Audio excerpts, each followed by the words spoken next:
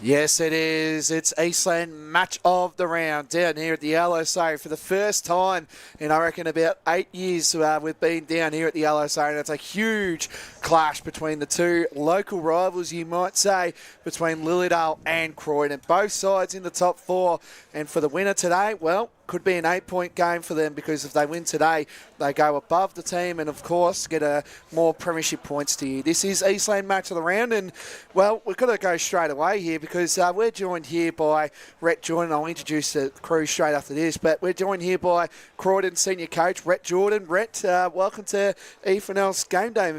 Good to see you. Thanks for having us, mate. Yeah, no, good to be back in. Nice conditions out there for us today to be back out here, so, yeah. Welcome back. It is always good. We had a good chat on the Sunday recovery show, and I'm going to say it right here, and I'm going to admit I'm wrong here, completely wrong here. I think you put me in your rooms about my ladder predictor. I put it to be relegated, but now the Blues are flying, and you're flying too yourself. You've had a bag of 4, kicked the 6, I think, a couple of weeks ago. You Blues are flying. What's going on down at Croydon? No, I think it's just we're just buying into the new process we're going with, a bit of a change and a bit of a tweak in the game plan, and like new recruits as well, guys starting to come together. That all doesn't happen round one. So we had a few guys come off suspension, things like that, so they didn't come into round 3. Some guys with injuries early in the year, so not coming in until a bit later, so everything just takes a little bit longer to click and get the ball rolling. So it's good that sort of happened coming into the week off, that front half. And their continuity as well has just been really good for Croydon, building in. Tough loss to Surrey Park, but a couple of big wins here and there. So just a couple of changes. So you put Platt, Walton, Avery and Milner in your side this week. So you want to just talk about the game today. So what are you expecting from this Lilydale side? Obviously they've been the surprise packet, you would say, this year, considering they only won the 2 games last year, and they've beaten the likes of Templestowe and Mulgrave. So you're going to expect a really good contest out here today. What's the key talking points during the week about Lilydale? Yeah, I don't think how they've performed this year changes how we have played or planned to play against them this year or last year or the year before. Every time we play them, it's always been a tough contest at our deck, at their deck. My 3 years here so far. So I wouldn't say that we sort of factor anything different. Ladder is a position where people are and where sides are, but we don't look at it and go, oh shit, they're sitting this spot on the ladder, so we've got to do anything differently. We plan the same, relevant of that type of stuff and where they're sitting. We don't put the ladder up and go, okay, we're playing second today. How are we going to play? It's like, no, we look at the other stuff. So, it's great they're playing good footy for them and that type of stuff, but whether they were or weren't, it doesn't change how we go about that. So, Rhett, I was looking at probably the end of December, and I looked at the side and I went 3 fairly key outs. And you probably were looking at it as well. And then you start the season and you had a win against Lilydale. It wasn't a great game of football, but it was a night game, and that tends to happen. Then you get beat by Heathmont the next week. And I think everyone then sat down and went, Croydon are gone. What was the process that you went through when you knew you were going to lose to 3 boys and that you didn't go on a really big recruiting drive? You kept with a lot of players, brought a couple in. What was your process that you went through to get to the stage you are at the moment? Just having guys playing roles. So whether that's a bloke who's played 100 to 150 senior games, or if it's a guy that's played 25, guys come in and play a role. So you look at any level of football, local football, AFL level, it doesn't need to be a certain name or a certain person. You're coming in and playing a role. You get the AFL with the mid-season draft. You get guys who are coming in and playing a role and they're fitting in straight away. So it's one of those ones that, you lose some key players, but we also get key players, and it's more maybe a positional needs or a role needs or things like that sort of justify that and cover that. But also, as much as last year was a battle with injuries and having to probably play guys and seniors earlier than they probably anticipated in their careers, we're sort of now seeing the fruits of that with some guys coming in who maybe will be playing their first game of senior footy this year, but instead they're playing, like their 5th or 6th. Makes a huge difference. Absolutely, yeah. And the other thing I've noticed, Dodd going, I rate him hugely. Yep. I rate him hugely, and he's gone and played a bit more forward this year. Was that something that you really recognised because of the fact that you were playing forward and you're always going to draw a key backman, and having him go forward as another big player he can play so well on the ground as well. Yep. Is that something you were thinking about this year? Yeah, I think Trent's a bit of a unicorn in that case. You can sort of play him a bit anywhere. There was a part of it where we like the role he can play in that forward line, but also it came down to a bit of a needs basis when Blake Podesta went down with his MCL injury. So it was like, okay, we need to find someone to fill that void and hold down an anchor spot or hold down different roles within that forward line. So that played a fair role in that when Blake went down.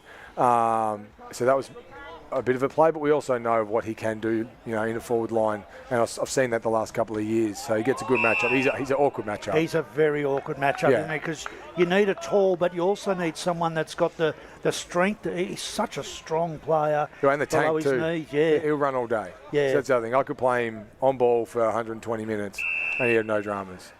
Again, my last question to you is Matty McKenzie. Yeah, that's who I was going to go with. Yeah, he's had a stellar year. He has just, we're not saying stepped up because he's always been a very, very good footballer. Yeah. But it seems to be that he's taken it upon himself to go, well, we've lost a couple of goods. I'm going to stand up with the other boys that I've got in there with me too, with Christie and a few of the other boys in there. I'm going to stand up and have a ripping year because he has been a real driver this year for you, hasn't he? Yeah, and it's one of those things where he's actually probably playing better footy without concentrating on himself playing better footy. He's playing a team role in there on ball and doing all those team things, and then conversely what's happening is he's then getting more of the footy and actually getting use and getting his hands on and getting others involved, which is then actually helping him more, which is really good. Plus then getting more continuity, like I said before, with other guys on ball. They're starting to play together more consistently. We get another year with Ethan, our ruck. Obviously, last year was first year with him, so they're starting to get used to working and playing with each other. So that's a big component of it as well. And I had a good chat to him about probably taking a backward step a little bit with the leadership stuff. Yes, he's still one of our key leaders, but maybe less focus on that because he shows his leadership by his actions. And so to sort of change the way he looks at it, not so much of that, but more just his actions, and guys follow from there. Rhett, I'd have to say over the last month, Croydon have been able to really hit the scoreboard a lot harder than what they've done in the opening 5 or 6 rounds. I know that's really important. I know you've been part of that. Just going back to the role playing, obviously you being the coach, does that mean that even you has to play a role that could be different week in, week out? Yeah, absolutely.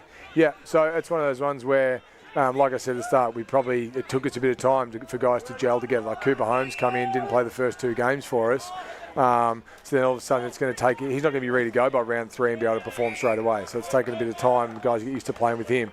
And myself, like if I get on the end of them and kick a few, awesome. But if it's not me and it's someone else, I don't care. Yeah, I understand that. I know, because at the end of the day, it's a team game. Correct. And they can't just rely on 1 or 2 players. I mean, because in this game you've got to have multiple goal kickers. That's the name of the game, really. The other thing I wanted to go with was the fact that the competition as a whole, after the 9 rounds, we're now into round 2. How have you seen this comp this year? Has it matured a bit more from last year? Is it harder than last year? It's Division 2? I think there's just consistency across top to bottom. As I said, you prepare for a team any week, irrelevant of around the ladder, because honestly, whether you're first or last, it doesn't make a difference. As you saw last week, Scoresby getting up here. So it shows they can beat anyone. You see how close some of the games Surrey and Tenby have been involved in as well, and they're at the top. So it's not like you roll it any week thinking it's going to be an easier game. I think it's a very, very even competition from top to bottom. Yeah, 100%. I see that as well. But I just want to touch on a bit of a funny note, this one. Bit of World Cup fever happening at Croydon, I hear. Are we going to expect I think it was Luke Sparks and your captain, Adrian Ficcarelli. Are we going to see some of those boys coming back in their back end of the year? Yeah, we've got... there's some big outs, I'll tell you. Yeah, I think we've got five 5 over there at the moment. Yeah. Did you wake up at 5 a.m. this morning? No, mate, not at all. I did. It was tough, but yeah, shocking game. But are we expecting some? And just touch on, you want to give a wrap about some of these players that are coming in for them and how are they going adapting to playing the way that those boys play? Yeah, no, really, we got I think 5 over there at the moment. I think 4 of them have actually got a flight back, which is good. One's got an indefinite, but we got 4 that will come back, which is good. We sort of got different rough timelines on that one around that. So the positive is at least we know they're coming back at some point. Unfortunately, obviously, Try Mortar and Blake Podesta out for the season. With that now, with changing news. But yeah, as you said, guys stepping up. You know, we've got two of our under-19s boys playing today. Which is great to see. Yeah, Benny Platt, only 18 for probably a couple months ago. Taj Johnson, still 17. And looking out there in the twos now today, I think there's four of the under-19s boys playing, and they are, I think, fresh 18. So they're bottom age 19. So they're coming through, which is super. And then, like I said, we get guys come in who play a role and get some exposure last year. Marcus Rosserole got some exposure last year. Liam McNichol, Jake Avery. So guys like that coming in who got that exposure, and now they're getting more looks at it. Joel Jobling's another one, get some more looks at it. So really, really benefit Josh from that. Josh Penellas, he's another one too. So yeah, and your 19s, they're doing very well considering what the changes has been like. So you must be incredibly proud about how all sides are going. Your reserves had a draw against Surrey Park, who have been pretty much the benchmark side, obviously grand final. So it must be really, talk us behind the scenes of what it's looking like, because from start of the year, there was obviously some doubts, but what's been happening behind the scenes that's making Croydon a successful club yet again? Yeah, it's funny, like you said, from the start of the year, there's some doubts, but that's your doubts, and that's everyone out here's doubts. Yeah. From the start of the year, pre-season, we had, 16, 17-year-olds training with, myself and Dogs, 37, 38-year-olds. We're all in there. Yeah. So the buy-in from top to bottom is huge. It doesn't matter who it is. We just want that consistency, everyone buying into it, and we get that good club culture, that same continuous message, and that same sort of game style and game plan. And like I said, it's going to take a little bit of time, but we get the ball rolling, get the right blokes in the park, it'll look after itself. Yep. Your year off last year. Yeah, I wouldn't call it a year off, probably more work than any other year. Absolutely frustrating as a player it becomes, but do you think it's been ultimately so much better for your coaching and your experience and your building of knowledge and being able to see the game differently? Has that certainly helped you again for this year when you're playing? I think there's multiple facets from last year to this year that changed. Same as the changing the coaching panel on the bench as well. So changing the blokes who are on there. We get Brett Campbell across from Ruralbach, Darren Edwards across from Norwood. So you get more experienced heads there as well, which helps a lot. I get to obviously look at it a different way.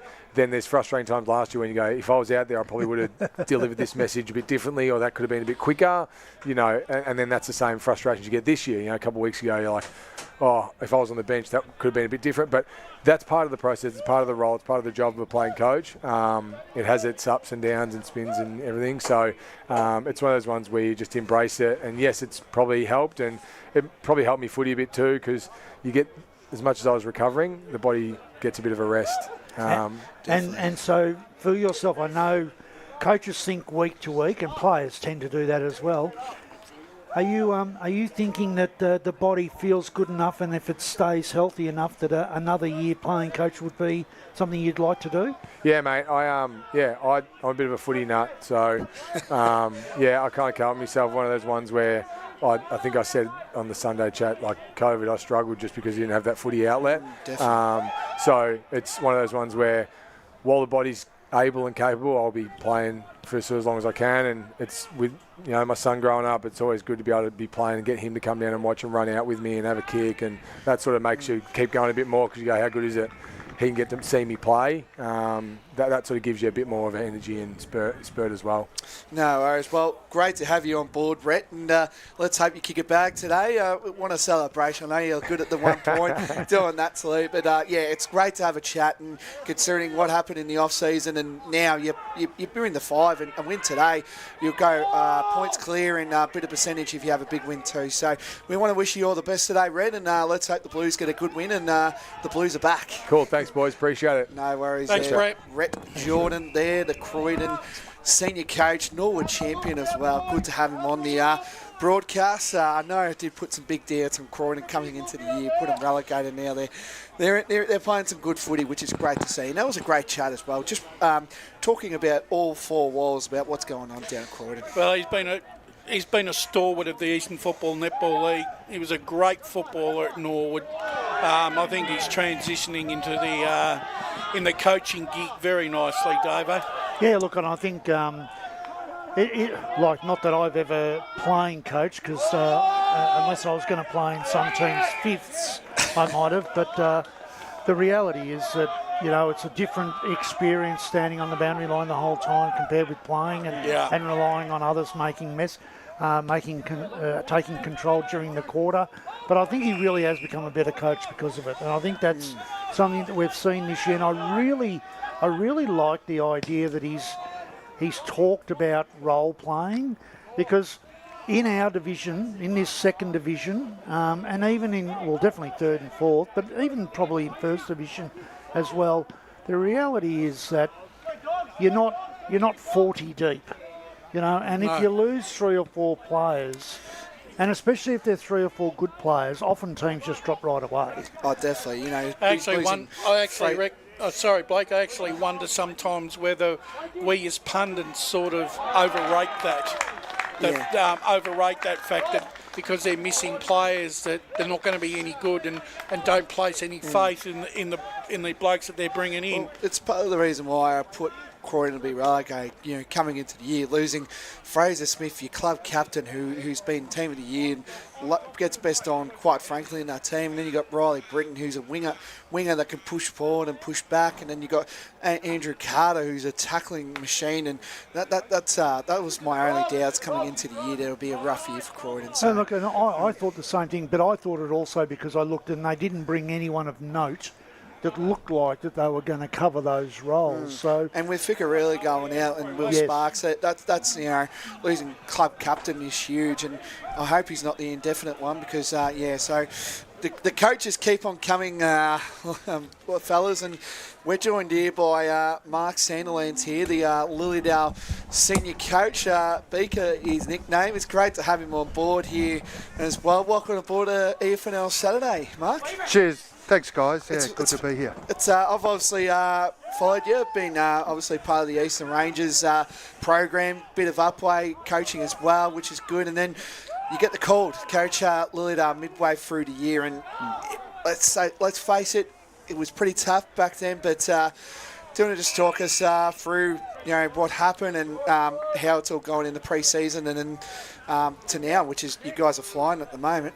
Yeah, well, the opportunity came last year to take the group on. It was a good opportunity to come in mid-year and see where we're at as a football club and what playing group we've got. So we've done a lot of work on understanding that, which meant that we had a really strong pre-season. We had a good group of guys that really wanted to work hard, and they've been a pleasure to be involved with.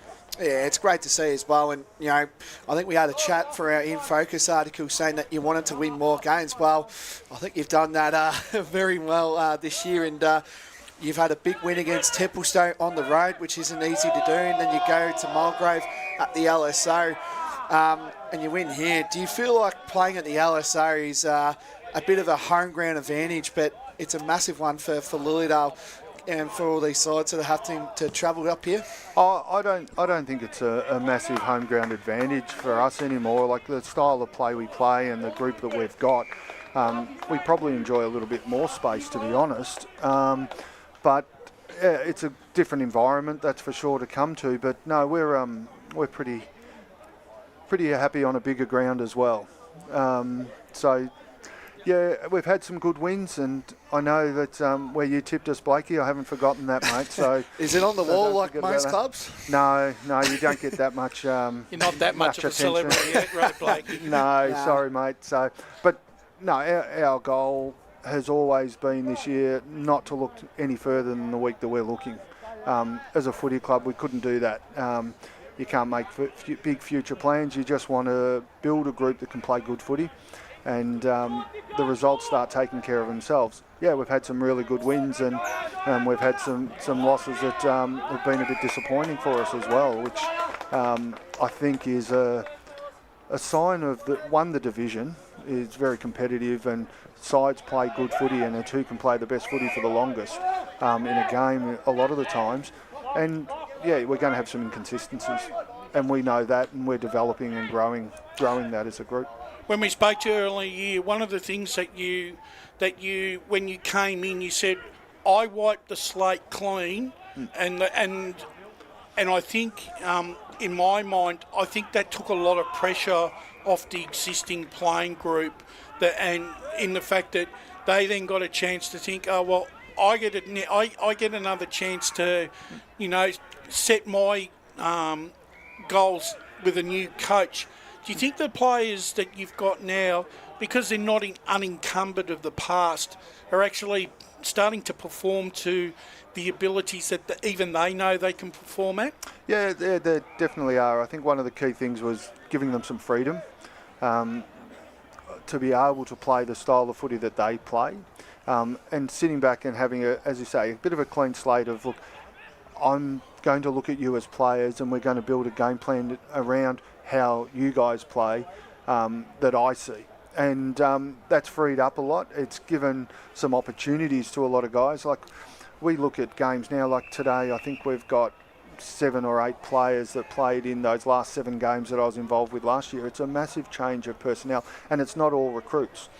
We've got a group of great guys that have come to the club, and today we've probably got 4 new faces to the club, but we've got a lot of guys that have come through our under-19 program, been playing development squad, and they've grabbed their opportunities. And today we've got our 6th under-19 debutant for the year playing. So I'm really focused on trying to develop and give opportunities to the guys that have been doing the work and that are really keen and excited to be around, and most of them have been here through their junior footy career as well. One of the other things, just over the last couple of weeks, as you said, it's still a young side and it's still in development mode.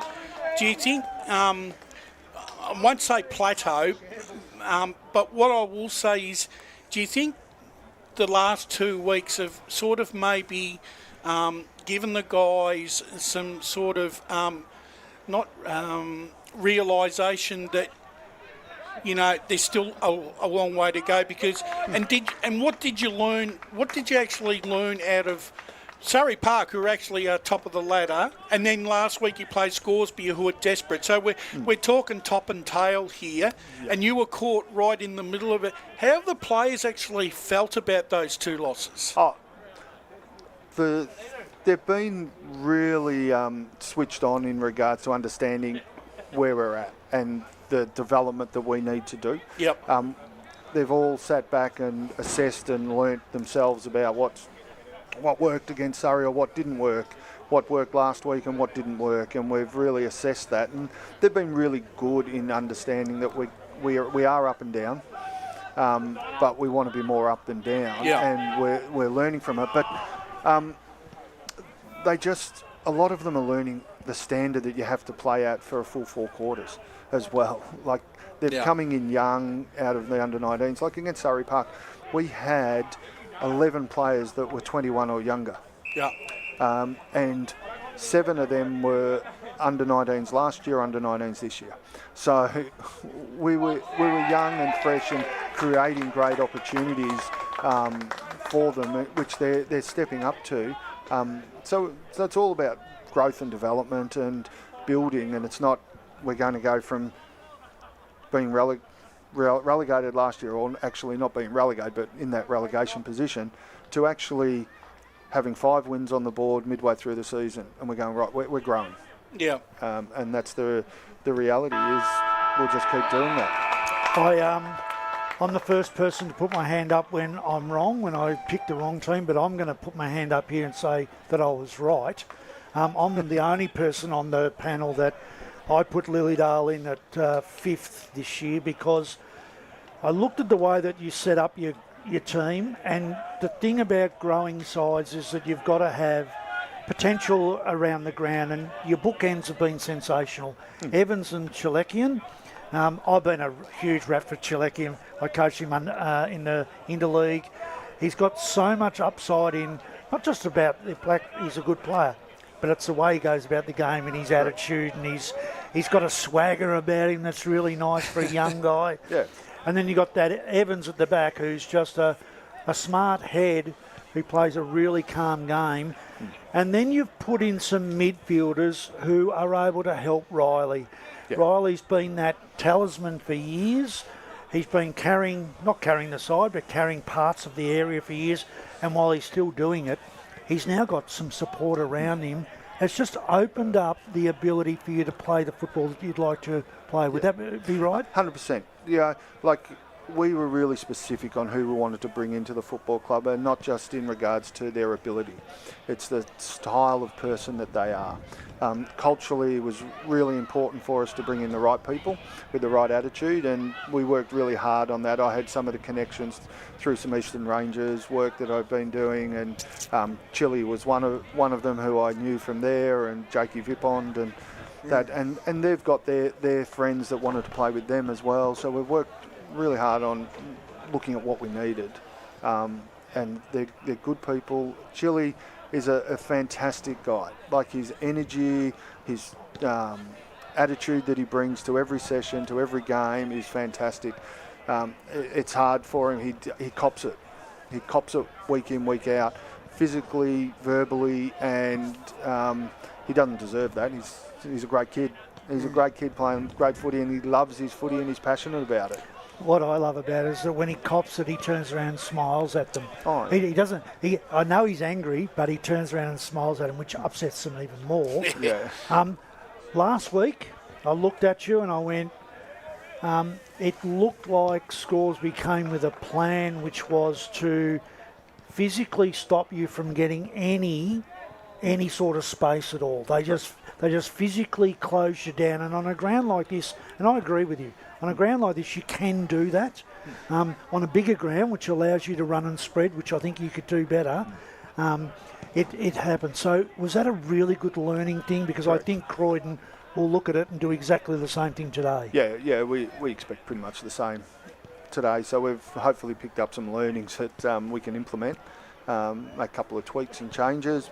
But yeah, definitely last week Scoresby came with a plan and an intensity that was exceptionally high, and they maintained it. Their work rate was really strong. Their we won. We dominated hit outs. We dominated hit outs to advantage. We won clearance by a couple. We won contested ball by a couple, but we got beaten. Yep. So we got some learnings from that. The last one from me, Dooley coming back into the side really helps you today. I think he's got a little bit of an X factor about him, about the way he plays, and I'm really glad that both the Carolines get to play together today as well. They've played a few games together, 4 or 5 together. Yeah, Max is still under 19s, but he just showed enough during pre-season that we're really excited about. That he's got a lot of upside. He's a lighter frame, but he's a good athletic kid that's got a lot of upside for us. No, very good. All right, we might leave you there, Mark. It's a great access to have you on board for EFNL Saturday. It's been a long time, and it's great to see Lilydale up and running because they're the oldest club in the EFNL, a proud club too, with a lot of history in it, and it's great seeing. Hopefully, we see them in the finals because it'll be great seeing the sea of the blue and the gold playing in September. All right. enjoy the game. Hopefully you get the 4 points because it is an 8-point game today. And if you win, you go ahead of them and you get a game clear, which is what you want. So thanks for joining us on EFNL Saturday. Cheers, mate. Thank you. And I know our ladies are going to be enjoying Ladies' Day. Yes. 100 plus in there, so it's going to be dangerous. It's going to be dangerous. I hear there's a half-time goal kicking comp. Is that correct? Yeah, it's a longest kick competition. By the ladies? Is it by the ladies? By the ladies. Yes, yeah, make by sure the to get ladies. this Yeah. So Because they were all dressed up. I don't know. I don't know how suited they are to the ground. To be honest. No, I'm not sure. My wife's in charge, so she's taken ownership of running Ladies' Day this year for the club, and that's what we've done. We've bought into the footy club, and it's really exciting. But they'll have a great day. Yeah, no worries. They Well, always do on a Ladies' Day, Mark. no worries. You enjoy. Hopefully you do well in the coach's box. No worries. Cheers. Enjoy the day. Thanks, guys. No worries there. Mark Sandilands, the Lilydale head coach. We'll go for another. Go for 10 and we'll have a break. We'll just do a couple games along the way. We'll start off in Division 4. We'll just go through a couple key matchups for today's game. We do have a great contest and I'm really looking forward to hearing the final results for this game, and that match is down at Kimberley Reserve. It is Chenside Park taking on Fair Park. Of course, Chenside Park, grand finals from last year. They have had a slow, I think they're a side that can get going, but having a look at their draw, fellas, and if they win today, I think they're perfectly set up for the next couple games because they've got a few easier opponents that they should be winning, and I think Chenside win today, and then if they can get going, this could get them going, and hopefully getting that double chance because it's going to be very vital. Well, the problem is that I have with this division, right, is I can only measure sides like Chirnside, Fair Park, Bulleen, Temp against each other. There's the results against the other sides, Blake, without being disrespectful, the other side are not going to tell me anything more than what I already know about those sides. So today's game between Fair Park and that is one of those games that has significance in terms of how the season's going to be progressing for both sides. At the moment, I still think Fair Park still have a little bit more experience. And look, I just think at the moment, I just don't think Chirnside are pinging like they have been in the past. And even though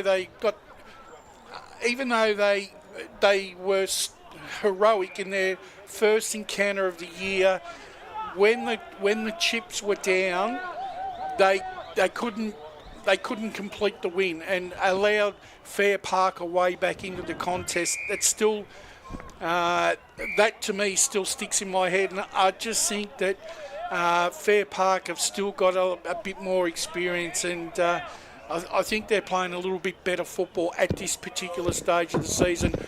I think this is going to go down to about a 2 or 3 goal game like it did last time. Yeah, I hope so too, because Chirnside Park, they should have won that game, round 1, that we were at. So, Davo, are you back at the Panthers or are you going to go the Lions in Fair Park? I'm going the Lions, although I think Chirnside haven't lost at Chirnside since round 4 last year. Yeah. So their ground advantage is huge, especially in these conditions as well. I think I look at Chirnside and go, I think they're a bit like Park Orchards. I just think they're going. I feel that way too. Yeah. They're not going poorly, but they're in a competition where if you play the bottom 4 sides twice, you've got 8 wins, and then that puts you in, and it's where you finish, I suppose, in that top 4, 5 is going to be the important part with regards to the setup of the finals. I'm wondering whether Fair Park have crept up on them and maybe just sort of sown a seed of doubt that they may not have thought about before the start of the season? Potentially, but I think also what Fair Park have got is I don't think Chirnside have got enough actual real match winners. Yeah. And I think that's where Fair Park beat them. I just want to get your tips with this one. Unfortunately, the only 50-50 game that I've got here is Kilsoft Doncaster. I think the Cougars should get home, but Doncaster's form has been very good here. I just want to get your tip, boys, before we head off to our first ad break of the EFNL game day. Who do you see wins that, Kilsoft or Doncaster? Doncaster have improved, but I don't think not enough to win at Kilsyth this afternoon. Ditto. Yep. Forest Hill v Nunawarning. can the Lions get their first win in Nunawading over a Forest Hill side? It's going to be a weird showing, but I think Forest Hill should get the job done. Well, I'm going the opposite way, Blake, because Nunawading to break the duck. Yeah, well, I basically pew that on the fact that Nunawadings have been able to score a lot more consistently high than what Forest Hills has throughout the season so far. I actually did my homework. I don't think Nunawading have got the players back that they needed to win this game, so I think Forest Hill just. Croydon North taking on Bull and Templestowe at Bargenong Reserve. Now, I just want to break it clear with Croydon North just quickly before we go in the ad break. Yep. Croydon North are playing at Bargenong Reserve, and they're due back at Huge Park on the 5th of July due to the rooms getting done. So I just wanted to point it out there for the media team. I spoke to a Croydon North person down there, so they'll be getting the rooms back, and then it'll be back to normal. But Croydon North, to me, have been very disappointing this year, considering what we saw last year. I thought there'll be a little bit more improvement with them, but they've been really disappointing, and I think the Bull Ants and Bull and Templestowe will get the job done today. No, they're going real well, the Bull Ants, at the moment. They're able to overcome any issues that are confronting them so far in this division, and I think they walk away from Barngeong with about at least a 30-point plus win, Davo. Bull Ants are my flag favourites for 2027. There you go. He's going early. And I think that they'll win today, and they'll end up playing finals this year. No worries. All right, well, we've touched on Division 4. We spoke to both coaches, and then after this, we're going to speak about a couple other divisions in the pre-match. This is the EFNL Saturdays here on Eastland, presented by Eastland for the match of the round between Lilydale and Croydon. We'll be back straight after this. Today at Eastland, Lucy's trying on jeans for a momentous occasion. Coffee with the ex. She needs jeans she can move in because she's definitely moved on.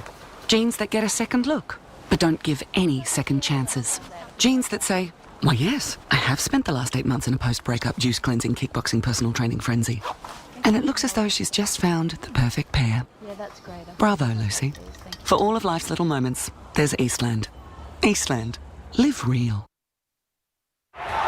Sprained your ankle bursting through the banner? For bumps, breaks or bleeds, be seen sooner, close to home, at Knox Private 24/7 Emergency Department. You'll generally experience shorter wait times. Knox Private 24/7 Emergency, 262 Mountain Highway, Wanturna. Do you feel good about your bank? Because there is a bank you can feel good about. They share their profits to fund big community projects, small community clubs and vital emergency services. They've given $250 million to help Australian communities thrive. They have all the products and tech you expect from a big bank, with service you don't. It's Bendigo Bank. Feel good about who you bank with. Try Bendigo. Search bendigobank.com.au or search Bendigo Bank near me. The one thing that puts a smile on my face is my kids. The sun shining through the clouds even in winter absolutely puts the biggest smile on my face. Seeing delicious food on the table ready for me when I get home. One thing that always puts a smile on my face is seeing my family. The thing that puts a smile on my face every time is really good music. Just the simple pleasures in life. Be remembered for the greatest moments in your life. Find out more at tobinbrothers.com.au. Tobin Brothers Funerals, celebrating lives. There are only 3 things that should be flushed down your toilet. Pee, poo and paper. Some wet wipes and antibacterial wipes say that you can flush them, but you can't. They clog up the toilet and pipes, causing expensive blockages. Save yourself a truckload of trouble. Put your wet wipes in the bin. To learn more, head to the Yarra Valley Water website, yvw.com.au/wet-wipes. Hi, Dylan Dow from the Baroni Football Netball Club here. When I need to grab a quick coffee or a bite to eat, I'm popping into Eastland. Eastland's more than a shopping centre. They support a range of community organisations and have been a major partner of the EFNL since 2018. Cheers, Eastland. Listening to Radio Eastern FM 98.1 with live and exclusive coverage of the EFNL football season, bringing you the match of the day with score updates from all divisions. And now we cross to our commentary team for the Radio Eastern 98.1 match of the day coverage. Yes, welcome back. It's the Eastland match of the round down here at the LSA. First time in about 8 to 9 years we've been down here at this tricky, unique oval, I would say, down I think here. I was here the last time, Blake. What year was that, Brash? The number keeps going up, though. He said 8 early, now it's 8 or 9. I think it's actually 7. Yeah. So it's between 7 and 9. We'll just keep it like that. I think I've been involved in the last 2 broadcasts, which stretches over the last 10 years. Yeah, no, We've been here at least once in the last 100. I think that's what we can agree on that, and that's good. No, very good. It's great coming here as well, and I'm really looking forward to this clash between Lilydale and Croydon. An 8-point game. The winner will go above them, and also game clear as well, with a little bit of a percentage if the side can go on the roll for this game. So we just touched on Division 4. We've had both coaches in Mark Sandilands and Rhett Jordan, who are terrific speakers, I must admit, and you can have a look back on the YouTube stream and see how that all went. So we're going to talk about Division 3 now. Now, quite frankly, I think there's only 2 good games in this division. No disrespect to the other teams. I forgot to say, Warrandyte's got the bye, Furniture Gully's got the bye in 3rd division. So we'll just quickly get a tip for these 2 games. Wayne Brasher, I forgot to introduce you due to the coaches. We've got Wayne Brasher and Brett Davidson on board for EFNL Game Day, just in case you want to know who these great people are that we have. But Whitehorse taking on Coldstream and Domvale taking on Oakley District. How do you see this game going? Domvale pick themselves, and I think Pioneers will gain a lot of confidence from last week's victory. Back at their home ground, I think they'll do enough to beat Coldstream. Blake? Davo? Yeah, I think Domvale, and I think Whitehorse as well. And purely, I think Coldstream have probably got 5 of the top players on the ground playing in their team. They just don't have the depth. So I think Whitehorse, especially at Whitehorse, will get over the top. Yes, indeed. And then we've got the bottom, I'll say the top 4, except for Domvale, if you get rid of them, you'll get all these sides playing off of vital finals places in this division here. So we've got Knox taking on Sylvan. Oh, jeez. I heard you got that on the expect, Mike. Knox taking on Sylvan, and then you got the Basin taking on Upper Furniture Gully. So, okay, geez, it's a bit going on here. Knox taking on Sylvan, and then the Basin taking on Upper Furniture Gully. How do you see this one? I think the Basin, for me, I'm really liking this team. If they can get on a run, it'll be pretty good. So, and then Knox taking on Sylvan. So you can go first on this one, yeah, Davo. Sorry, I'm just a bit. Yeah. I'm going for the Basin. I think. I really like them, Davo. I do. Now, I don't know if you saw Insight for the mid-season review that we sort of did. I said the Basin will make the grand final, and I'm sticking with that. That wouldn't surprise me. Yep. I hope they do.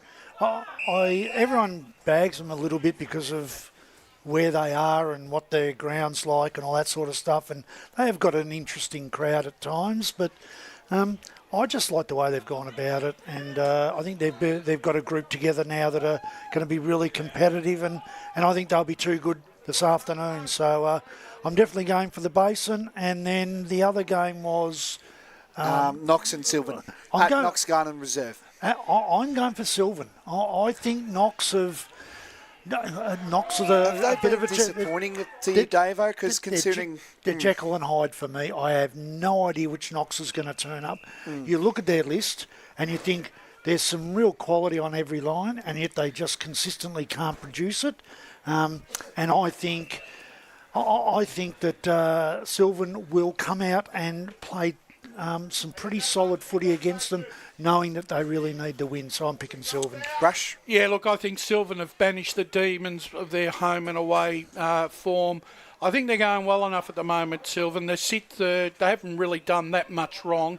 Knox for mine, I don't know. I'm a bit like Davo. It's very much Heckle and Jekyll and Hyde and whoever else they want to impersonate, but I can't pick Knox at the moment, and that's really not what a Steve Buckles side represents. Normally it's consistent and it's playing good football, but at the moment it's chalk and cheese. I've actually gone for Upper Furniture Gully this afternoon. I still like the way that that they play their football. There's a little bit of flair and pizzazz, but they also know how to get down. And I think they've got a bit more of a dynamic game plan than the Basin. But, you know, look, I think the Basin over the last 2 or 3 years, they've started to mature as a football club.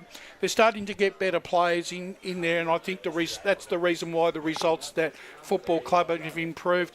But, look, 2 goals in it for me. It's not going to be a blowout. It will go down to the last quarter for mine. Yep. Okay, so we've just done Division 3. Division 2, now, no disrespect to what's going on in Division 2 here, but I don't think I think all these games besides our game that we're just talking about will probably go the way that I sort of expect here. I think Templestowe get the job done over Heathmont, but Heathmont have got a very good track record down at Templestowe Reserve. I think the Doctors get home there. Surrey Park will be too good over Waverley Blues today. Mulgrave, they'll get the job done against Ringwood, and I think the real close one, if you call it the match of the round besides this one, Scoresby taking on East Burwood. I'm going the Magpies. Do you all agree with me? I'm going East Burwood, yep. Yep. Davo? I'm going East Burwood, and I'm throwing the roughie in to be Heathmont against Templestowe. There you go. Yeah, Appleby's back in the side. I heard you cheered on your boys last week. And a big win. I actually agree with that because, like, I know I've tipped Templestowe, but if there is going to be an upset result, this is the game that's going to come out of it. I'm still not entirely sold on Templestowe, to be quite honest with you. You know, look, they do what they have to do, but I still think there's too much reliance on Mitchener. You know, he seems to be the yardstick, and I don't think you want to be hanging your head, you know, all your baskets, putting all your things in the basket, Davo, with him. Oh, look, to be honest, he's nearly the best player in the competition. Yeah. He's a superstar, but again... How about that ruck duel today? I think it's the 2 best ruckmans going at it. Him and Mullinger will be huge. I just think that Heathmont, I looked at their side round 1, and I look at their side today, and there's 9 different players, and their 9 players are all ones players. Yep. And they've all, you know, got a bit of experience. They've got a bit more pace in their side. They've sorted out their forward line. So I just think they're going to match up really well. And the guy that always gives Heathmont trouble is Fasanella, and he's not there. So yeah, he's not playing today. So and I think they're a chance. I think they're more of a chance than what people are giving them. I think Tempe go in favourites, but as I said before, they've also won there the last 3 years. So they're not as scared of the Templestowe ground. And I think James Kenworthy is probably in the same boat this year where Rhett Jordan is. You know, he's been a playing coach, and he did miss a lot of he missed a lot of games last year, Kenworthy, because of injury, and obviously got a chance to coach from the side. I actually think he's coaching better this year from the playing side of it. I think Surrey get the job done. And who was the other game, Blake? I think the other game was Mulgrave and Ringwood.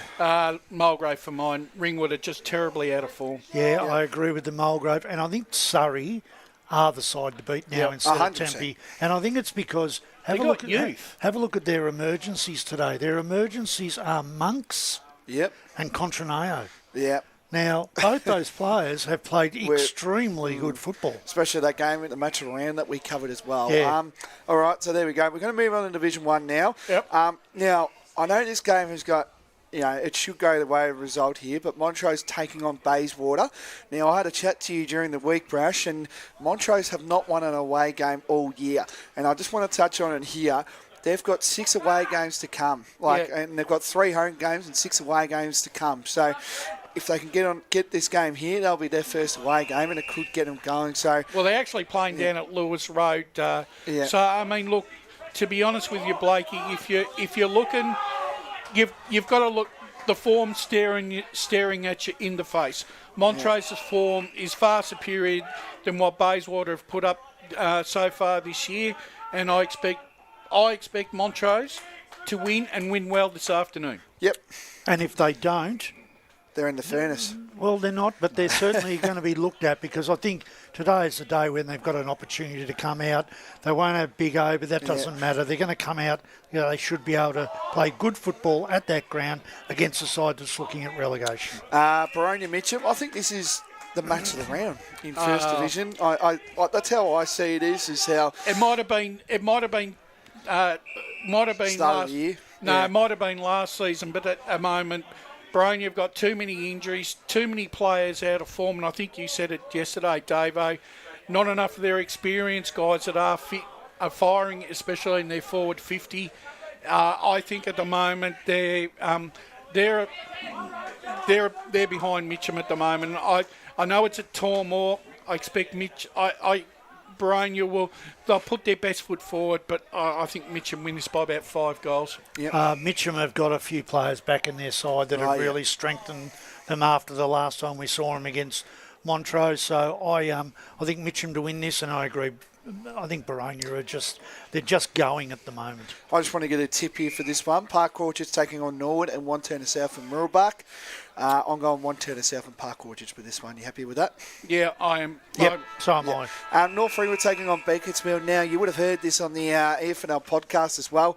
The big fella, Aidan Begg, will be playing off in Tasmanian VFL colours next week, I believe. So this is his last game taking on Beaconsfield, and it's going to be a huge out. And I'll just have a 2-minute chat with this one just before we move on to Premier. But I'm going to ask you this question.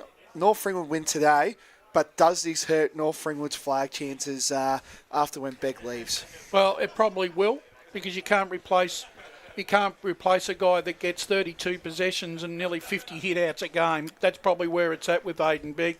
And look, just in terms of today's game, they should win this game quite comfortably at Columbia this afternoon. Yep. They win it easy, and I think their chances drop by 25% with Begg going. And I know that's a big call, but the reality is they've got a nice midfield. They've got Mackenzie. They've got a few others in there. Brontle. That can play. And when they have, we've got Cantwell. But they need someone to feed them. And he not only feeds them with his hands in the air, he feeds them when he hits the ground too. So they've got no one to replace him, and that's really going to hurt them when they come up against teams that have got supreme ruckman. So it really does hurt them. So we move into Premier. We've actually got to speak about this game. Ray Baird says that we haven't gave him anything for this one. Rayville taking on Naval Park. We get back-to-back Rays round. It's almost like it's 10 years ago when we consistently got that. But sorry, Ray. I think Ray will win this one by 50 plus. Yeah.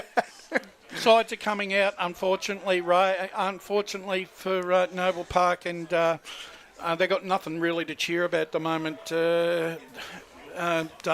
Roval, they win by 60 points plus for mine. They're a good side. They're playing good football, and they win easy.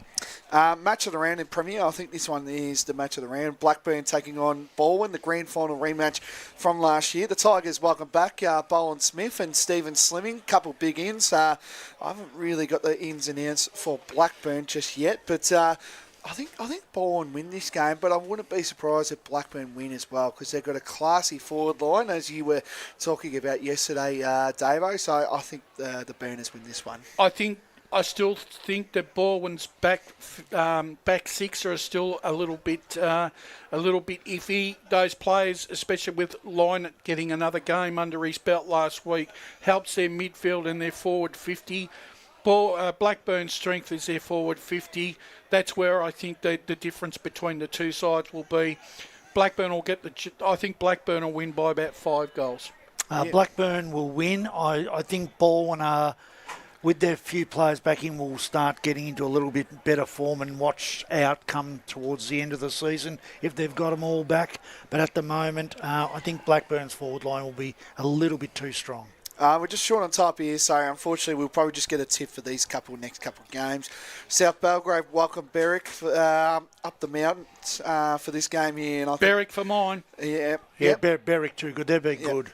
Vermont, the Road Killers, they're at home this week. Bit of a different scenario for Vermont today, but they take on Doncaster East. I think Vermont get the job done. Yeah, big win for belief for Vermont Doncaster East, I think they get the job done. Vermont for mine. I think that win last week has really solidified that playing group. I think Vermont just can't believe. I can't trust Doncaster East. No. Yeah, and East Ringwood taking on South Croydon. A bit of a distraction going on down at East Ringwood due to the Stephen May issue, but I think they've just got too much class. Absolutely no distraction at all. East Ringwood win and win comfortably. I think East Ringwood win that game as well. Alrighty, well that's it. That is pre-game done today. The sides are a bit early and a bit keener today, so we're going to get an early start, which is always great. No, it's not. Yeah, it is. Come on, Brush. It's always great. We're advertised to start at 2:20, not 2:10. No, sorry, Brush. It's always great to get in early. Come on, let's go. All right, we're going to bring in the call team straight after this, and then we'll hear from the call team after this. Thank you. As Sarah opened her best friend Jackie's wedding invitation, she was overcome with a wave of emotion. While her two young boys wrestled on the floor, tears of happiness rolled down Sarah's cheeks as she saw the words she'd been longing to see. Please note, this wedding will be a child-free event. Well, Sarah, looks like we're off to Eastland for a new frock and some heels. And let's book in that babysitter. For all of life's little moments, there's Eastland. Eastland. Live real. At Yarra Valley Water, we know reducing your shower time, or show time, to 4 minutes can save you an average of $200 a year on water and energy bills. Shower shorter. Save water. Authorised by the Victorian Government, 1 Treasury Place, Melbourne. Sprained your ankle, bursting through the banner? Broke a finger, high-fiving the ruckman? Or did you run into the goal post again? For bumps, breaks or bleeds, be seen sooner, close to home at Knox Private 24/7 Emergency Department. The preferred provider of emergency care to the Eastern Football Netball League, you'll generally experience shorter wait times. You don't need private health, but there is an out-of-pocket fee. Be seen sooner, close to home at Knox Private 24/7 Emergency Department, 262 Mountain Highway, Wantirna. Do you feel good about your bank? Because there is a bank you can feel good about. They share their profits to fund big community projects, small community clubs, and vital emergency services. They've given $250 million to help Australian communities thrive. They have all the products and tech you expect from a big bank, with service you don't. It's Bendigo Bank. Feel good about who you bank with. Try Bendigo. Search bendigobank.com.au or search Bendigo Bank near me. The superpower I'd love for a day is to fly. If I could have a superpower for a day, it would be to time travel so I could go back and see how life was when my parents were young and stuff like that. Be mind reading. It's always good to know what other people are thinking. At Tobin Brothers Funerals, their superpower is always providing compassionate care to families at their absolute time of need. Get to know the team at tobinbrothers.com.au. Tobin Brothers Funerals, celebrating lives. Hi, I'm Ben Desson from Montrose Football Netball Club, and when I need a new kit for a night out, I head over to Eastland. But Eastland is more than a shopping centre. They support a range of community organisations and have been major partners of the Eastern Football Netball League since 2018. Thanks, Eastland. You are listening to Radio Eastern FM 98.1. With live and exclusive coverage of the EFNL football season. Bringing you the match of the day with score updates from all divisions. And now we cross to our commentary team for the Radio Eastern 98.1 Match of the Day coverage. Welcome back to the Lilydale Sports Oval for a Division 2 clash between Croydon and Lilydale. My name is Jared Bainland, bringing to you this 4th v 5th matchup in Division 2. Both of these teams on 5 and 4, among another couple of teams in Division 2. Riding shotgun with me today, BWS back in the caller's chair. Welcome to you, mate. Great to be back out here at the LSO and in the state of Victoria, Jared. And been a long time since we've come out to the Lilydale Sports Oval, and it's great to be back here. Been having a chat with a number of people out in the stands. Great to see some familiar and old faces out there as well. But these are old school rivals. This is as good as it gets. It's where it began for me, basically joining the media team a long time ago, and there was a fierce rivalry between these two sides, and today really shapes as one of those epic clashes. Both sides, you know, they've got their 5 wins for the year. Lilydale struggling in recent weeks. Croydon are coming in recent weeks. It really shapes to be an absolute cracker of a day, and I'm just so excited to be back, comfortable amongst friends in this caravan today. Absolutely, and bringing you through the pre-game show, three astute gentlemen of the EFNL media team, Wayne Brasher, Blake Tennant and Davo. Davo, I'll start with you, mate. How are you feeling today? How are you feeling about this clash? Well, I'm excited for one reason. I get to sit in the van with BWS again. On you, mate.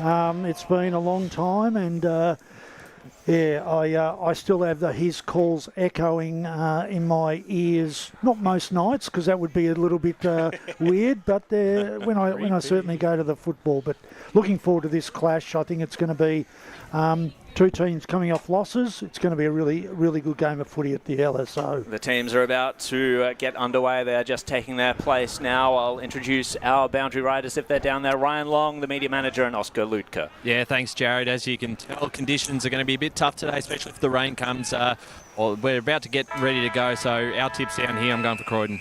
Thank you very much. As we are underway at the LSO, it's Phillips versus Emerson in the ruck contest. Clawson bustles his way in immediately, fighting away for the ball there at ground level was Phillips, the ruckman. Over it goes to Milsom. Good work early by Ellis as well to get the ball onto the outer side into the hands of Chippendale. Finds a man behind him. It's Brown into the forward 50 for the first entry for Lilydale. Chalakan didn't quite take the mark.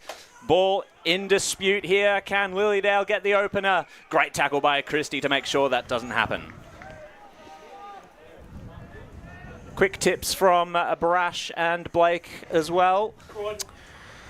Croydon by 3 goals. Croydon for me too. Thank you very much. I've also got Croydon in this one. BWS, yourself? Lilydale by 2 goals. I'll bounce back today. Oh, look at that. And I think the first goal will be kicked by Chippendale. Yeah, potentially. That's a good one. As Chippendale is awarded the free kick in the forward 50. He's directly in front. That's what makes you the caller of the year, mate. You're able to read it before it happens. Okay, Chippendale, he's just got the 1 goal for the year. And he has... You've jinxed him. Oh, no. BWS, you better get the ball again, as I'll throw it over to you. Yeah, did he go for the other goals? Yeah, that was it. No, I had a look at that. I think he was looking at the other goal when he was kicking it. First score on the Bendigo Bank scoreboard goes the way of Lilydale's. McKenzie brought the ball back in. Smith takes it just outside the paint of defensive 50. Squares things up. Looking to go down the corridor. Well, the broadcast side is the new option as this low kick went towards the Holmes direction. It was knocked away from him. Thompson at the fall. The ball was crunched in a double tackle. And we will have a ball up just inside the line, about 75 metres out from Lilydale's goal line. 2 minutes tick over here in this first term. There's a lot of leaves on the ground, as you can see on the camera, as Lilydale at the stoppage. Running away with it now was it was Clausen. Inside forward 50, he goes up towards centre half forward. Getting down there was Ryan Bader, couldn't quite get it. McKenzie got the quick handball away for Croydon. An up and under kick towards the centre of the square. Underneath at that time was Phillips. And he got pushed away from it, but another free kick's been paid to Tommy Ritterford, and he'll launch it inside forward 50. He goes up towards the forward pocket. A timely fist on it there by Rosarol. Got it towards the boundary line, picked up by Holmes. Handball backwards was okay. A scramble kick out of that danger zone up towards the Rhett Jordan direction, and he takes a strong mark with quick hands going off. So he got the 1-2, but the kick was intercepted. Evans takes a good mark. He's going to affect the switch option as Lilydale look to go on the advance. Carolyn took the mark. Corner of the square. Another mark taken. This is Chippendale. Missed that goal before. And he goes wider still. This is Kyan Ellis. Famous name of the Lilydale Footy Club. The Ellises. Yep. So it's named after them. The LSO, isn't it? No. That's a good one. Very good. But he turned it over to Corey McKenzie. Sent it to the centre wing. Hits up his coach in Rhett Jordan. Swings around. High ball inside forward 50. It's mostly Falcons back there. Spoiled away though. Ball in dispute. They fall on top of the ball and the umpire will have to break this one up. The McKenzie brothers have been really good so far this year. They're averaging 27 and 25 possessions per game. So that's players that Lilydale are going to have to put a lot of time into this afternoon. From the stoppage, Clawson hit the deck. We'll have another restart.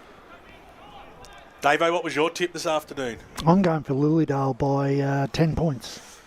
So the quick knockdown that time by Phillips was handy. The kick goes in towards the middle of the ground. Getting underneath it there was Hoogstra. Didn't take the mark, but the umpire said a little push and he'll pay the free kick. The switch is on if they want to use it, the Blues. The kick goes out wide. Bouncing football. Rosarol was there, the first one to meet it. Chalakin was right there on his hammer and sees it over the boundary line and out of bounds. That's why we like the boy. That's the way he goes about his football is just fantastic. Nice size about him too, Davo. Chili chicken. Yep. Love the long hair too. Little handball over the top from the stoppage. The Blues trying to go forward. Right in front of us here in the broadcast position. Nicely chopped off there by Waite, but he was crunched in. A beautiful tackle, Benny Put. He's kicked 7 goals for the season. Wants to give the quick handball away to McKenzie. Darts around and then stabs it inside forward 50. The kick's going to let him down, though. Straight down the throat there of Maxi Carolyn. Max Carolyn centres the ball. It could have been a dangerous spot to turn it over, but Mazzarotti, safe hands onto the wing for Lilydale, trying to advance forward. Chippendale waits for those options to appear. Long down the line it'll be. No, steps around his man, takes them on. It was ambitious, and the tackle was laid. Ridderford wrapped up. It was very ambitious, Jared. I actually just don't understand why he did that. Croydon must have been set up pretty well behind the ball if he felt the need to do that. Emerson flies over the top in the stoppage, taps it right down to Matt McKenzie, kicks it to a wayward one to Cameron Atkinson. And has it gone out on the full? I think it might have. So Carolyn will take another stab at this kick. Mark taken. Lilydale are going to switch it over to the broadcast side. Mark taken by Jake Clements. Chipping option onto the wing. One-on-one. Clausen. Tucker it is. Had to keep it in front of him. Thwarted by his Croydon opponent, however. Over the boundary line the ball goes. This is the problem with this ground, is that unless you play on quickly, the opposition can get behind the ball so much easier when they hold the ball up. Little flick down that time. Overrunning it there was Camp. A quick kick out. Still inside that centre square in the front spot. That time there was Walton. He palmed it down to Plood, whose handball went wide. It was chopped up, but they still got the numbers, the Blues. A little grubber kick by Atkinson goes inside forward 50, but it was nicely picked up there by Tucker. They're working themselves backwards here. Here's Clausen on the right boot for the Dales. Short pass was on, but it was cut off, and they've got to go here right towards the top of the square here, the Blues. Timely fist, though, from Harry Evans. Knocks it through for one behind, and we're all scores level here at the LSO. We have gone 6.5 minutes here on the Bendigo Bank scoreboard, and it is 1 point apiece. Thanks for joining us on the Eastland match of the round as Lilydale will bring it back in. Clements had to get it on the bounce. Handballs it. He finds Mazzarotti. Chip onto the wing was good. And the mark's been taken. Chippendale again. He's been busy early. Over to Ellis. The forward handball to him. He just overcooked the kick to Chalakin. And Chalakin got a in the back free kick. Maybe the chopping in the arms sort of thing. It might have been there, Blake. This has got the hallmarks of a 10-goal to 8 game, I reckon. It's a few low scoring. If you look at Croydon, if you look at the history there, so... Yeah, was 6-4 the last time these two played at Croydon. Division 2 is a low-scoring division in general. It was a night game, so and, Brush doesn't like twilight games, so... Of course not. I do not like those games. And he doesn't like an early start too, Brush. Things I learned about you. Hey, we advertised to start at 2:20, not 2:10. Zach Chalakin, the former East Ringwood player, 21 goals for the year. A revelation for Lilydale in season 2026. Oh, that's a good goal. He's got it. Lilydale opened the scoring through Chalakin. 1-1-7 to Croydon, 1 behind on the Bendigo Bank scoreboard. That's an excellent kick from there. That's just outside the 40, and he's nailed it from the boundary, so that's an excellent kick. We're confounded by the extra goalposts on the back oval there. Are you? We know what it's all about, don't we, bro? Yeah, we do. We do. And I've got glasses, and everyone says I've got 4 eyes, but I'm seeing 8 posts. I see all right. The thing is, I said before, Churnside have got the same setup, but they don't seem to have the same problem. There's just something about this ground. Restart now. A big fly there from Emerson. Got the knockdown. Croydon looking to get the quick answer as the kick goes up towards centre half forward. It's worked out okay. Out in front there, Benny Plutt. He's had a bit of it early in the piece. Goes wide. The kick was intended for Trent Dodd. Over the back of him, though. He picked up there by Evans, and he was outrun in the end. Boundary line beats all players. Boundary throw in. That's going to be a great contest, Dodd versus Evans. I'm really looking forward to that one. Trent Dodd, of course, has kicked 9 goals so far for the season for the Blues. Lacking a little bit of goal-scoring power with the boys overseas at the moment. A shout-out to them, no doubt. They'll be tuning in today after watching the Aussies go down 2-0 this morning. Picked up there by Clausen. Little handball away. Up and under, kick out towards the centre-half back line. The Blues still have the numbers. Here's Mackenzie on the right boot. Drives it really long to the top of the square. Standing in front, though, Harry Evans.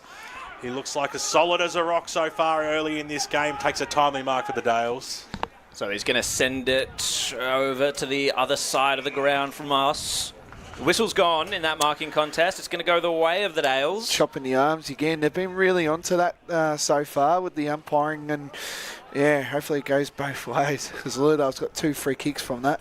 Ticking towards 10 minutes in this first quarter.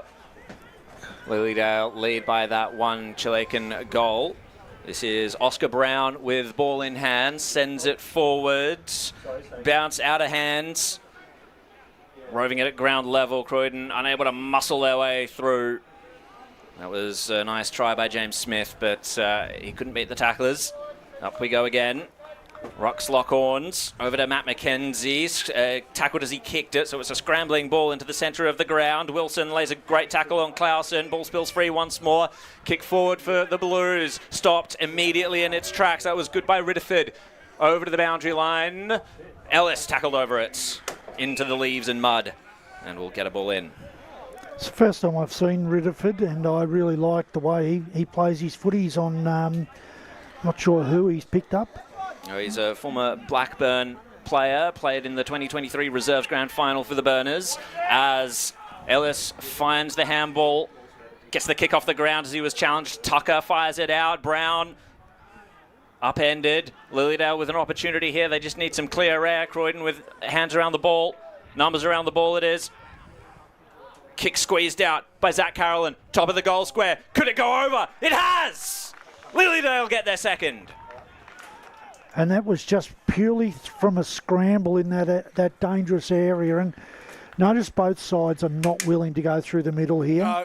Neither side will go through the middle because of the fact that it's so easy once you get it through to open up. So they're all going out wide. There's a lot of short kicking at the moment. Got to be careful. These conditions, there's not an over, you can't over handball, but you've still got to be able to move the ball quickly. But even early goals, Dave, with the ball still being relatively dry, is a bonus so far, because you don't. Once that ball gets heavy, it becomes harder to score. Yeah, I think Lilydale will be very happy with the way they've started the game. 12 points is the early margin here as a fresh air shot by both sides. Sylvester was on the bottom of the pack. He tried to get it out. Clausen did really well. He got up off the deck and then took off to the races as well. Spun around on the right boot. Out to Chilekan. Couldn't quite take the mark. He'll dive after it again. It was almost thrown away there by Rosarol. They probably want the safety of the boundary line, all players. Eventually, they do find it, and we will have a boundary throw in.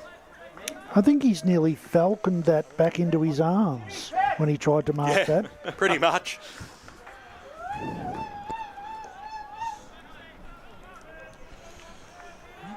So, taking his time a little bit, the boundary umpire in that instance. Jeez, waited an eternity. Phillips, little handball backwards, darting around Carolyn of the Zach variety. Thumps the ball inside forward 50, getting underneath it there was Ryan Bader. He couldn't take it. Ball hits the deck. They do have the numbers here, the Blues, but they're happy just to lay the tackle, keep it in there and regroup. Mark Mazzarotti picking himself up. 15 goals already for the season, being named in the best 6 times. He's having a super year. Plays off scratch too on the golf course as well. So I did hear that too. Yep, down at I believe the Eastern Golf Course too. Yep. One of the Heritage. No, Heritage. Heritage, sorry. it is. Yep. Yeah, one of the most prestigious golf courses in this outer east, I would say. Prestigious. So you wouldn't have played there? No, You're just down at Gardeners Run, yeah. Pretty much. Yeah. Kick goes out towards the win position, knocked away. Trent Dodd. Well, my old man plays there, so nice. he tells me how good it is. So it's a very good golf course. Surely Surely. Back to the game, though. Surely he can get you on as a guest. I'm just a caddy driver, BWS. Caddy shack. Higher brings the ball back into play now. Going over the top there was Emerson. He palmed it down, but Lilydale had the numbers at the fall of the ball. Little handball out to Tucker, who had a bit of space. Kicks the ball inside forward 50, and the big fly almost marked to Maserati. Speak of the devil. Little handball back by Rosaroli. He couldn't get it away in time because the strong tackle by Ryan Bader came over the top. We have a ball up 10 metres out. Lilydale have obviously kicked the 2 goals, but they've also had 6 inside 50s to Croydon just the 3 at the moment, so complete control by the Falcons to start the game, and that's probably why they've got the lead, I would say. Absolutely, Blake, as it looks like it was a free kick going to Lilydale, given the tap straight over the boundary line by Emerson. So a shot at goal for their 3rd of the day. This is going to be a tough angle to negotiate. With 15 minutes gone. He's gone the banana. And he's just sprayed it wide. Lilydale moved to 2-2-14. Croydon just the one behind. The Boonana didn't work that time. Didn't get the right right spiral, I think, for that one. Corey McKenzie to bring this one back in. 5th in the division for rebound 50s. The main man to go to for that for Croydon. Good mark taken. McNichol. As Croydon do try to advance down this wing. Both wings very skinny at this ground. Little chip over the top to McKenzie. Waiting and waiting. Lilydale have them hemmed in. Looking for their first goal. And some more inside 50s as well. Sharing it round. Back to McKenzie. Good little touch there by Dooley. Sent it to Milsom. Picked up by Ryan Bader. He turned it over though. Oh, great tackle on Milner. And it's holding the ball. Well done, Evans. Sending Lilydale forward again. Just waiting, though. He's going to try to open up the ground with a switch. And over on the outer side, oh, great challenge by Christie. But Clements was there to provide reassurance for Lilydale. They're marching through the ground, through Carolyn. High ball towards the goal square, but a easy, safe mark taken by Rosarol. Rosarol just wants to move it quickly. Thumped a fair old kick 2 out, looking for Nunzianti. So already we've seen a trend. Lilydale get it, they spread, then they chip, and then they kick long into their forwards. So they've already got that process worked out pretty well. Phillips had the front spot, but slammed it straight down the throat of Nunziani, who got dispossessed of the football. McKenzie came in to lend a hand, quickly wrapped up. So we'll have another ball up. Fast start for Blackburn, 15-0, and then Doncaster East, 18-0 over Vermont. Great work, Blake, working around the ground zone. The stats today is a little flick handball over the back, came out towards the Tucker direction. You'll have to go after it again there. Tucker just sat on it. In the end, played dead. The umpire rewards nobody. Ask for it back. One thing Lilydale are doing every single time Croydon get the ball, they're under pressure and they basically force into a false disposal. Phillips down the throat of Bapon, got it away to Brown, who kicked it inside forward 50, was knocked away. Here's Jakey Christie, who was met pretty heavily by a solid bump of Corey Waite. All was fair. Umpire to restart this one. Gillikin went up in the ruck contest that time. Flicked over the back there. Chippendale. Handball was okay. Brown's alive. Has to get rid of it quickly, which is what he did. A fist by Chippendale. They're almost going backwards here as Croydon get the clearing kick out of that danger zone. The switch is on if they want to use it. Use the middle of the ground. They do. Nunzianti on the right boot. Swings it around. Pokes it up towards the half-forward line. Here's a go for them. Driving the ball is Johnson to the top of the square. Oh, was slapped away there that time from Milner. He'll go after it again. Will he put it through? Little bit stiff from the chop of the arms, if you don't mind, umpire. Through for a minor score. Bendigo Bank scoreboard. 18 minutes gone here in the first term. Croydon still searching for that first major. They trail by 2 straight goals. But they showed that's how you got to play the football to open it up in this ground. Switch through and across the middle, then open up the fat side when you can, which is what they did beautifully then. Someone run home with the ball. It's not coming back.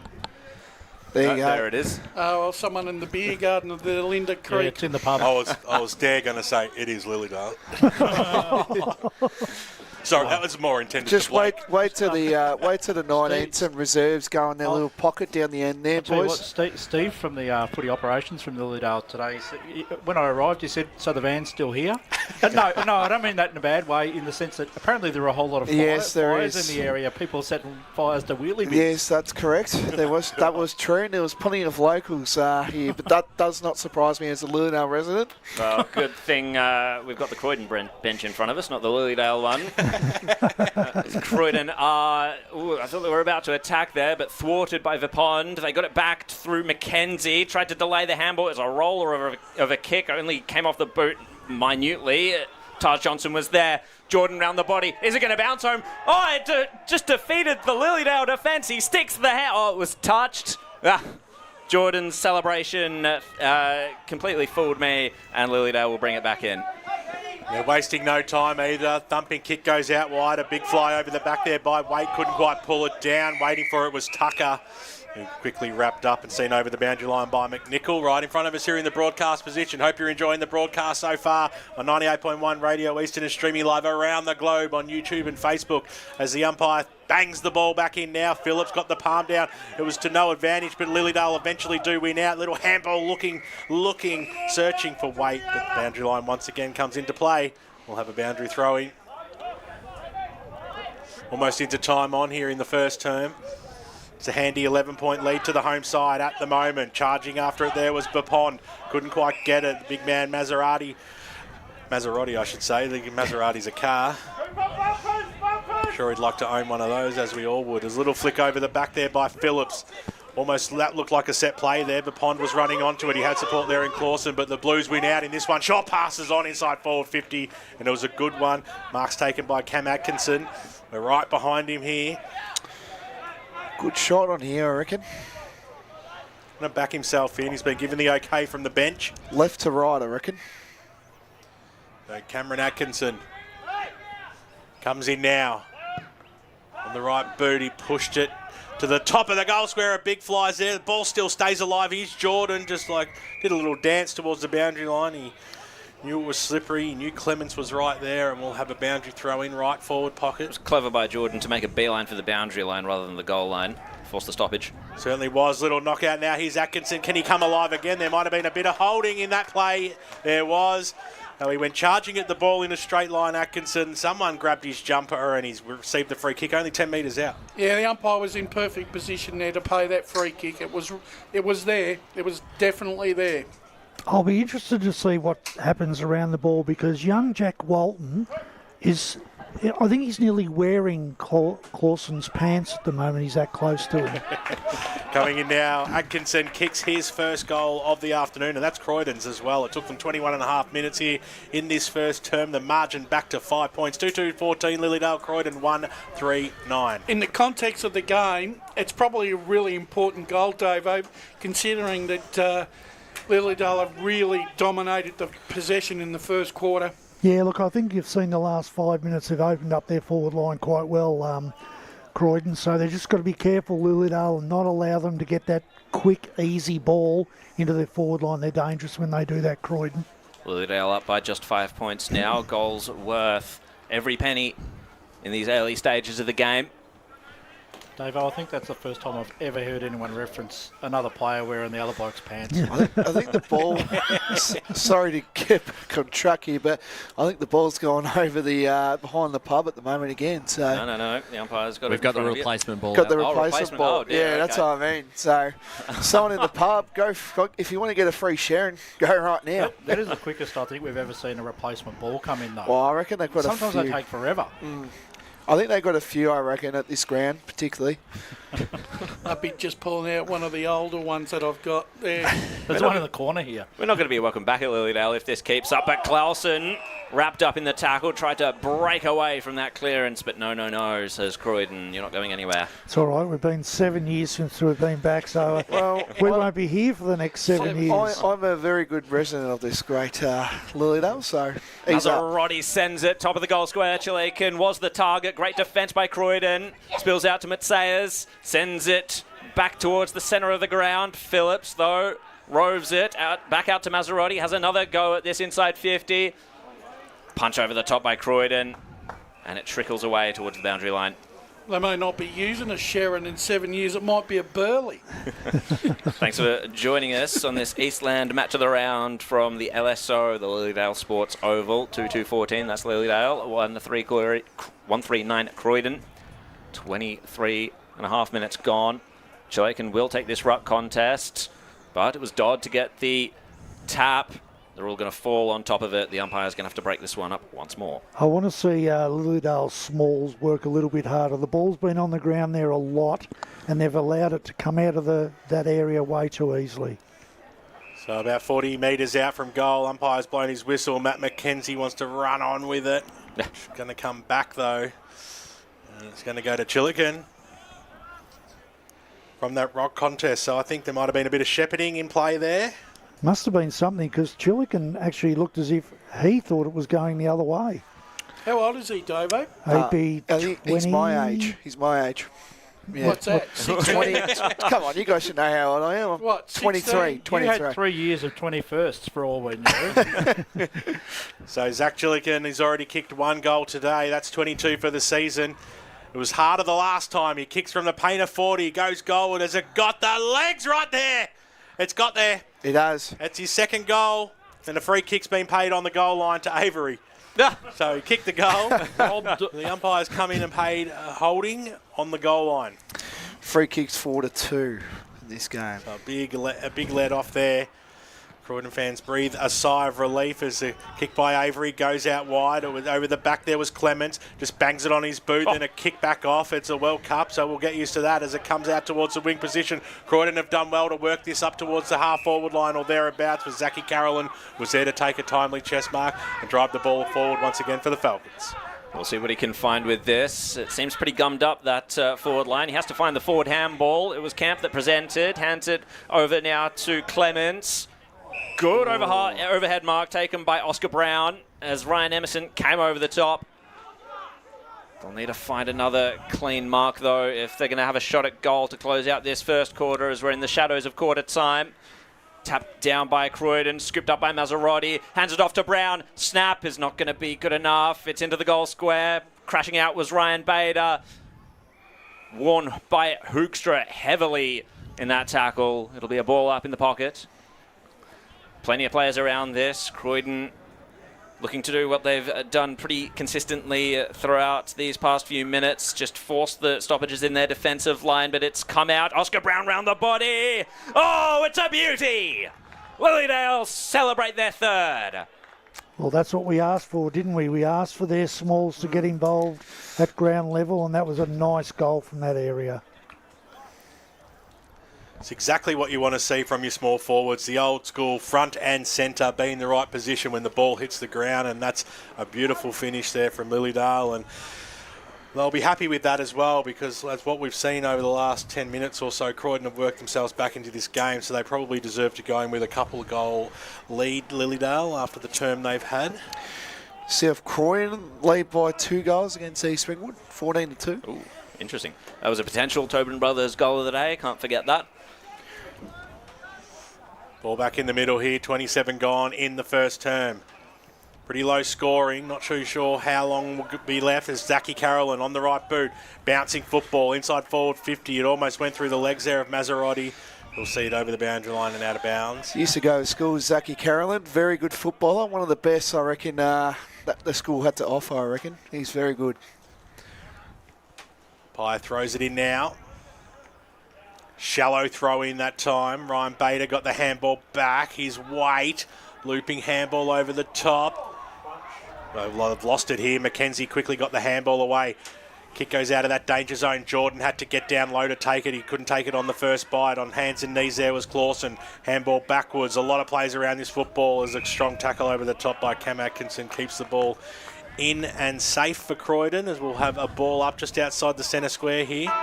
So siren sounds to announce quarter time out here at the LSO. It was only a 27 and 52nd quarter as Lilydale go in by 11 points at quarter time. They are 3-2-20 to Croydon, 1-3-9. It's all single goal kickers right across the park. Chillican has one, as does Zach Carolyn and Oscar Brown, whilst the only goal kicker was Cam Atkinson for the Blues. That's one quarter down. There's 3 to go. We'll be back with all the second quarter action and those important around the ground scores as you go local for your footy right after this.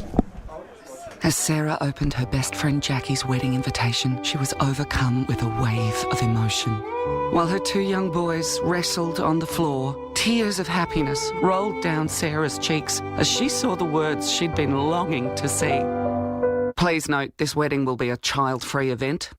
Well, Sarah, looks like we're off to Eastland for a new frock and some heels. And let's book in that babysitter. For all of life's little moments, there's Eastland. Eastland. Live real. Sprained your ankle, bursting through the banner? Broke a finger, high-fiving the ruckman? Or did you run into the goal post again? For bumps, breaks or bleeds, be seen sooner, close to home at Knox Private 24/7 Emergency Department. The preferred provider of emergency care to the Eastern Football Netball League, you'll generally experience shorter wait times. You don't need private health, but there is an out-of-pocket fee. Be seen sooner, close to home at Knox Private 24/7 Emergency Department, 262 Mountain Highway, Wanturna.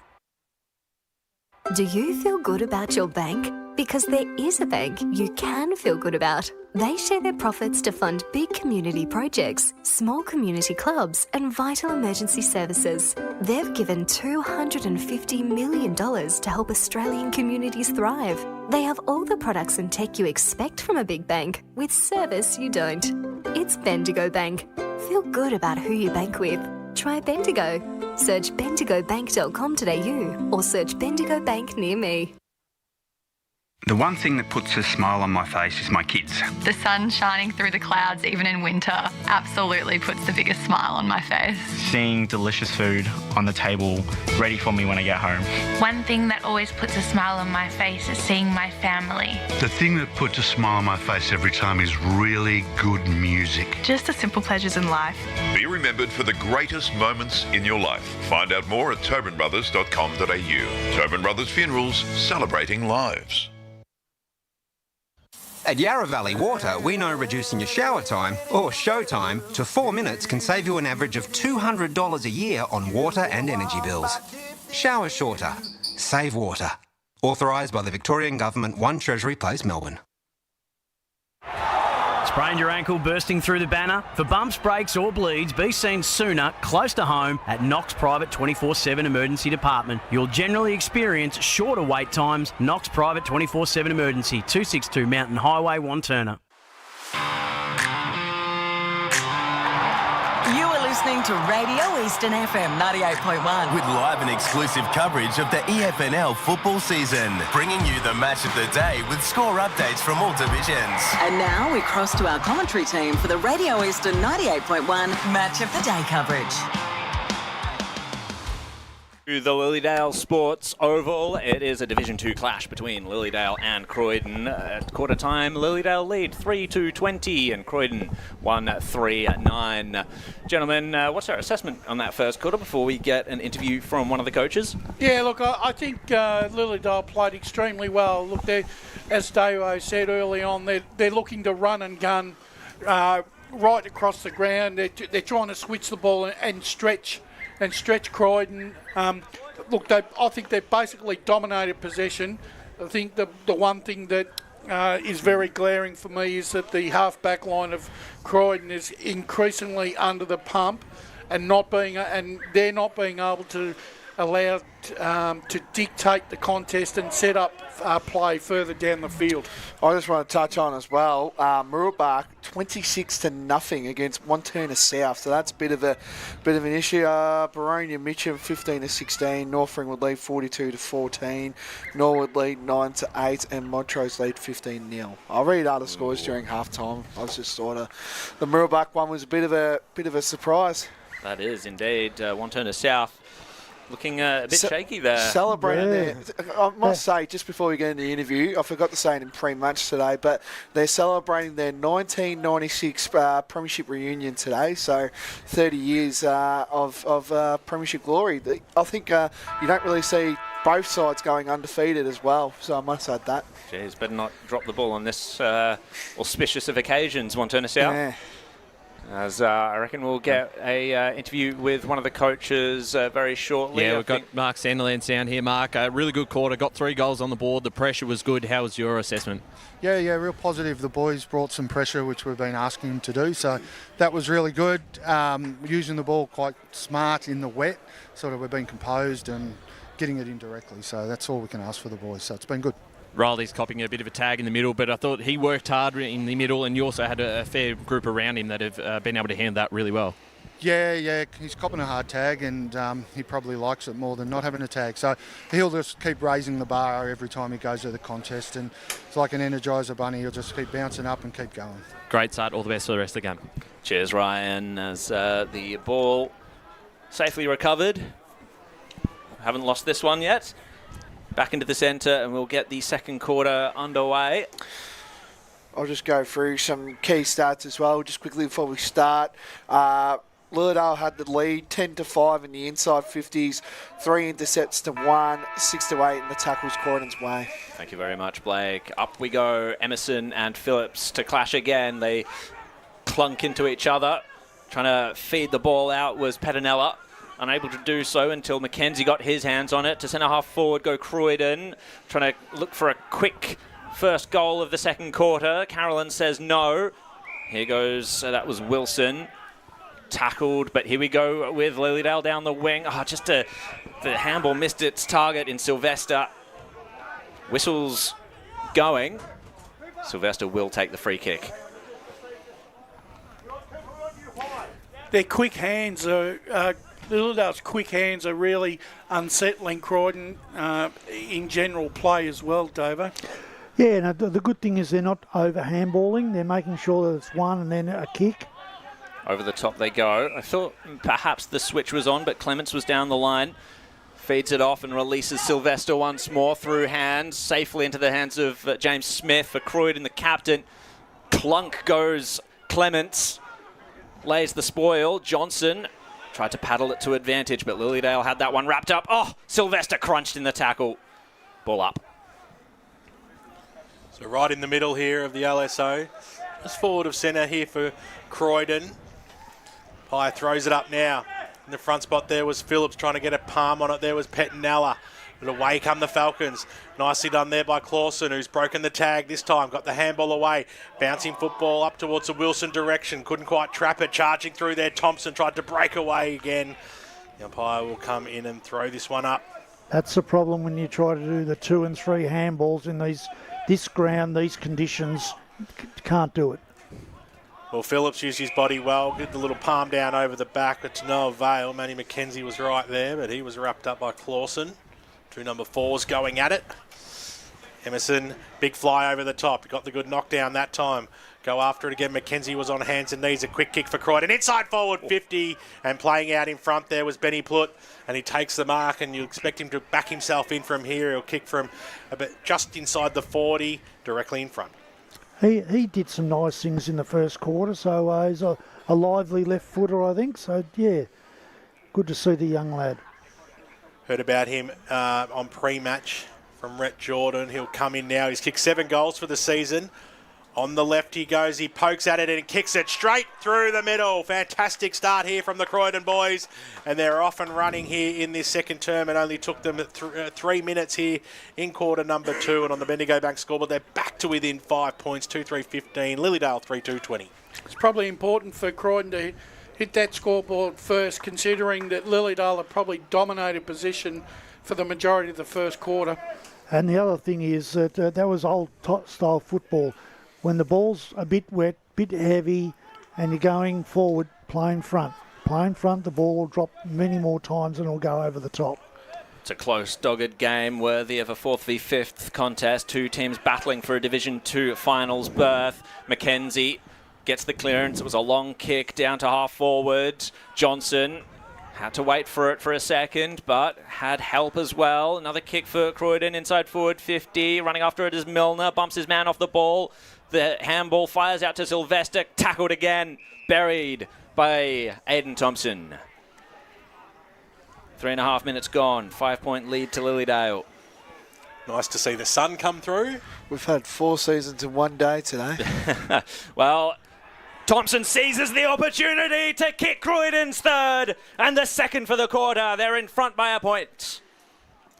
Great roving. Absolute contender for the Tobin brothers goal of the day, that one. That was fantastic. Just the smarts to get the ball. It's hard to do at full pace, getting that foot to ball, and he did a really good job there. Just how important is it to win the centre clearances in this on this particular ground? Croydon have won the 2 opening clearances here, and it's resulted in 2 goals.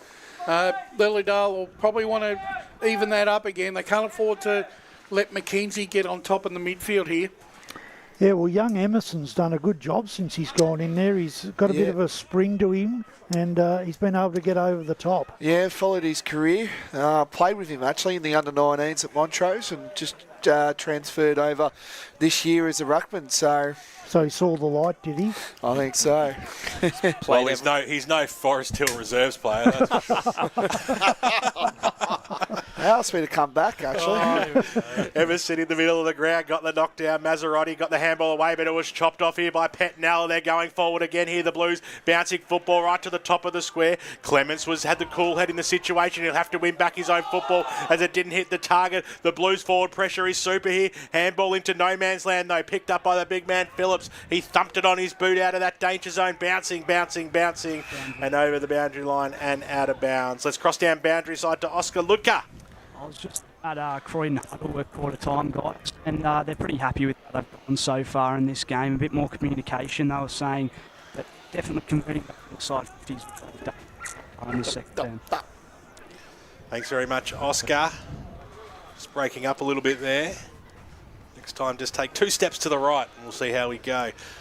By to bring the ball back into play now. Phillips and Emerson. It was a shallow one, so it was made easy there for Phillips, who got the quick palm down, but it was stolen by Thompson, who kicked that last ripper. Snaps the ball inside forward 50 now. A juggling effort there is not going to be paid the mark, is it? Oh. So Rhett Jordan, I am convinced he did not get the first touch on that one, but he certainly conned it out of the umpire there, and he'll go back and have a shot. Now, this is bread and butter here for a player of Rhett Jordan's ilk. He'll only kick from 20 metres outside angle. Have a look at the pocket on the screen here. I reckon he'll go straight to him. So Jordan comes in now, loves a goal, and loves a celebration as well, does Rhett. He kicks his first goal on the board, and Croydon, haven't they come to play in this second term? They've gone bang, bang, and bang. And on the Bendigo Bank scoreboard, they lead this one by 7 points now after trailing at quarter time. 4-3-27, Lilydale 3-2-20. It's sort of like the flick of a tussle here. I think you hit that on the nail there, Brash. Croydon's got 3 inside 50s. They're winning 3 clearances, and then they've also got 2 inside 50s, which have converted to their goals in this quarter. So it's Lilydale just not doing that at the moment. Lilydale, they need to get going in this second quarter. Croydon have really flipped the switch. Lead by 7. 7 minutes gone on the Bendigo Bank scoreboard. Thanks for joining us. In the Eastland match of the round, Emerson will go up that ruck contest. Off the deck by Lilydale, trying to chase his own ball. Is going after it again and again. Vipond is run it to the arc. Spearing ball to Chilekan. Wasn't playing in front, however. Camp was there. Couldn't handle it. Goes again. Tackled almost by his own teammate. Well done by, that's Jack Walton. Good defensive pressure by the Blues. Ball up. Got to play in front, Chilekan. First real opportunity for Lilydale this quarter. Crashes through, did Matsayas. Up and under kick outside of the defence. Phillips went from behind. Oh, it's Clausen. Takes them on. Breaks away, but it's out in the full. You can see how dangerous he is, but just needed a little bit more composure there. Perhaps had maybe a touch more space. I think he, instead of having a shot, he should have tried to he may have been trying to centre it to the top of the square. Yeah, I'll give him the benefit of the doubt on that one, but Davo. Cooper Holmes went short, found McKenzie on the right boot, spun it in towards the middle of the ground. The Falcons do have the numbers here. Here's Phillips, had to stop, trot, and then thump it inside forward 50. It was a bit of a mongrel punt. They've still got the numbers. Copping one high there was Adam Camp. The umpire said it was okay. He was right there. Over the top there, Cooper Holmes, keeping everything legit. And we will have a ball up about 35 metres out from Lilydale's goal line, trailing by 7 points. Emerson, a big fly over the top, straight down the throat of McKenzie, who's going nowhere.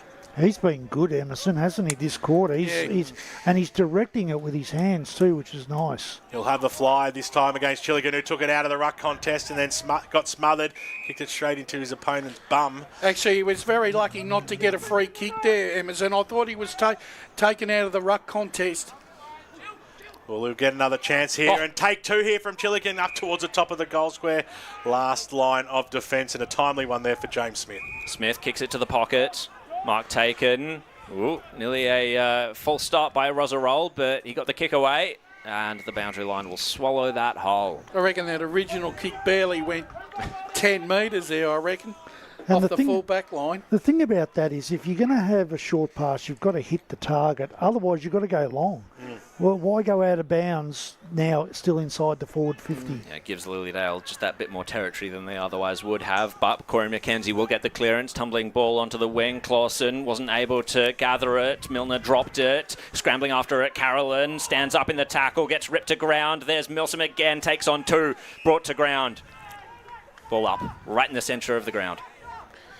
This is where the good players with the good hand and foot skills in these conditions come to the fore. 10 minutes gone, 7-point lead to Croydon. Carolyn, a tumbling ball towards McKenzie. A bit of volleyball action. It came to Ellis. He got a dinky little kick. It was roved well by Croydon. Matsayas will come forward, centre half forward for the Blues. Beats them all. Plutt is there, has to wait for it.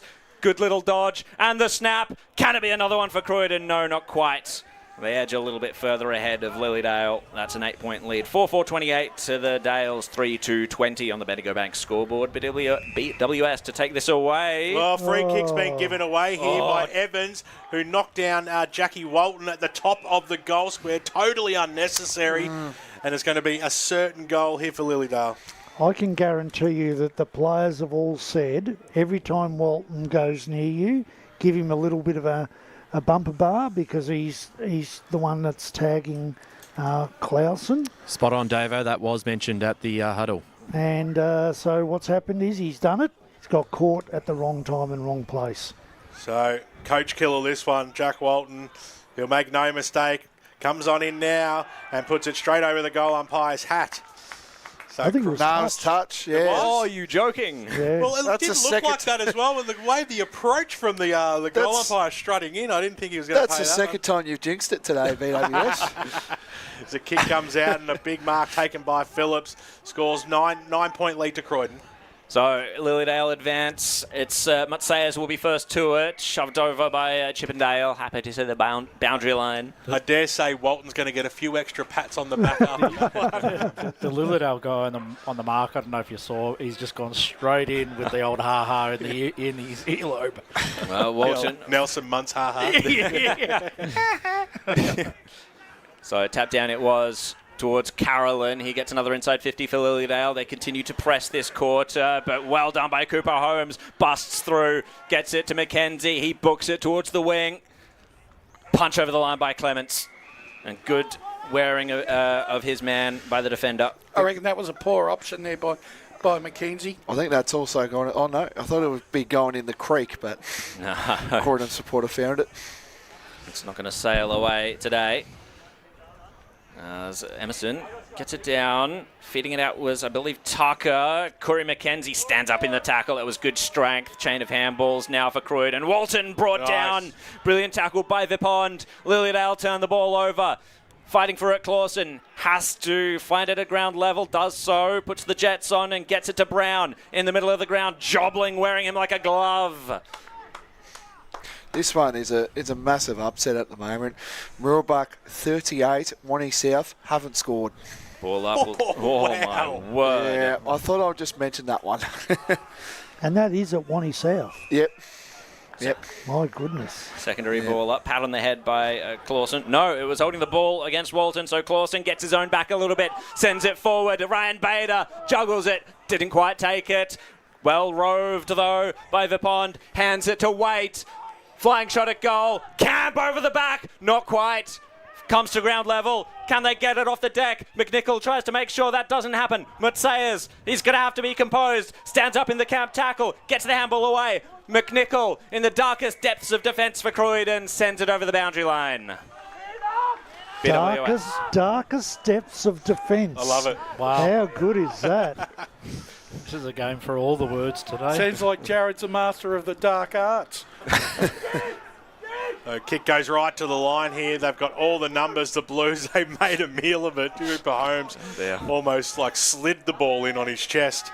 They've been disappointing at the moment, Lilydale, in their forward line.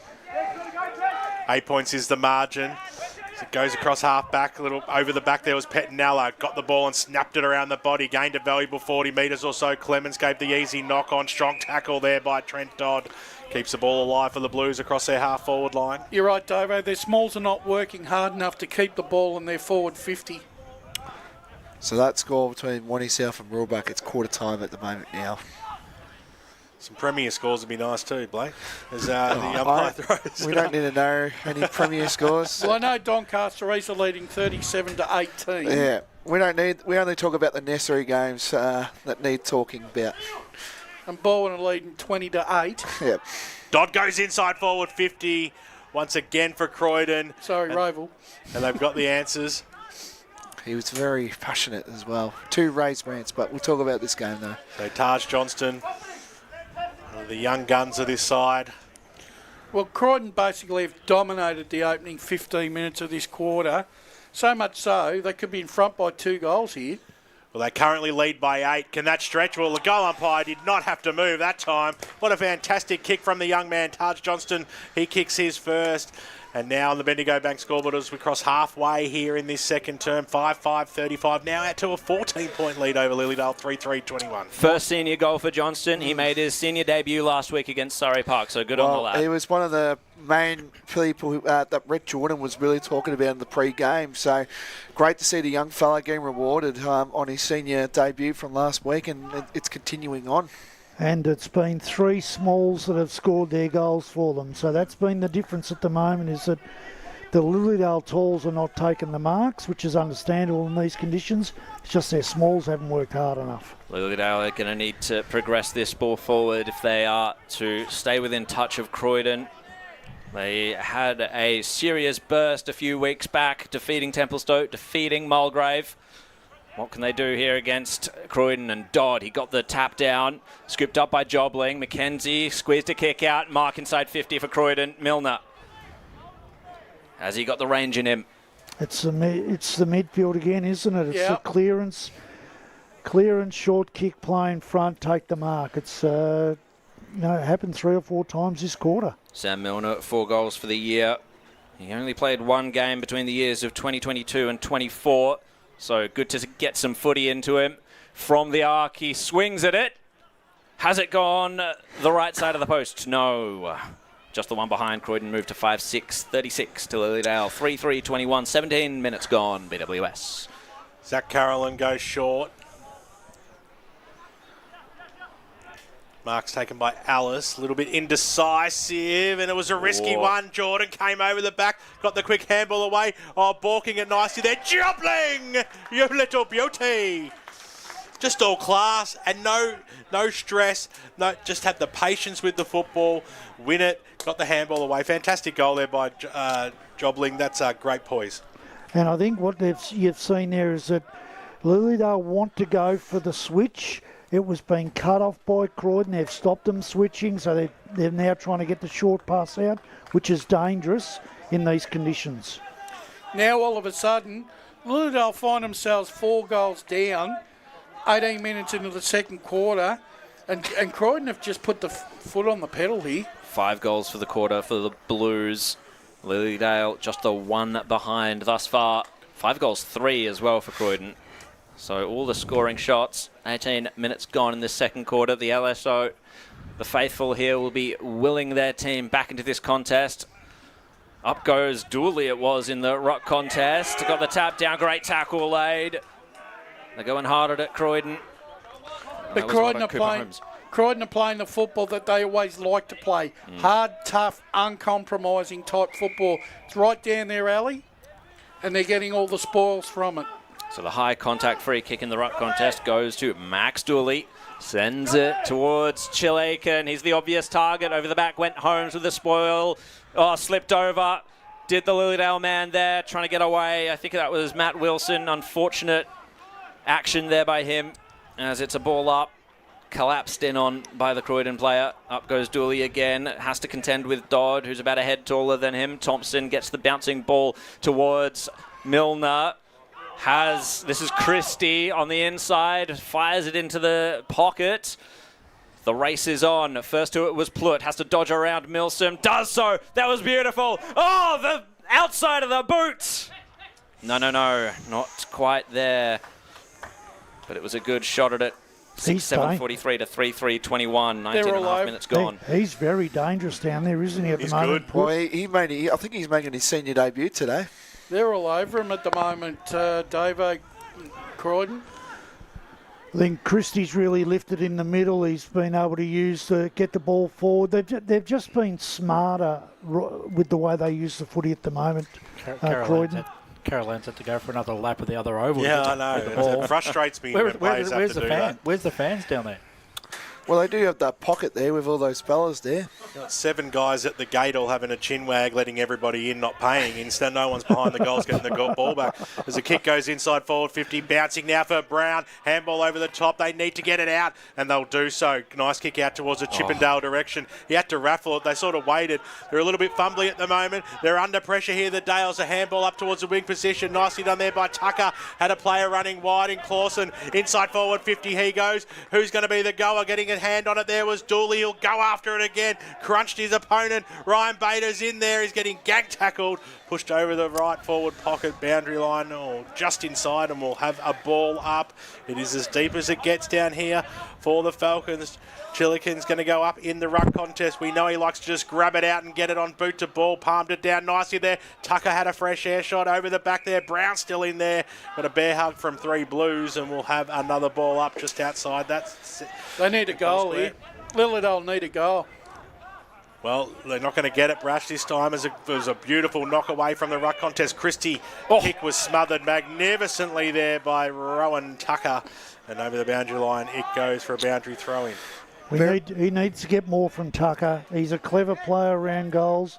He needs to get more involved. Berwick lead 44 to South Belgrade 27. Thanks, Blake. Around the grounds this afternoon. Chilikin out-muscled that time nicely by Dodd. Couldn't get boot to ball. Ball hits the deck. We'll have a stoppage. Draw down at Morden Park as well. 23 apiece down at Morden Park between Blackburn and Baldwin. Dodd and Chilaken to go at it once again. I heard the slap from here. Good tackle by Wilson. Buries his man. Ball up. Wani South have kicked 2 goals in a row here, 12 to 38. After Murabak, the Mustangs led 38 to 0. Lilydale, repeat stoppages in their forward line is good, but they need clear air. Maserati finds it for them. It's an up and under. Quite a contest there. It's a 2-1-1 in favour of Croydon. Ryan Bader challenged, tackled, and we'll get the ball up. Here's another upset that's happening at the moment. Norwood 35, Park Orchard 16. Good grief. What's going on with the Sharks? Can anyone shark it here at the LSO? Not quite. Tackled. Well done. Brought to ground. Great defence, but it was Wilson. It spilled out to him. Ball in the goal square. Jesse Smith's going to have to be really composed. Had the challenge from Chilaken, but he got the kick away. Bouncing it over the boundary line. That was Tars Johnston who kicked that goal before. Seem to have all the answers at the moment here, Croydon. They seem to be outnumbered down in that defensive area all the time, Lilydale, don't they? Yeah. Well, yet another sort of forward line stoppage. It's the arc at the moment, so Lilydale, they need to manufacture something from here. They're not going to with that, as Harry Evans was wrapped up. 23 minutes gone on the Bendigo Bank scoreboard. It's been a 5-goal to 1 behind second quarter And Croydon have put the Jets on, and they're attempting to do so here through Pettinella. He was ripped around in the tackle, brought to ground. Another ball up, corner of the square. The muddy LSO today. Pettinella tried to bounce off Sylvester, got the handball away. It was a throw instead, and the umpire, he was closer than me, he saw that. And Sylvester will take the free kick. He plays on immediately. He saw an option charging into the forward line. It was Ridderford, but he dropped the mark. Croydon will hurt them on the rebound if they're able to do so. Nunzianti sees a one-on-one. Clements is up against Plutt. Plutt, it bounces for him. Clements holding the jumper. Brings him to ground.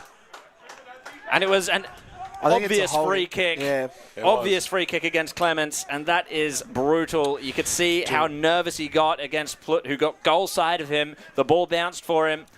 Well, as David was saying, the Smalls of Croydon have really got into this game, and it's showing at the moment, isn't it, David? The Smalls are just killing Lilydale. And because they're getting the ball in quicker, they've got a much more open forward line, whereas Lilydale's struggling when they get it in there. There's lots of players around, so, they're just playing good footy at the moment. Smart footy. After a lot of stoppages in Lilydale's forward line, this is going to be a real painful one for the Dales to see go through if Plutt can get his 8th goal of the year.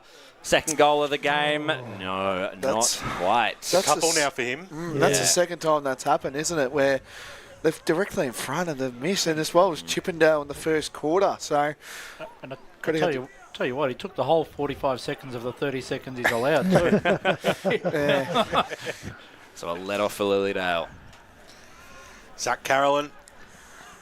He's just a quick one. None a warning. 22-21 as Forest Hill. Could be the first win for the Lions. Very nice. Carolyn kicks it out now. Big fly up there. Couldn't quite pull the mark down was Ryan Bader. Charging in from the side to lay a strong tackle, Matsayas. I reckon he's had his hands on 10 gettable marks today and has not taken one. It's 2 grabbing every single one at the moment. Emerson over the back, but it was stolen there by Clausen. Got the quick handball away. Maserotti inside forward 50. Chelican up towards centre half forward, which is probably where he needs to come out a little bit further. Give his side a chance. Chip over the top was good. Matty Wilson, a late inclusion here today. He takes the mark and he'll have a ping from about 30 metres out. Difficult side to kick goals on. It generally goes across the face of goal here, so he's going to have to start this one to the right. Keep it nice and low. It's for you. 30 metres out, comes in now. It's a good kick off the boot. That's the goal they've been searching for, and it comes the way of Matty Wilson. What's so funny? Oh, just the comment.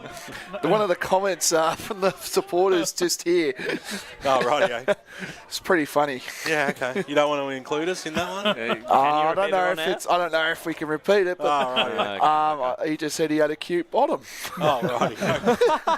So that's what he just said. I don't know if that's allowed to say. So great goal there from Lilydale. They've really worked hard to get that one. About 27 minutes it took to get it. I thought it was quite 27 to 6-8-44. Calm the farm down there, man. Yeah. As it comes back into the middle of the ground. And it's going to be a secondary ball up if it's Walton who has anything to say about it there. Emerson will go up again in that ruck contest. Bouncing around. Walton there again. Oh, breaking away is Lilydale. Oh, great smother, but he'll go again. Picks it up. Ryan Bader is the option. No, spills out to Camp. Hands it to Ryan Bader. Has to snap around his defender. Bouncing ball to the top of the goal square. Oh, Chilican waiting out the back. Tackle by Smith. Broke one tackle. Didn't break the second. Off the ground, Maserotti! Fly him out to America, because that is a beautiful soccer goal. Well, the Socceroos could have needed that today. Good find there, Jared. That's Chili Chicken. Just use his smarts there and off the ground there. So that's definitely a Tobin Brother goal today. Absolutely. 5-3-33. Lilydale just chipping away at that lead that Croydon was starting to build during this quarter. 6-8-44. 28 minutes gone in this second quarter. Division 2 action at the LSO. Thank you very much for joining us on Eastern 98.1, the Facebook and the YouTube streams. Very timely couple of minutes there, Davo, for Lilydale, just to get a bit of momentum going into half-time. And that's exactly what they needed, because otherwise they were going to go in about 20-odd points down, and that's a tough ask. But now they're back right in the game, which is really important. One more would be really interesting. And if Croydon kick the next one, we'll kick Brash back out of the caravan, because Lilydale came to life as soon as he left. Bouncing football now. They'll have another go at it. Here's Brown, flicked it out wide, and they'll go forward again. We've gone 28 and a half minutes here in this term. Here's Mazzarotti, hit the deck at the crucial stage. Mackenzie came charging in through. He had a little bit of support there from Walton. Quickly wrapped up. I don't know if he did. He got clattered by Walton. It makes a huge difference when you can get that ball into your forward 50 quickly and you got space. 3 goals in a row for South Belgrave too, by the way. They're 39-46 Berwick lead. Shepherding in the ruck, free kick going the way of Emerson. He's asking for a 25. Unbecoming. Probably just be a smart option just to hold things up and take their time here, because Lilydale certainly do have a bit of momentum here. What a fly by Rhett Jordan over the back. Well, never say die. Vintage work by Rhett Jordan on the right boot. Kicks the ball inside forward 50 now. Another fly over the back. Oh, this time it was from Penny Plutt. Anything you can do, I can't do better, because he didn't take the mark. But we'll have a ball up about 25 metres out from the Croydon goal line.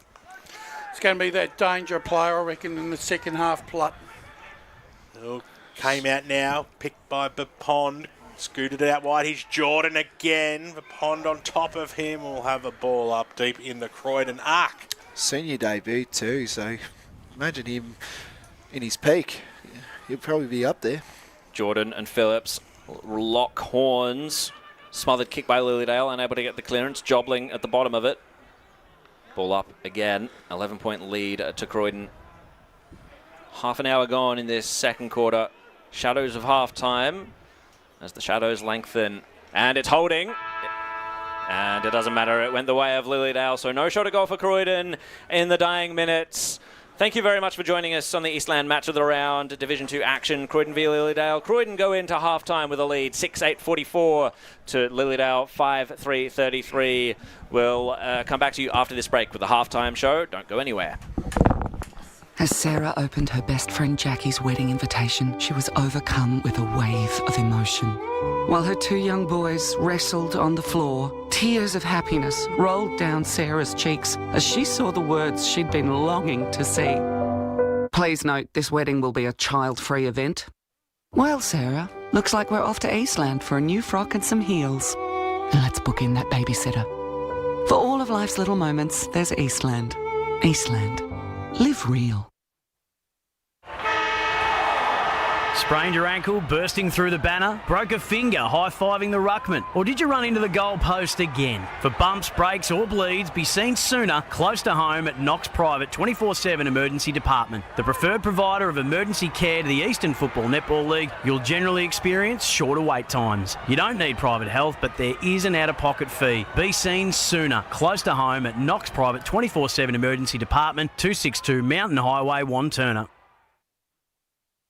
Do you feel good about your bank? Because there is a bank you can feel good about. They share their profits to fund big community projects, small community clubs, and vital emergency services. They've given $250 million to help Australian communities thrive. They have all the products and tech you expect from a big bank, with service you don't. It's Bendigo Bank. Feel good about who you bank with. Try Bendigo. Search bendigobank.com.au or search Bendigo Bank near me. The superpower I'd love for a day is to fly.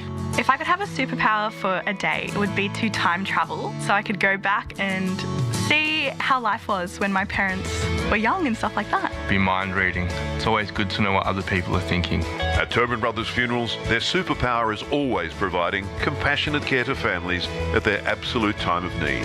Get to know the team at tobinbrothers.com.au. Tobin Brothers Funerals, celebrating lives. Do you want to study at the #1 sports science school worldwide? Study sport at Deakin and benefit from the most advanced sports facilities available, from running tracks to biomechanics labs, and decked out gyms to a climate chamber. Deakin have what you need to graduate ahead of the pack. Discover endless opportunities in sports science by visiting deakin.edu.au/sport. Deakin, proud sponsors of the EFNL. You are listening to Radio Eastern FM 98.1. With live and exclusive coverage of the EFNL football season, bringing you the match of the day with score updates from all divisions. And now we cross to our commentary team for the Radio Eastern 98.1 Match of the Day coverage. Yes, welcome back. It's the halftime show down here at the LSA, the Lilydale Sports Oval here between Lilydale and Croydon. It's the Blues leading 6-8-44 to Lilydale 5-3-33. This is the Eastland match of the round here. My name is Blake Tennant, joined here by Oscar Lodke and Ryan Long, two boys on the boundary. You guys have got the best seat in the house. How have you guys, I'll start off with you, Ryan. How have you seen this unfold? It's sort of like flipping the script a bit. Yeah. Lilydale had all the momentum in the first quarter, and then Croydon suddenly got back on the attack. I believe they kicked 5 goals. Yeah, 5 goals to probably 1, I would say. Well, the first quarter was obviously a pretty dominant Lilydale quarter without probably putting it on the scoreboard, but they're structured really well. They look like they played the ground as it should be played. It is a difficult ground for opposition sides to come here and play at, so they controlled that really well. The second term, Croydon really got on top, and I think it was mentioned quite a bit in that second term that a lot of their inside 50s, they were quick to get it in. They were able to get their forwards one-on-one, give them a bit of space to work with, and really put the pressure on some of those Lilydale defenders. They gave away a couple of free kicks, whereas Lilydale a bit slower to get inside 50 and just weren't able to, for a while, really get any looks inside their forward half. That changed a little bit in the last 5 minutes, and they played with a bit more excitement, but they're going to need a little bit more of that. I just want to, before we get to Oscar, there is a half-time longest kick on their ladies' day here down here in the Lilydale Sports Oval. So a bit of entertainment for the half-time show. It's always great if we can try see if we can get our camera people to record it. But Oscar Loki, how have you seen it? It's sort of Croydon really got it on their terms. The Smalls are getting into the game. You know, if you have a look at Platt, he's having a superb game as well. Thompson, Jordan, Atkinson, he's got one as well. So it's really been the Smalls of Croydon compared to Lilydale Smalls that aren't there, as you can say. Obviously gone very reliant on Chili Checking as well. I thought Lilydale was almost sort of running the show a bit in the first quarter, but after quarter time, Croydon's really come out and they've shown their dominance, which is great to see. Emerson's been great in the ruck as well. So there's a lot to look forward to for Croydon. It's just amazing to see this longest kick. Watching this closely, the first one was not a bad attempt there. Especially when they've had a lot of wines and drinks today. That one's made a meal of it. But I might just quickly go through a couple scores. We've had intel on how we think this game is going. I'll get your tip straight after the scores, I reckon. But Blackburn lead by 2 points, 33 to Ball and 31. South Belgrave kicked 3 goals in a row, but Berwick have kicked another 2, so 58 to 40 for that one. Who's leading that one, sorry? Berwick, 58 to 40, my bad. Vermont lead 22 to Doncaster East at 50. We've got to hear about this game apparently, but Rayville leads 54 to Naval Park 24. So if you're listening, Ray, we've said it, okay? You got your airtime for another week, so there you go, Ray. South Croydon lead 29 to East Ringwood 15. I think there's a bit of a distraction going on down at the Roos. I could be wrong there, but I just think that's what's going on down there. This is a big one. Montrose lead 61 to 6. So if the D's win today, they go 2 games clear of Baronia because Mitcham are leading 44 to 16. So 2-game go for Montrose. I'll take that. North Ringwood leads 73 to 40 over Beaconsfield. We said it before. Park Orchards were leading over Nord were leading over Park Orchards, but the Sharks have gone on a roll now, 42 to 35. And an upset brewing down there at Walker Reserve here. Mirrabluck lead 44. Wani South, they've kicked 25 points, but they've kicked 4 goals to 1 in the second quarter. So the Devils are sort of storming as well.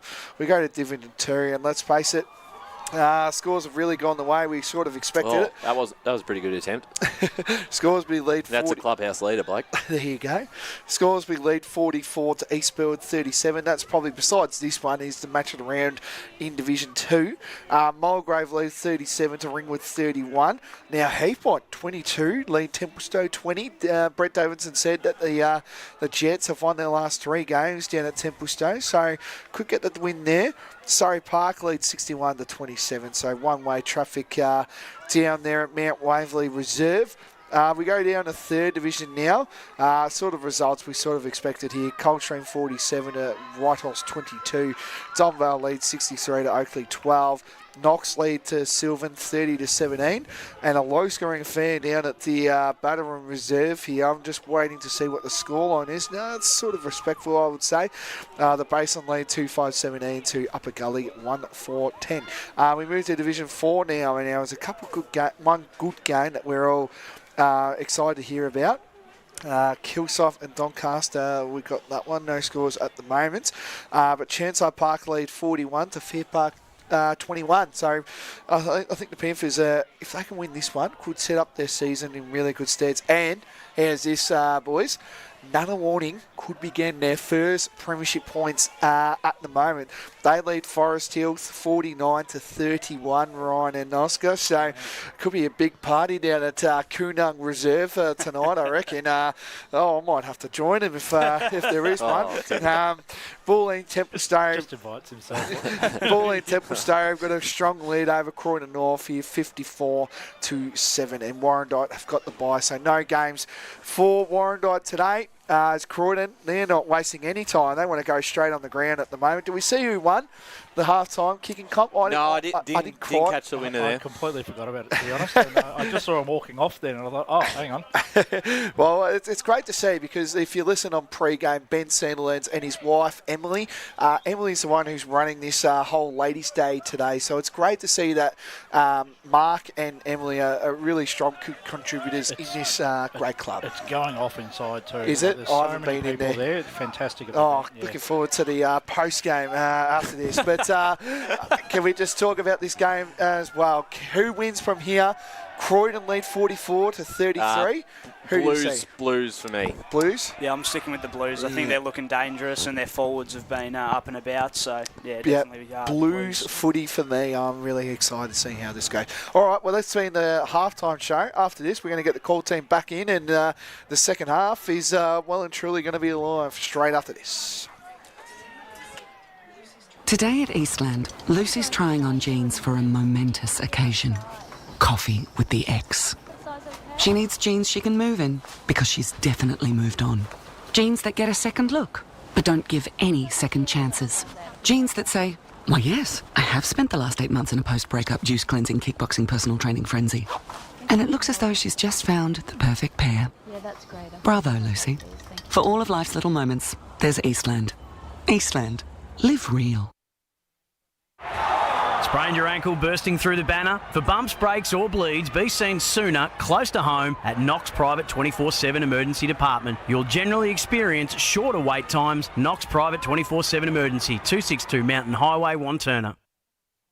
Do you feel good about your bank? Because there is a bank you can feel good about. They share their profits to fund big community projects, small community clubs, and vital emergency services. They've given $250 million to help Australian communities thrive. They have all the products and tech you expect from a big bank, with service you don't. It's Bendigo Bank. Feel good about who you bank with. Try Bendigo. Search bendigobank.com.au or search Bendigo Bank near me. The one thing that puts a smile on my face is my kids. The sun shining through the clouds, even in winter, absolutely puts the biggest smile on my face.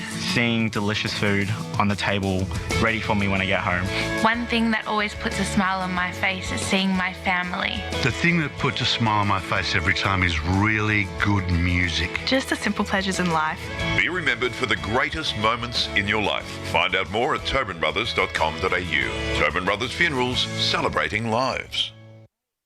There are only 3 things that should be flushed down your toilet. Pee, poo and paper. Some wet wipes and antibacterial wipes say that you can flush them, but you can't. They clog up the toilet and pipes, causing expensive blockages. Save yourself a truckload of trouble. Put your wet wipes in the bin. To learn more, head to the Yarra Valley Water website, yvw.com.au/wet-wipes. Hi, Dylan Dow from the Baroni Football Netball Club here. When I need to grab a quick coffee or a bite to eat, I'm popping into Eastland. Eastland's more than a shopping centre. They support a range of community organisations and have been a major partner of the EFNL since 2018. Cheers, Eastland. Listening to Radio Eastern FM 98.1 with live and exclusive coverage of the EFNL football season, bringing you the match of the day with score updates from all divisions. And now we cross to our commentary team for the Radio Eastern 98.1 Match of the Day coverage. Welcome back to the Lilydale Sports Oval Division 2 action, coming at you live on Eastern 98.1. The YouTube and Facebook streams. It is Croydon 6-8-44 to Lilydale 5-3-33. All single goal scorers so far. Wilson, Brown, Carolyn, Chilikin and Maserotti for Lilydale. Thompson, Plutt, Johnson, Jordan, Jobling and Atkinson for Croydon. Thank you very much to the guys in the halftime show. Brilliant work there. Gentlemen, well, it was a very important 2 goals that Lilydale got in the back end of that second quarter. Are we going to see them advance forward from that, or Croydon, I mean, they had most of the play in that second quarter. Are they going to be able to come out fresh from half-time and continue what they were doing early in the second? Well, they can go on, Davo. Well, you'd hope that the 2 goals would have helped them know that they're now back in the game. And we've seen it for both sides. You keep the forward line open and get the ball in there quickly, you're a chance. As soon as you slow it down and allow the teams to flood back into defence, it's so much harder to score. So, look, the first 5 minutes will be interesting to see what happens. If Croydon come out here and score quickly, Lilydale could be in a bit of trouble. It was an 11-point lead to Lilydale at quarter time, 11-point lead to Croydon at half time as the third quarter is about to get underway. Umpire hesitates. Holds the ball aloft. Siren blares the second time, and it's Phillips v Emerson to go at it once more. Emerson got the tap. Good roving by Croydon. Pettinella got the kick up and under. Nunziante couldn't do much about that, though. Lilydale piling on the pressure. Smother. No clear air here. Clausen was taken without it. Tiniest of jumper pulls, but it was right there, and he's been worn heavily by Jack Walton all game. Sends it forward for the Dales. First entry for the second quarter, the second half, I should say. Comes off hands. There's Hoekstra. Pettinella bounces off one opponent, gets it to a teammate. And now good stuff by McNichol. Sells the candy. Tumbling ball, though, to Nunziante. He has to tackle. Croydon win it back briefly. Ball in dispute now. Fired the handball out, and it's Pettinella once more. Up and under again. Walton spoils it. Actually able to lay hands on it. Milner gets it to Pettinella. He's been busy early. His kick was smothered. And Clausen wins the free kick. Sends it forward for Chilichikin. No mark taken, and it's going to be Croydon to get away with it. Bouncing football up now, trapping at that time there was Milner, lost it at the crucial stage, little toe poke from Alice out towards the boundary line, got knocked over after he got rid of the ball, and he's given away a free kick, in fact, as short passes on. So Matty McKenzie for the Blues switches the play out wide. It was a good kick too underneath it. Ryan Nunziante, his kick was an absolute mung as it dribbled out towards the wing position here. Little handball there from the Dales. Great coming in from the side there from Pettinella. Kept the ball alive and then won the football as well. That super play, handball over the top. No one wanted to get it, but eventually Nunziante went after it. Got it to Smith. Snap around the body inside forward. 50 now for Croydon. An up and under kick goes out of bounds on the full. They felt the pressure. They were a little bit rushed in that stage. So Lilydale, chance through Ridderford to get the switch going. Kicked it backwards to Harry Evans, who poked it over the top. Here's Carolyn. This is a Zach variety on the right boot. Pounded the ball out wide. It stayed inside the line, so a boundary throw in shoes. 2.5 minutes gone in this third term. It's a still 11-point lead to the Croydon side. Nothing clean early this quarter. Oh, no, it's a very get down and dirty type of football here at the moment. Good to see the ladies cutting the lap at half-time, having a good afternoon. Ladies' Day down here at Lilydale. Little kick goes up towards the half-forward line. Clawson was in there. Somehow kept the ball alive, but nicely done there by Johnston. Got the handball away. Deep they go again. Standing in the front spot there was Plut. Couldn't pull the mark down. Here come the Falcons under a bit of pressure here. It was Carolyn. Snapped it around the body in towards the middle of the ground. 1-2 was knocked away from Brown. Back into the middle. Phillips overran the ball, as did Vipond. Here's a go now for Johnston to kick it off the ground. He didn't want it though. Picked up by Mazzarotti. Broke the tackle. Got the handball out wide. Charging through there was Brown again. Fell over as well. Everyone's hitting the deck at the moment, as did Jackie Walton. And we'll throw this one up right in the guts. Everyone's fallen over, eh? Well, check the studs. Wasn't pretty. No, it wasn't. Up we go again. Emerson got the tap down. Mackenzie tried to throw a boot at it. Had to go after it instead. It's come to Holmes now. Swings around on the right. Croydon to advance forward once more. Evans couldn't do much about that. Scooped up. Taj Johnson sees an option out in the pocket. It's Trent Dodd. Beautiful play by the young man, Johnston. Very composed. Didn't rush himself. Saw the option. And Trent Dodd will go for home. Their young boys up forward have been really impressive, haven't they? They've just got a calmness about them. Really like the way they thought their way through it. 9 goals for the year. Kicked 15 last year, did Trent Dodd. One of the players from that 2024 grand final loss against Baronia. Is that going to curl back? Yes, it is! Trent Dodd puts Croydon on the board for their first of the second half. Beautiful stuff there. Just let it curl beautifully. Look, he's a good footballer. We talked about him with their coach, Rhett, beforehand. He's just one of those players that they can play anywhere. He's good below his knees. He's a good body. And he's, as you saw there, he's got real passion for the footy club. So a dangerous matchup. And when he goes forward, he becomes really hard, as I said, to stop and match up on. Now that they've got Rhett down there as well and the 2 young kids. Breathing space for Croydon once again. 7-8-50 to 5-3-33. A 17-point lead. Emerson charging over the top. A kick off the ground by Walton. Maybe they decided to trap it, but he was going nowhere. Clawson had him. We'll restart it now. Just on the edge of the synthetic cricket pitch. Emerson got the knockdown straight into the arms there of Clawson. Got dispossessed to the football. There's a lot of players hovering around the footy at this stage. And another stoppage. Forest Hill Zebras must need a reserve ruckman because Blake Tennant's just vacated the box. Might have got stuck in Ladies' Day. Trying his luck as it comes out now. Little handball. Croydon working it forward. Clawson went after it again. Mackenzie was down and dirty. Well, they won't like the score at Forest Hills because they're 18 points down at the moment. Nunawading 49. Forest Hills 31. Doncaster East have a 34-point lead over Vermont early in the third quarter. Love your work, Brash, as Mackenzie's kick was smothered. Still in the middle, really struggling to get clear disposal. Mazzarotti, handball out wide. Snap around the body by Brown. It was knocked away. It was really clever there by Brown. He stole it like a thief inside forward 50. Straight through the arms of Chillican. They've got the numbers over the Blues at the back. Darting back McNichol. Used the time he had. Got the handball away to Roserol. He in turn went further afield. Now the kick goes out towards the Petinella direction and he takes a mark across the half-back line. Gee, they did that well, didn't they? They were really calm with the ball. The way they used it. And it spilt out of the hands of Aiden Thompson. Had to go for the tackle. Oh, brilliant strength by Vipond. Able to get the handball away. It's Tucker to fire at goal for the Dales, but it was never going to be straight. Over to the right. Lilydale get their first score on the board for this quarter. He's got to be better than that when he has the ball. He's too good a ball user to be spraying the ball like that. It was a rush of blood by Rowan Tucker, unfortunately. Corey McKenzie to bring this one back in. Great player for Croydon this year. And, well, it was a mark. In fact, I thought it hit the deck. But well done by Matt McKenzie, his brother.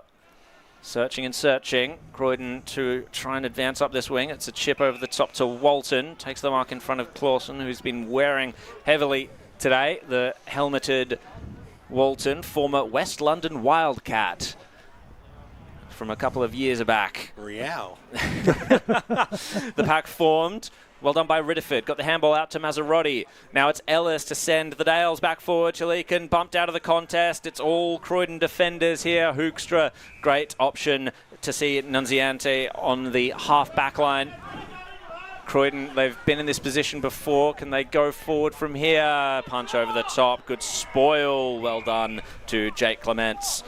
And out of the hands of Josh Petronella. Croydon's back six are really showing some very good composure early in this third quarter. They're not letting Lilydale off the hook when they kick the ball in their forward 50.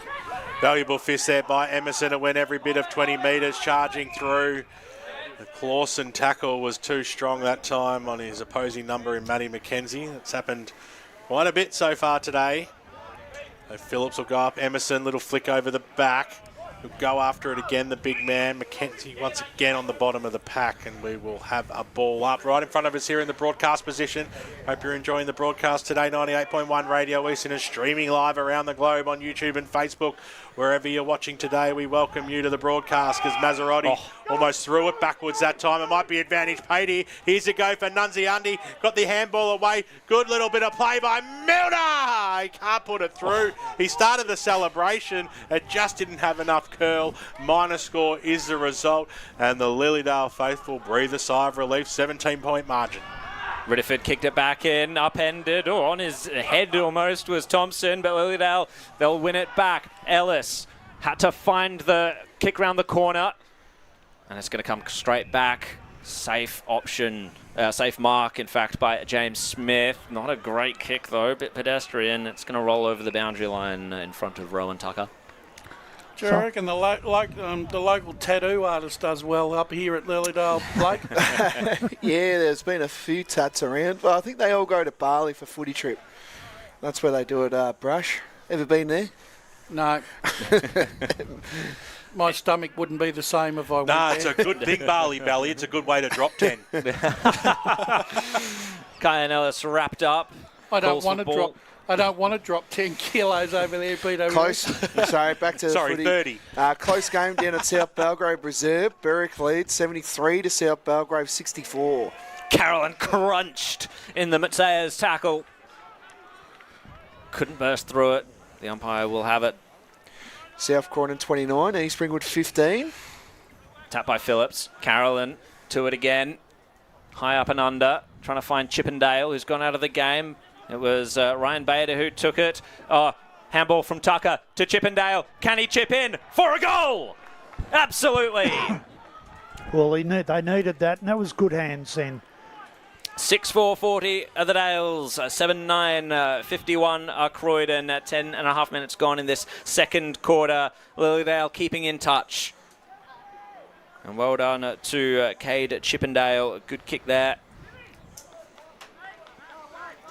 Tries are going well, Blake. 75 to 13. Yeah, can't complain there. They'll go 2 games clear of Baronia because Mitcham are all over Baronia at the moment. So that's another one there.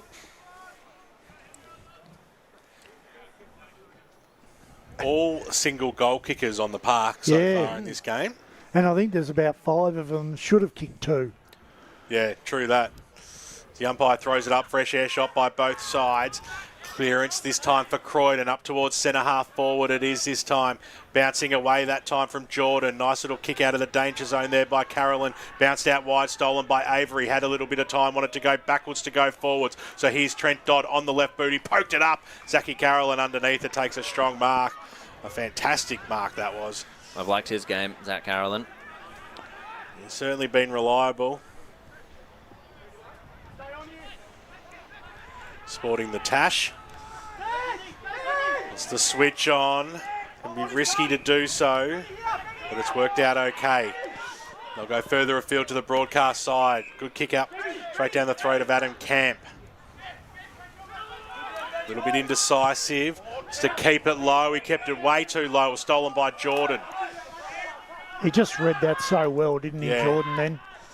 Kicks the ball inside forward 50, went every bit of 50 metres. Couldn't quite take the mark there was Taj Johnston. Handball out wide, Tucker. Chance for the Dales to reprieve.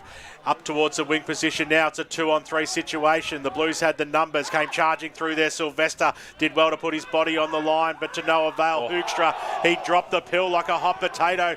The umpire said play on as Alice up towards the half-forward line. He was looking for Chilakin, couldn't quite take the mark. The Blues had the numbers, but Sayers now switches it across, and they'll slow things down here, Croydon, and drive the ball out of defence. I tell you, it's been really important this quarter for Croydon. Dodd's having a really big say in this quarter. Yeah, absolutely. James Smith was the one to take that mark, exiting defence. It went to Patinella, and now the kick. It'll come to Jake Christie out of his hands. They're going to share it around here. The Blues, Lilydale can't keep up at the moment, but the great intercept mark. Good cut off by Ridderford, former burner. Will send it to the wing. What options are there, though? Sitting underneath it was Hoekstra. Came to ground. Phillips was the rover of all people. Inside forward 50. One-handed mark by Mazzarotti. He's going to centre the ball. Well done. Top of the goal square. Jesse Brown goes in and slams home a goal for Lilydale. It wasn't pretty, but it got the job done. 7-4-46 to Croydon 7-9-51. And Lilydale threatening to retake the lead. Game's opened up a little bit at the moment. Yeah. Both sides look a little bit tired. And so now we've not got the crush, and sides are working out you've got to get the ball on quickly.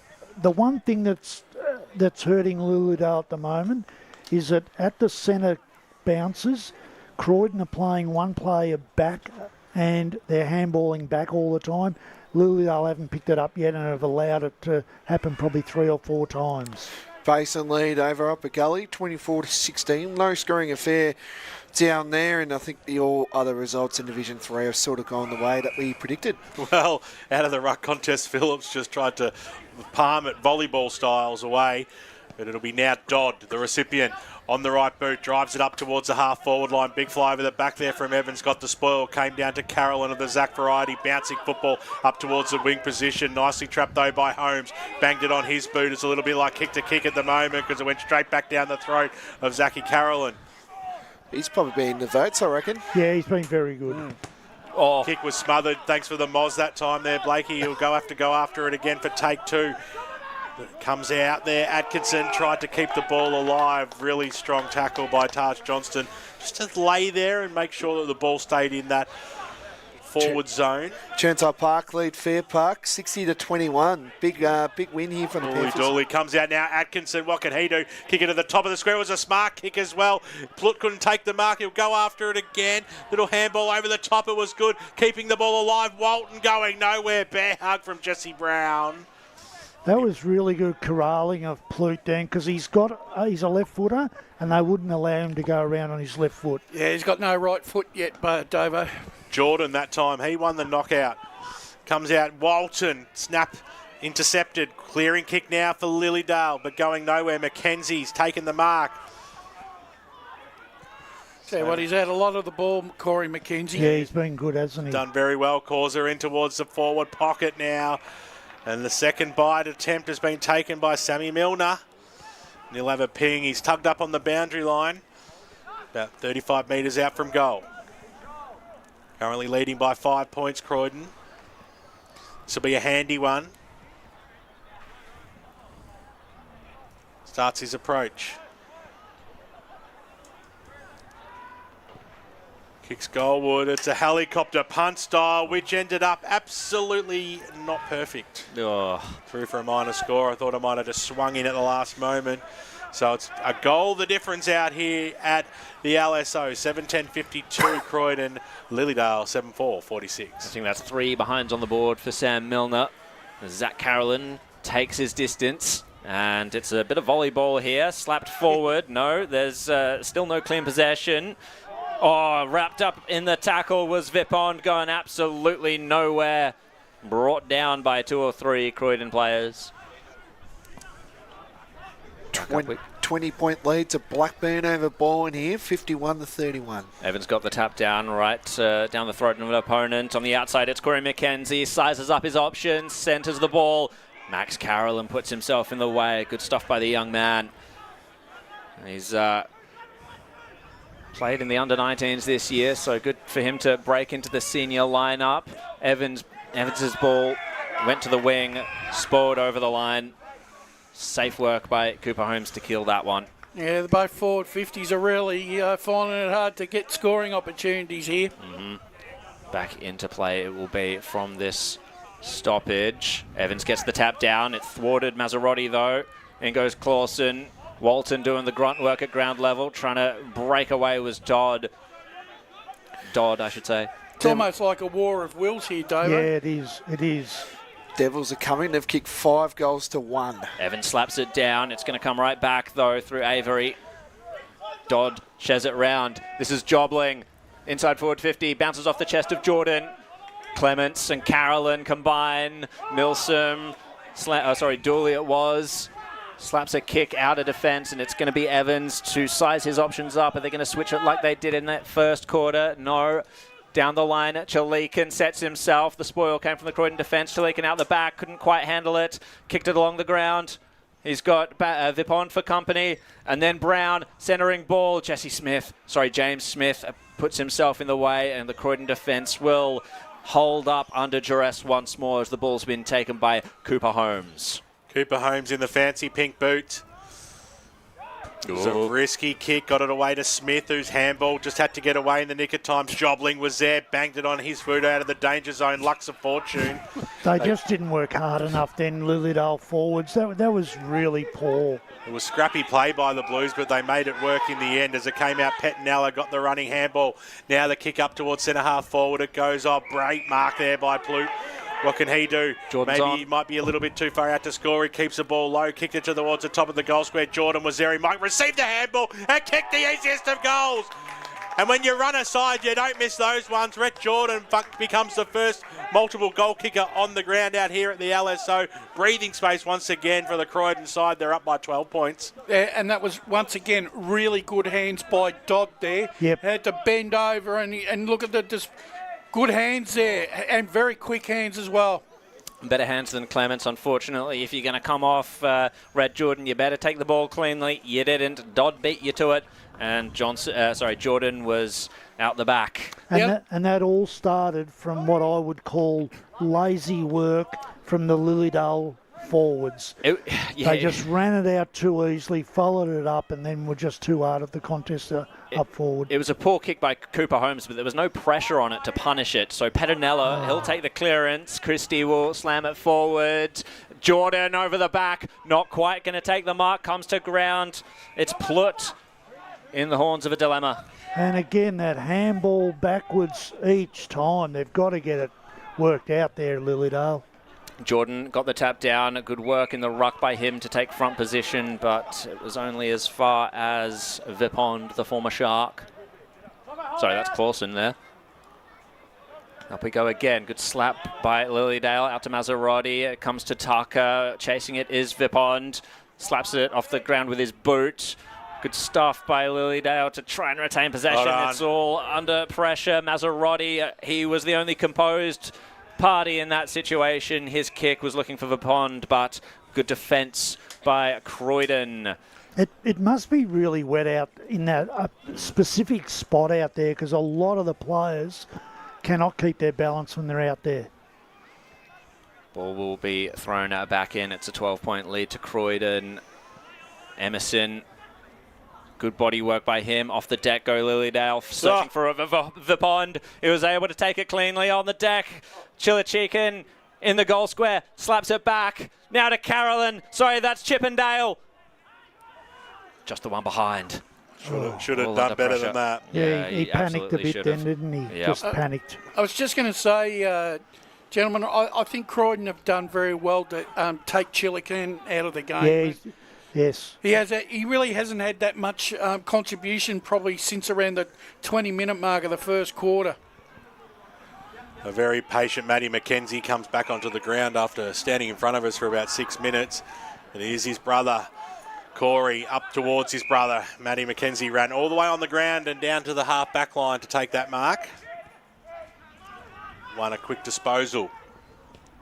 Drive it along the wing position. Intended target was Dodd. He was outnumbered that time, and Dooley was in the front spot and takes a mark for the Falcons. On the edge of the centre square, currently trailing by 11 points, the home side. kept the ball low up towards the half-forward line. That was okay. Croydon now with the kick up towards the Dodd direction. Bounced away from him. Charging through was Walton. Kept the ball alive. Bouncing football inside forward 50. Which way is this one? It's going to sit up. Here's Taj Johnston. Handball back to Dodd. Sold a little bit of candy. Did really well. Handball back to Walton, who ran straight into a brick wall of Jakey Clements. You are Gonski, but the umpire said he had no prior opportunity. So we will have a ball up about 35 metres out from goal. Talk about a hospital handball, that one. 3 points at the moment between Mooroolbark and Wanty South. The Devils kick 6 goals to 1. It's very much Blake as the ball trickles over, right in front of the old spot where the Grog squad used to muck around. Well, it's all changed now. They've got a pocket next to the scoreboard.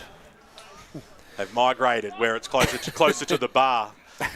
Nicely done. There's a nice pick up there by Carolyn, who banged it on his boot in towards the middle of the ground. Charging through was McKenzie, got the handball away, looking for Thompson, went over the top of him. Carolyn came in. Thompson put the pressure on. Free kick's been paid. McKenzie was running into an open goal. It's as easy as you like. I don't think either team. There was confusion from both sides there. I think both umpires have called a different free kick. Oh, dear. Well, you can see the players really arguing there. The umpire is going to call the ball back, potentially. To the arc. Yeah, the umpire's having a discussion. I don't think... I think you're right. They called a different free kick apiece. I think one of them called it to Carolyn for the late bump, and the other one called it for whatever it may have been. That's a goal. Paid the goal. So goal to... Thank you. Mackenzie's kicked his first. Hasn't he made an impact since he's come onto the ground? Yeah. Mark up back and then an open goal. So that breaks your hearts for the Lilydale supporters at the moment, because their side is now trailing by just under 3 goals, which is going to make things tough for them. I think the umpires were basically in a no-win situation then after the missed calls between them, miscommunication. We'll ball it up. Yeah, indeed. So Emerson got the tap to the front of the stoppage, roved by Tucker, fired the handball out, and it was Carolyn out to Clausen, tried to break the Walton tackle, wasn't able to do so, got the handball away anyway. Vipond had some space to get the kick inside forward 50. Chilikin, it was out of his hands. Brown drowning in tackles, got it to Cooper Holmes briefly. Holmes went back and got it. Mazzarotti buries him, smothers him. On top of him. And that's what you want to see more of from Lilydale forwards. A lot harder in the contest then. Away we go again. Chilikin slaps it. Tucker couldn't manage to find it. Oh, space for...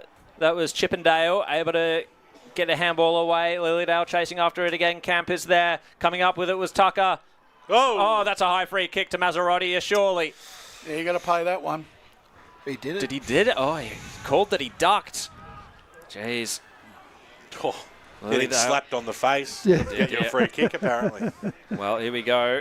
Can Lilydale manufacture something from here? No, it's a massive kick out to the centre of the ground for Croydon. It might be coming right back, though, if Lilydale can juggle it. No, Jordan swings it off the ground.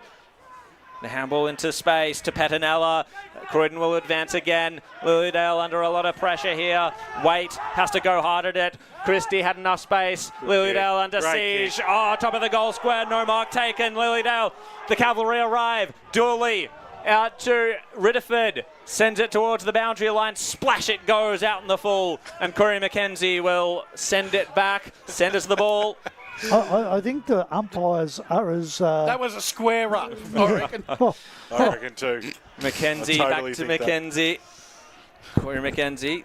Lady in the background behind the fence still drying herself off from that last bit. Into the pocket, and no time for Croydon to get the lead further out, but they do hold the lead currently, 9-10, 64 to 7-5, 47. It's a bunch of single goal kickers. Rhett Jordan, the only multiple goal scorer currently on the ground. We will be back to you after this break for what will hopefully be a thrilling final quarter. Lilydale, they've got a lot of work to do, but Croydon, they hold sway currently. Thanks for joining us. As Sarah opened her best friend Jackie's wedding invitation, she was overcome with a wave of emotion.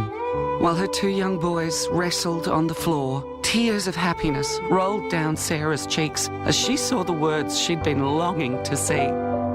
Please note this wedding will be a child-free event. Well, Sarah, looks like we're off to Eastland for a new frock and some heels. Let's book in that babysitter. For all of life's little moments, there's Eastland. Eastland. Live real. At Yarra Valley Water, we know reducing your shower time, or show time, to 4 minutes can save you an average of $200 a year on water and energy bills. Shower shorter. Save water. Authorised by the Victorian Government, 1 Treasury Place, Melbourne. Sprained your ankle, bursting through the banner? Broke a finger, high-fiving the ruckman? Or did you run into the goal post again? For bumps, breaks or bleeds, be seen sooner, close to home at Knox Private 24/7 Emergency Department. The preferred provider of emergency care to the Eastern Football Netball League, you'll generally experience shorter wait times. You don't need private health, but there is an out-of-pocket fee. Be seen sooner, close to home at Knox Private 24/7 Emergency Department, 262 Mountain Highway, Wantirna. Do you feel good about your bank? Because there is a bank you can feel good about. They share their profits to fund big community projects, small community clubs and vital emergency services. They've given $250 million to help Australian communities thrive. They have all the products and tech you expect from a big bank, with service you don't. It's Bendigo Bank. Feel good about who you bank with. Try Bendigo. Search bendigobank.com.au or search Bendigo Bank near me. The superpower I'd love for a day is to fly. If I could have a superpower for a day, it would be to time travel so I could go back and see how life was when my parents were young and stuff like that. Be mind reading. It's always good to know what other people are thinking. At Tobin Brothers Funerals, their superpower is always providing compassionate care to families at their absolute time of need. Get to know the team at tobinbrothers.com.au. Tobin Brothers Funerals, celebrating lives. Hi, I'm Ben Desson from Montrose Football Netball Club, and when I need a new kit for a night out, I head over to Eastland. But Eastland is more than a shopping centre. They support a range of community organisations and have been major partners of the Eastern Football Netball League since 2018. Thanks, Eastland. You are listening to Radio Eastern FM 98.1. With live and exclusive coverage of the EFNL football season. Bringing you the match of the day with score updates from all divisions. And now we cross to our commentary team for the Radio Eastern 98.1 Match of the Day coverage. Welcome back out to the LSO for the Division 2 Eastland Match of the Day, and it's Croydon leading this one by a very handy 17 points at three-quarter time, 9-10-64, Lilydale 7-5-47. There's plenty of great games as you go local for your football. We're going to hear those three-quarter time scores with Blake Tennant right now, starting with Premier Division. Yes, indeed. We head off down to Morden Park, where Blackburn have a lead, a strong lead at the moment, 60-33. Berwick leads South Belgrave, 74-65. Doncaster East, they look pretty home here over the Vermont Eagles here, 70-35. Roval leads 75-38. East Ringwood, as Brush mentioned off air, East Ringwood have got their first lead of the day here, 41-37. As we go into Division 1 now, Montrose 87 to Bayswater, 87-27 there, so a 60-point lead to the D's. Mitcham leads 76-23. North Ringwood lead 93-55. Pike Orchard lead 69 to Norwood 48. 1 point lead to the Devils. They're coming at the moment, 49-48. Mirrabak have only kicked 2 goals. The 96 boys will be up and about. Yeah, definitely. I reckon down at the Devils Terrace. I don't know if you guys have been down there. East Burwood lead 63 to Scoresby 58. Obviously, you know the score here, 64-47. Croydon lead. A draw down at Mulgrove Reserve, 44 apiece. Templestowe lead by 3 points over Heathmont, 39-36. And Surrey Park, well, our great man Josh Ward said it was completely over. But right now, Waverley Blues are coming 52-79. Surrey Park lead, so it might be a big cry, as we mentioned. He's still 27 points, Blake. Still, anything's possible. It's a crazy game, footy. Coldstream 68, Whitehorse 36, Donvale lead 74-26, Knox lead 58 to Sylvan 30, and the Basin lead 31-16. We'll go boundary side just quickly. Yeah, we're just down at the Lilydale huddle then. The vibes were pretty good after coming in a little bit flat. They are making a big move with Evans to go up forward. They're going to certainly try and target him in that quarter. Their forward pressure was something that Davo mentioned at times had dropped off. That's something that's been noted in this last quarter. But they're ready to take the game on. They've talked about maturity, and this is the time to stand up. And we move down to Division 4. Thanks, Ryan, for your comments. Churnside Park leads 75-51. Could this be like the radio game that we had at round 1 at Fair Park? The Lions are coming slowly, but we'll see how that goes. None a warning. First win at the moment, gentlemen. 64. Forest Hill 34. Ball in Templestowe 67. To Croydon North 33. In a word, who's going to win the game, Davo? I think Croydon will get over the top. Rash? Croydon for mine. Blake? Croydon. Jared? Can't disagree. It's got to be Croydon. It's unanimous. Fourth quarter about to get underway out here. It is a 17-point lead to Croydon. Lilydale will be kicking to their club rooms. The ladies are out and about. It's Ladies' Day out here at the LSO. Let's see if they can get off to a good start and make a real game of this one. As we wait for the last people to trickle off the ground, the umpire holds the ball aloft, and here's Jared Beanland to get us underway with the final turn. Thank you very much, BWS. It's Phillips versus Emerson once again. Phillips got the tap down this time. It's going to come right back to him. Pettinella, though, feeds it out. Christie, first foray forward for the fourth quarter for Croydon. And it's Milner to take it off the ground. He's had 3 behind so far at a fourth. But it's a handy... He'll get to a goal eventually behind, really. But it's a handy point, though. A very handy point at this early stage. We're starting those ones now, are we? That is a very big... That's a very early call for, that's like Ray saying point. That's like Ray saying the game's over when it's not. 4-point buffer. Mazzarotti will send it to the wing. Phillips was there. It comes to ground, front and centre for Croydon. That was good. McKenzie just delayed the handball. Should have fired it off a little bit sooner because his man, Taj Johnson, just went out of position a little bit and it went over the boundary. Well, they still need 4 kicks now. They need 24 points to hit the lead rather than 18. Not going to let it go, are you? No, I'm standing up for myself. Emerson taps it down. Clausen sharked it, though. Around the body was Mazzarotti. Standing underneath it was Christie. Just dropped it at the important moment. The kick, though, came to Pettinella. Kick and a half from goal. Christie, no, ignored him. Goes, stops, goes again. Top of the goal square. Good stuff over the top by Jesse Brown. He's going to rove his ball, slipped over, but had Milsom for assistance. Sends it up the corridor. Bounces out of the hands of Cooper Holmes. He's going to search for it. McKenzie was there. No, ignored him. And Clements was the one to take the safe grab for Lilydale as they're going to try and thrust forward. Kept it low, kept it short. Chippendale, he's got 1 goal on the board. Too far from home. Still searching for options. It's a high ball inside forward 50. Emerson's there, punched out of his hands. It's going to come right back. Mazzarotti hands it out. Back to Mazzarotti. Is he going to send it home? No, not quite. Bustling forward. Is this Camp? Round the body. Offhand. 1 point. See, now they only need 3 kicks. I think everything's handy point, I guess, now. That was Tucker, my mistake. So do we, McKenzie. Bring the ball back into play. It was a risky one. Trent Dodd took the mark, copped one on the chin for his troubles. Been very consistent with the man bun for a long time, hasn't he, Trent Dodd? Dumps the ball up towards the wing position. Ball hits the deck, straight through the arms there of Pluto, who's come a long way out from goal. So, yeah, seen it go into fashion, out to fashion, into fashion, and back out to fashion. Sounds like a David Bowie song. Fire throws it up. Emerson, who has been a little bit more quiet in this second half, got the knockdown. A little tackle on Matty McKenzie, went over the shoulder. It'll be a free kick to him. Inside the centre square here.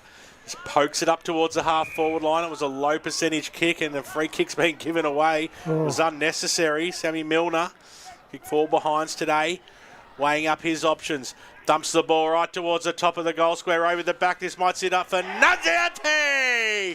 You little beauty! Kicks his first goal, Ryan, of the afternoon, and that's the start that the Blue Boys wanted. 10-11-71. They open up a very handy 23-point lead now. Lilydale 7-6-48.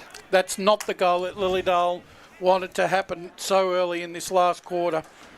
No, it wasn't, and it was just, look, if you can be critical a situation where the defenders just didn't play smart then, you know. Well, he was all over him, Davo, like a cheap rash. Fair income. That's what the problem was. Yeah, and then when they kicked it down forward, 2 up, 1 down, just, just got to be smarter than that as a defender. Too much dosey dough. Nunziante got one out the back there for the Blues. That was his 5th goal of the year.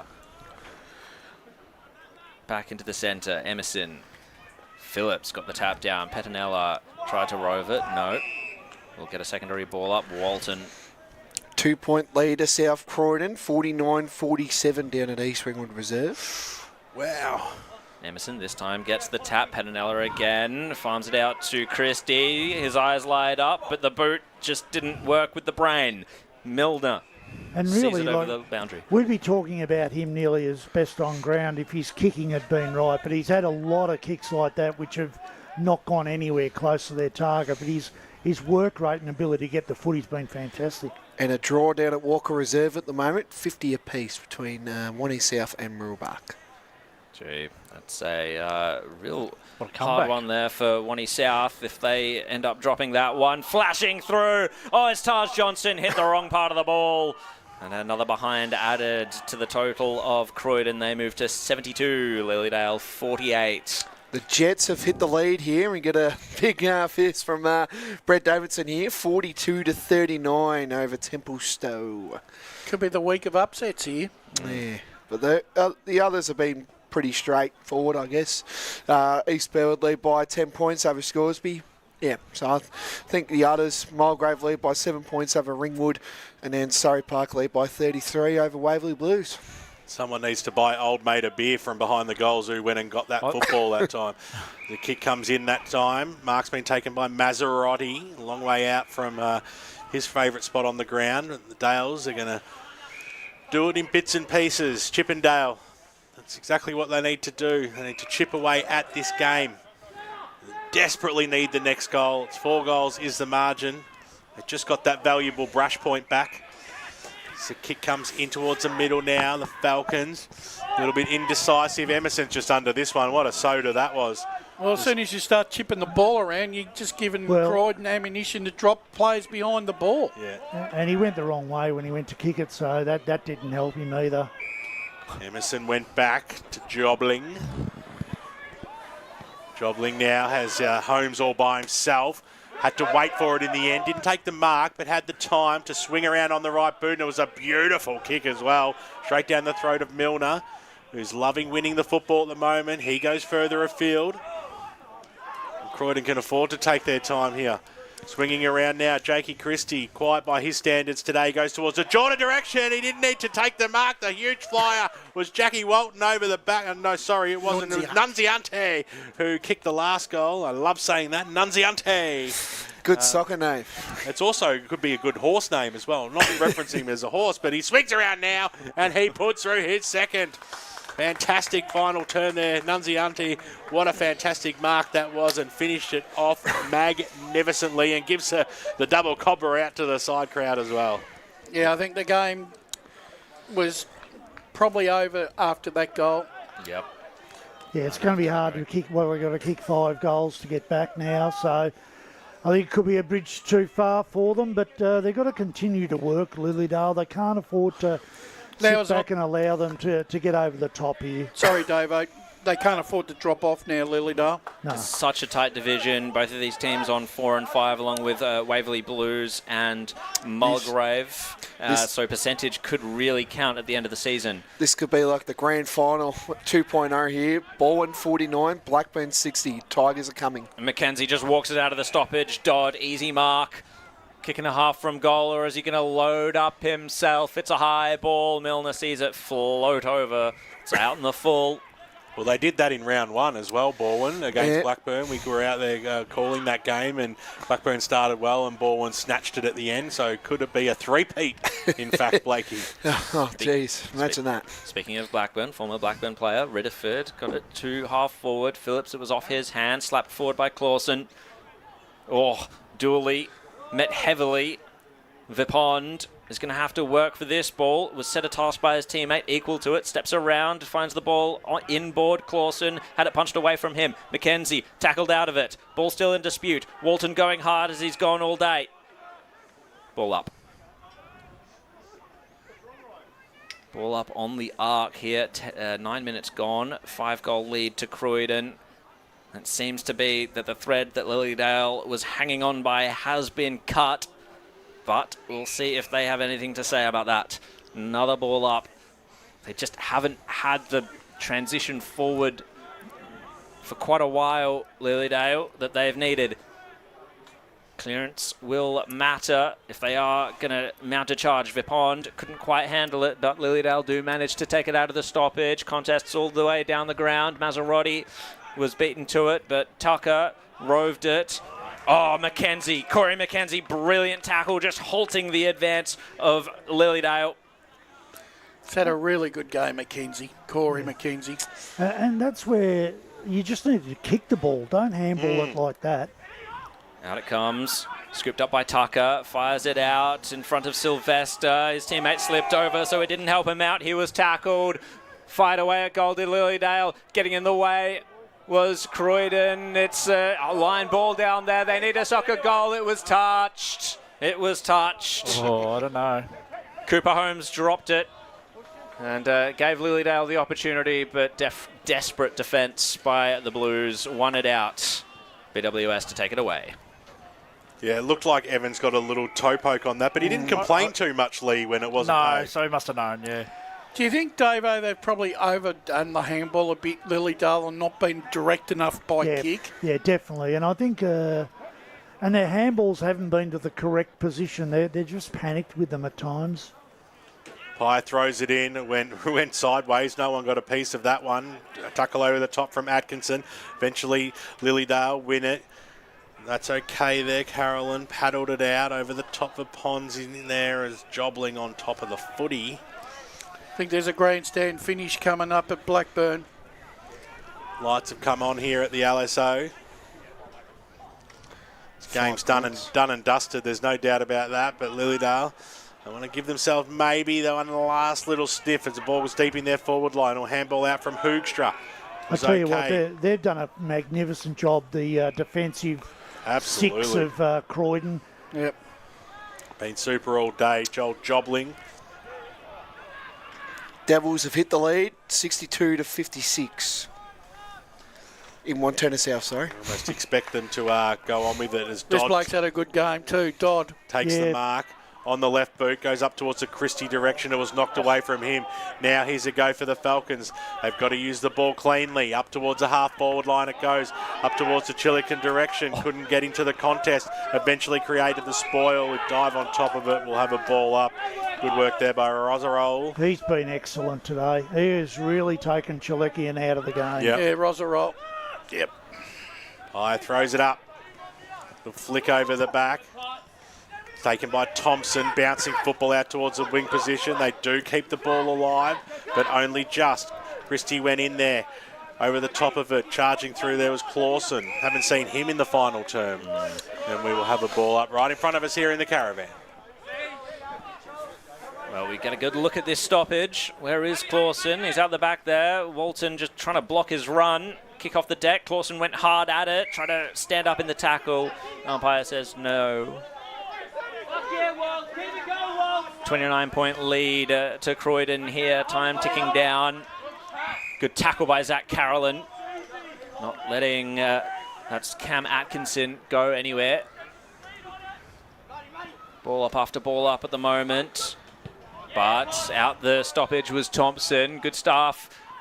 Roving it will be Johnson. Oh, he just stole it. Pickpocketed. Well done. Milsom. And walking it into an open goal. Trent Dodd seals the deal. Gee, that was good play there by Johnson. He's a good kid, isn't he? Yeah, he's got a few tricks about him, this young man. That was really good ball handling skills there. And a great reward to give Dodd too. Yep. The play that he's had in the last certainly the second half of the game. Yeah, he's been very Walton. Good. I think we've got to praise Walton as well. Oh, for sure. Yeah. Yep. Super team goal there from the Blues. They're running away with this one now. A 35-point margin as we cross the halfway mark almost of this final term. Game's going to finish early because it started early. Oh, Brush is not happy about that. Ryan Long's going to have enough time, I think, to interview the whole Croydon team. I think everyone wants an early finish except for Brush here. No, it's just that we have contractual obligations to start at 2:20, not 2:10. Well, I think everyone's happy to finish early. Good games, quick game's a good game. Speak for yourself. Got the knockout, came out towards the Walton direction, got crunched in a tackle, brought to ground. Good game down here at South Belgrave Reserve here. Berwick 76, South Belgrave 67. So it's a close one down there in Premier. Fairmont are making a late run. Up there. Yeah. Fairmont are making a late run. They're down by 28, 71 to 43. I think it's over. I'm sorry, Brush. Wishful thinking. And East Ring would have hit the lead, 53 to 49 over South Croydon. So good tussle down there. Two local rivalries. South Croydon have got a fair record at East Ringwood too. So they've beaten them a few times. Could be a 100-point win to the Demons here, 116 to 27. Lawson up towards Maserotti, got the handball away the pond. Just can't break it, threw it away in the end. The umpire paid it. Can't be advantage because there was none. Well, that's what they had to do, Blake. Yeah. First away win for the year. Yes. Well, who's that? Montrose. Oh, of course. Why should I have asked? Well, it's weird. The one I've got my eye on is the South Croydon East Ringwood game. That could be the upset of the year and actually keep South Croydon up in Premier Division with a win like that today. 4-point lead to East Burwood, 69 to 65. Surely they can't do it again, East Burwood, by losing another close one. Big fly that time by Jordan. Ball hits the deck. The game's gone into slow motion. As Rowan Tucker got the handball out, stolen by Jakey Christie. Did a little pirouette, handballed it, slapped it straight back down the throat there of Maxi Carolyn. Handball out wide. It goes over the boundary line and out of bounds. He's tried hard. Max and Zach Carolyn have both tried pretty hard today. Yeah. Basin lead, 37 to 22 over Upper Gully. So close one down there, low scoring. Dodd kicked the most recent goal, takes that ruck contest. Maserotti, though, gets it out. Carolyn, I believe, sending it forward, bouncing ball onto the wing. Mackenzie stood up in the tackle, completely disposed of Tucker it was, into the pocket. Clean, bowled, bodies fly. Milner over the line. I don't know what you think, Brash, but it just seems to me as well that Croydon are a little bit more, not so much physical, but a bit stronger all around the ground. The younger bodies of Lilydale are struggling a bit like they did last week. Yeah, they've been worn out by the bigger body side in these conditions, Davo. Brown received the handball, shares it round. It's come to Maserotti now. Kick traverses the wing. Contest forms. Good touch there by, that was Smith. And keeping it tight, keeping it low to Walton was the Croydon player there, but over the boundary line, Clawson hassles him. Yeah, the hoogie boogie, man. Got a three-quarter time score. Kilsyth Doncaster. Finally, we haven't had one all day, but bloody time. Kilsyth 75, Doncaster 33. I had to go on the socials because it's not on Play HQ. Yeah, maybe they can't afford the internet either. Well, Maserotti got it to Brown. Now to Tucker. Chain of handballs. Away they go. Tucker with the 1-2. Just tries to break away from Todd. He grabbed him. Oh, so many handballs. They've overused it, invited the pressure, and Sylvester ends up wrapped up in the Nunzianti tackle. Overused, but it's the only thing that got him that far. Yeah, it is true. I'll tell you what, Maserotti's tried pretty hard. He's worked hard all day for them. Yeah, definitely. He pops up just about everywhere for the Dales. It's absolute stacks on the mill there in the Lilydale forward line. The only goal on offer here today at this point in the game for Lilydale would be a consolation goal. Silican takes the ruck contest, slaps it down the throat of Corey McKenzie. It comes back for Lilydale, however, high ball. Ryan Bader's there. Slapped back into play by Lilydale. Matsea's wrapped up by Maserotti in the pocket. The amount of kicks that have fallen 10, 15, 20 metres short for Lilydale today They've just had so many balls go into that area, and they have not won one of them. No. Blackburn have kicked a goal, 12 points at the moment, 67 to 55 over Baldwin. So he can hand the ball back to the umpire. Well, in the first, Maserati roves it, breaks the tackle, snaps around the body. A consolation goal for the Dales. He's classy. He's done very well. Classy as a sports car, the Maserati. 2 goals for the day. And that will cut the lead back to 29 points, 19 minutes gone. It's not going to be a long quarter, I would imagine. So Lilydale with their score of 8-7-55. I think it might be a little Brush, too far. you'll be pretty happy about this. 20-point lead to Doncaster East. Vermont are coming. No, not really. I just noticed behind the goals there is an absolute roaring fire in a barrel. Yes. Down there, near the Lilydale club room. No, I walked in there and I saw it there. Same, those ones that were last from last night. The kids have come down with the bins. I thought we were at Moorbark when I saw that. Well, but they weren't burning furniture, so it was all right. Ryan dropped me off in great service today, and I just saw the fire. I might go there after the game. Handball over the top. Mackenzie was in there. Couldn't get boot to ball, but he'll go after it a second and a third time. But broken through was Brown up in towards the forward 50 for the Dales. Standing strong, Cooper Holmes. He's been good too. Very good. Oh, you wouldn't believe it, guys. What? Scoresby have hit the front, 71 to 70. Oh.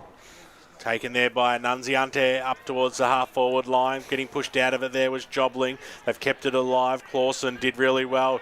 Picked the ball up cleanly. Quick handball away. Out towards Carolyn. It was Max that time. Kicked it in towards the middle of the ground. Couldn't quite trap it. Was Sylvester. Needed support from Phillips and Co. Hitting the deck.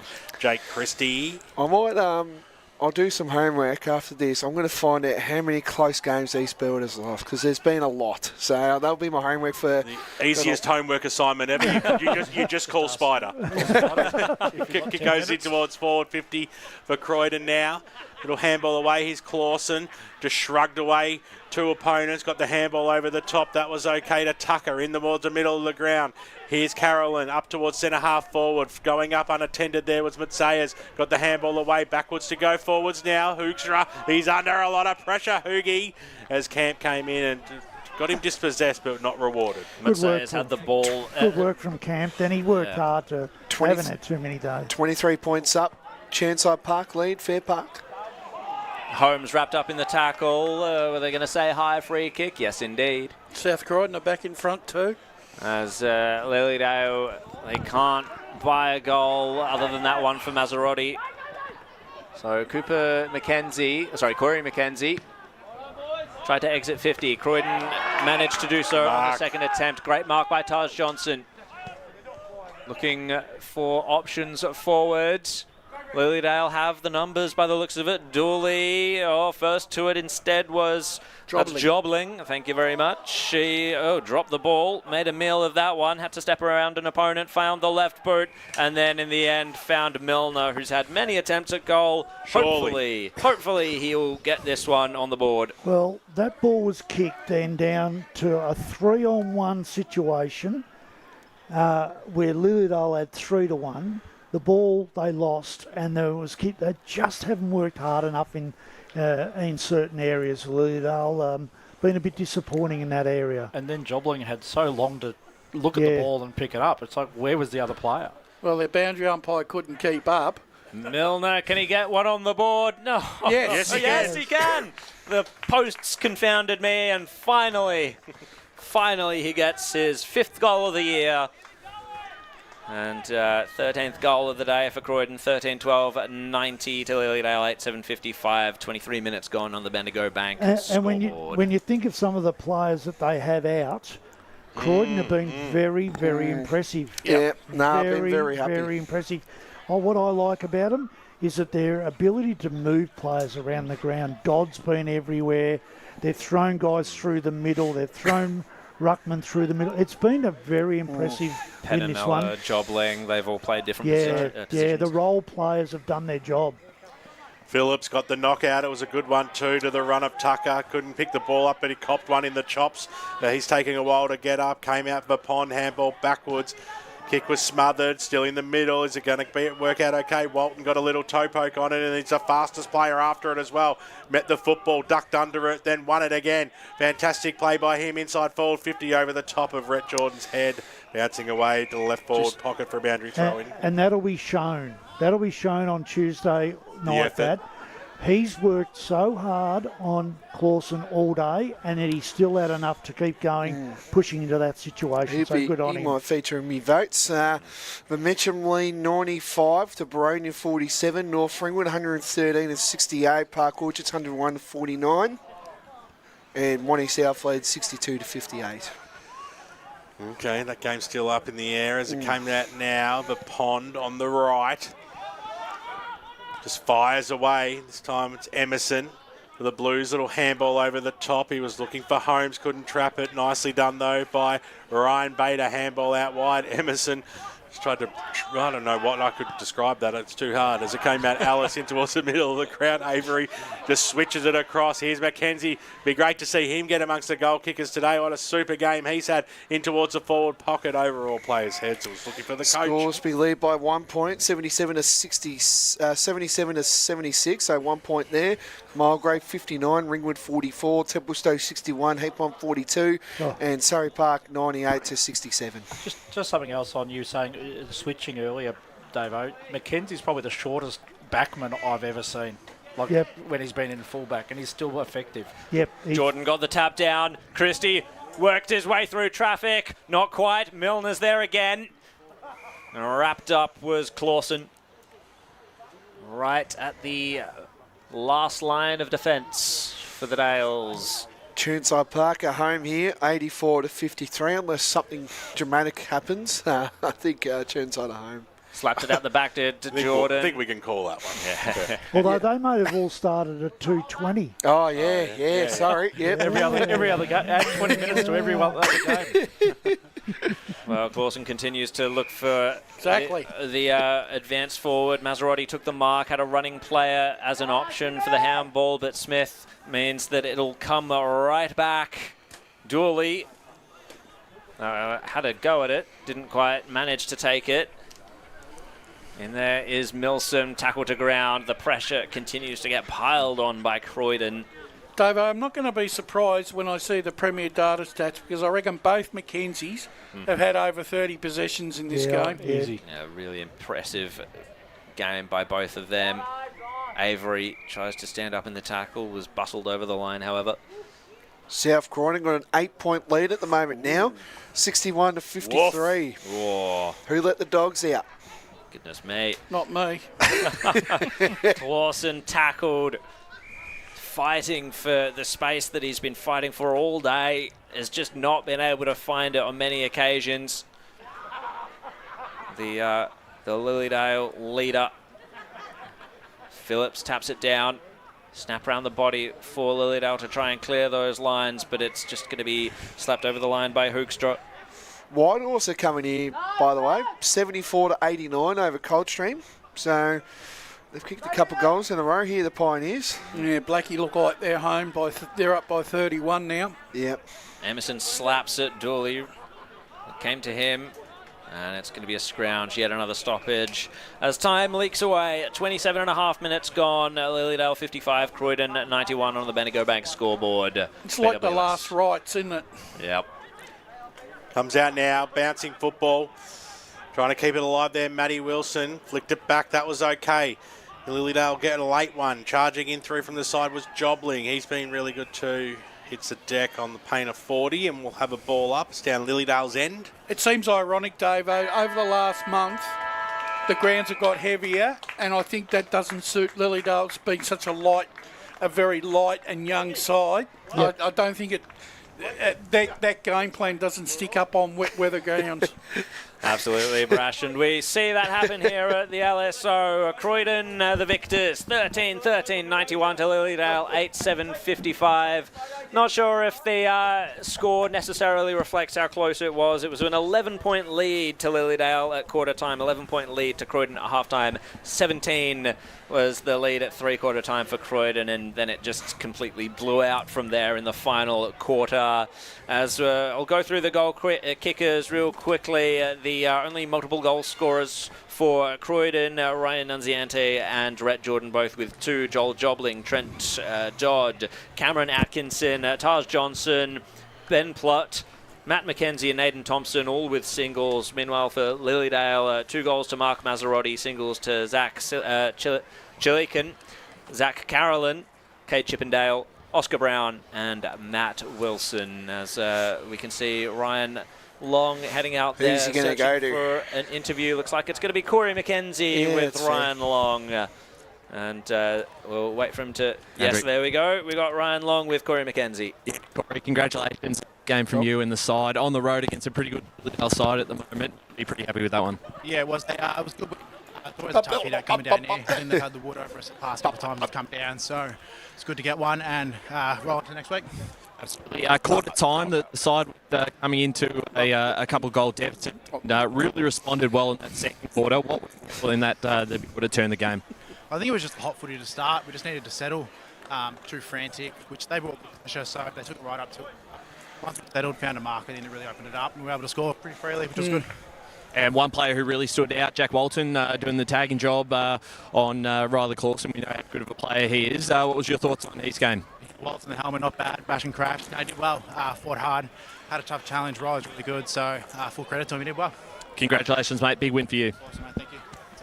Thanks so much, Ryan, and good stuff there by Corey McKenzie, and yeah, absolutely good to highlight the game of Jack Walton. The bloke played a fantastic role there, wrapping up Clausen, of course. Davo and Brash, how do we see this for Lilydale? I completely agree with the fact that these sorts of conditions do not suit this team whatsoever. We saw them get a bit of a run on. They had a purple patch throughout the earlier part of the season, beating some of the top teams, ambushing them, taking them by surprise, and now against another 4 and 5 team, they drop one to Croydon, and not in particularly stylish fashion either. Well, look, I think the way the game panned out, they had a very good first quarter. I'm not saying they cashed in all their chips in the first quarter, but they didn't probably take advantage on the scoreboard. And then for that opening 15 to 18 minutes in the second quarter, Croydon basically took control of the contest, and they opened up that 14-15 point lead, and it just seems like that it was never going to be a lead that they were going to relinquish for the afternoon, Davo, the way the game played out.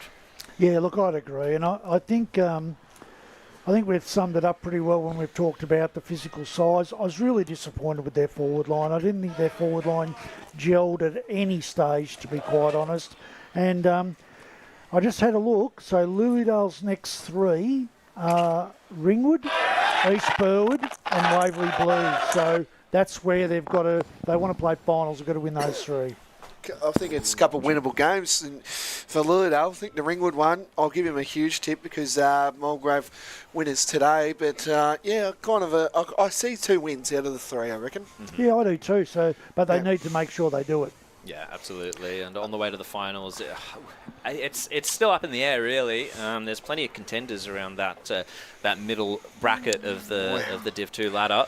I'll go through a couple of scores. I know we'll touch on it a bit. We might, I don't know what the breaks are like, Jared, but you control that, mate. But I'll just go through some Division 1 scores just quickly. Montrose got a 115-point lead here over Bayswater, 143 to 28. So that's the biggest win for Montrose this year in their first away win. Mitcham 101 to Baronia 47. North Ringwood lead 131 to 75. Park Orchards lead 109 to 63. Devils have hit the front. Mirrabah had a slight lead and they lead 70 to 65. Burners are home in Premier. We go to Premier. Blackburn 86 to Boland 67. Berwick 99. South Belgrave 75. Doncaster East 72, Vermont 57. Roval lead 109 to Naval Park 57. And South Croydon, wowee, 20, approaching the 24-minute mark at this stage.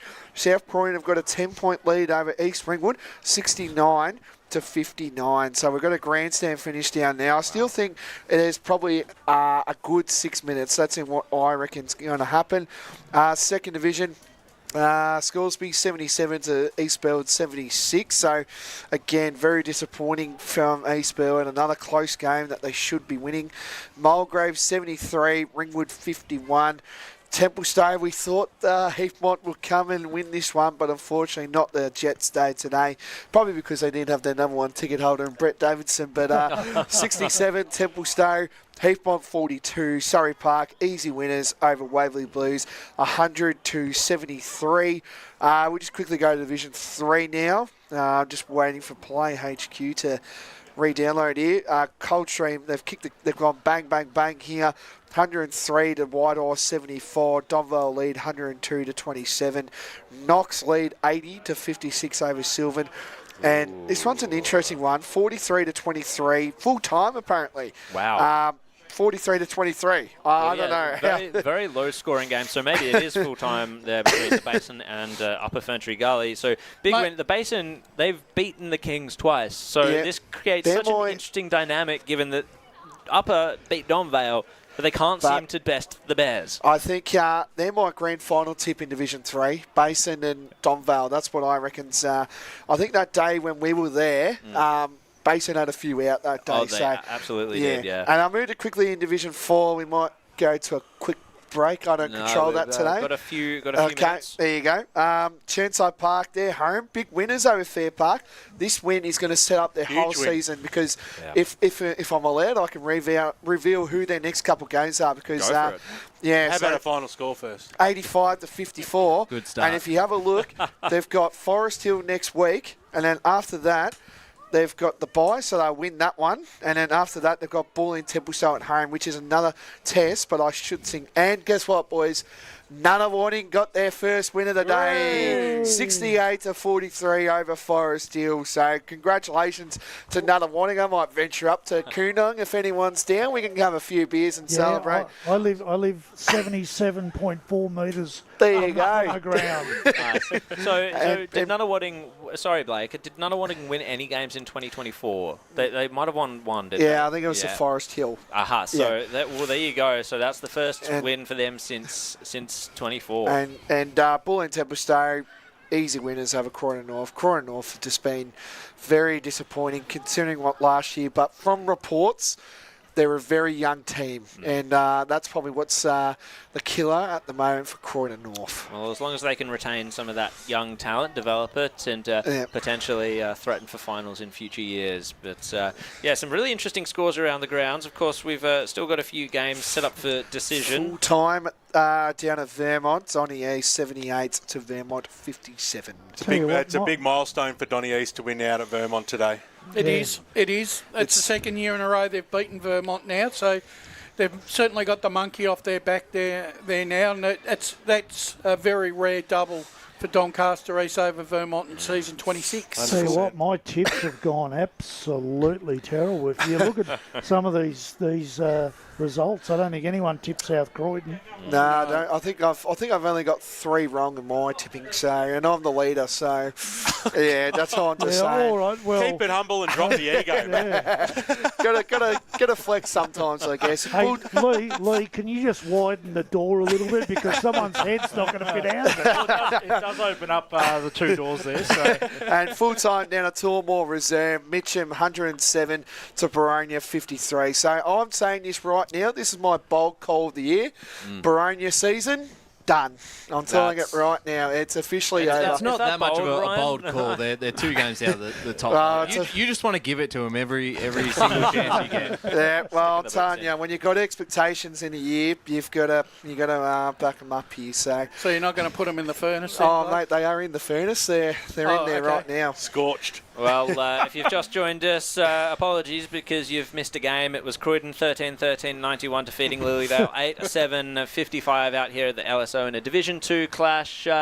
We'll be back with perhaps some of the awards. We'll go through the goal of the day. We'll give our votes and then sign off. We've still got a bit of a time at the other end of this break. We've got heaps of time. Half an hour. See if we can sign off. Blakey will fill it. See if we can sign off 10 minutes early, because we started 10 minutes early. Give Murray a call. There is plenty to discuss, as we'll see you on the other side of this break. Don't go anywhere. Invitation, she was overcome with a wave of emotion. While her two young boys wrestled on the floor, tears of happiness rolled down Sarah's cheeks as she saw the words she'd been longing to see. Please note, this wedding will be a child-free event. Well, Sarah, looks like we're off to Eastland for a new frock and some heels. And let's book in that babysitter. For all of life's little moments, there's Eastland. Eastland. Live real. At Yarra Valley Water, we know reducing your shower time, or show time, to 4 minutes can save you an average of $200 a year on water and energy bills. Shower shorter. Save water. Authorised by the Victorian Government, 1 Treasury Place, Melbourne. Sprained your ankle, bursting through the banner? Broke a finger, high-fiving the ruckman? Or did you run into the goal post again? For bumps, breaks or bleeds, be seen sooner, close to home at Knox Private 24/7 Emergency Department. The preferred provider of emergency care to the Eastern Football Netball League, you'll generally experience shorter wait times. You don't need private health, but there is an out-of-pocket fee. Be seen sooner, close to home at Knox Private 24/7 Emergency Department, 262 Mountain Highway, Wantirna. Do you feel good about your bank? Because there is a bank you can feel good about. They share their profits to fund big community projects, small community clubs, and vital emergency services. They've given $250 million to help Australian communities thrive. They have all the products and tech you expect from a big bank, with service you don't. It's Bendigo Bank. Feel good about who you bank with. Try Bendigo. Search bendigobank.com.au or search Bendigo Bank near me. The superpower I'd love for a day is to fly. If I could have a superpower for a day, it would be to time travel, so I could go back and see how life was when my parents were young and stuff like that. Be mind reading. It's always good to know what other people are thinking. At Tobin Brothers Funerals, their superpower is always providing compassionate care to families at their absolute time of need. Get to know the team at tobinbrothers.com.au. Tobin Brothers Funerals, celebrating lives. Hi, I'm Ben Desson from Montrose Football Netball Club, and when I need a new kit for a night out, I head over to Eastland. But Eastland is more than a shopping centre. They support a range of community organisations and have been major partners of the Eastern Football Netball League since 2018. Thanks, Eastland. You are listening to Radio Eastern FM 98.1. With live and exclusive coverage of the EFNL football season. Bringing you the match of the day with score updates from all divisions. And now we cross to our commentary team for the Radio Eastern 98.1 Match of the Day coverage. Welcome back to the LSO down here at the Lilydale Sports Oval for the Eastland. A match of the round down here. It's the Blues. The Blues are back. They lead. They won the game today, 13-13, 91 to Lilydale, 8-7-55 in a good game down here at the LSO. My name's Blake Tennant, and I'm joined here by the great people in Wayne Brasher, BWS, Ryan Long, Brett Davidson. Don't know where Jared Beelan is going. Lee Green. We've got the whole crew here assembled as well. So we might go through our Tobin Brothers goal of the day here. I'm going to throw it off to you, Davo, because you were the one who you thought was goal of the day. I think we could agree on this one. I think we said there weren't many classics, but in the second quarter, young Aiden Thompson, beautiful snap out of the pack to give Croydon a bit of a boost. So I think that should be our goal of the day today. For yeah, I second that. Everyone say aye. I had one from Oscar Brown in the first quarter. Here we go. We want to give Lilydale bit of an accolade, but Jeez, you've gotta- Aiden Thompson, if everyone agrees, then Thompson for me. I'm happy with Thompson. Yeah, sweet. Yeah, all right. So Aiden Thompson walks away with the Tobin Brothers goal of the day. So well done to Aiden Thompson. And what do they get with the voucher? Oh, they got a $50 Coles and Mike gift voucher, which are very handy. I do mind one of those. Got a couple of those for my birthday. Oh, well, a couple you didn't hand to the players after the games. That is why he always volunteers to go and down and give the awards out. He's got a stack at home. And all he does, he takes a photo of himself and then he just puts someone else's face on it. Yeah, all right. Just on that, I just want to share it because we've got a bit of time. I'll share a story about the love to Sean Kelly, who was a huge part of this media team for a very long time, and for a number of years and Dave will remember this. We were sponsored by the Hog's Breath Cafe. Oh yes, and they were a lot of part of our sponsorship, a lot of ads, and I don't think that one player ever got one of those vouchers. And Sean Kelly was down there every Thursday and Friday for lunchtime.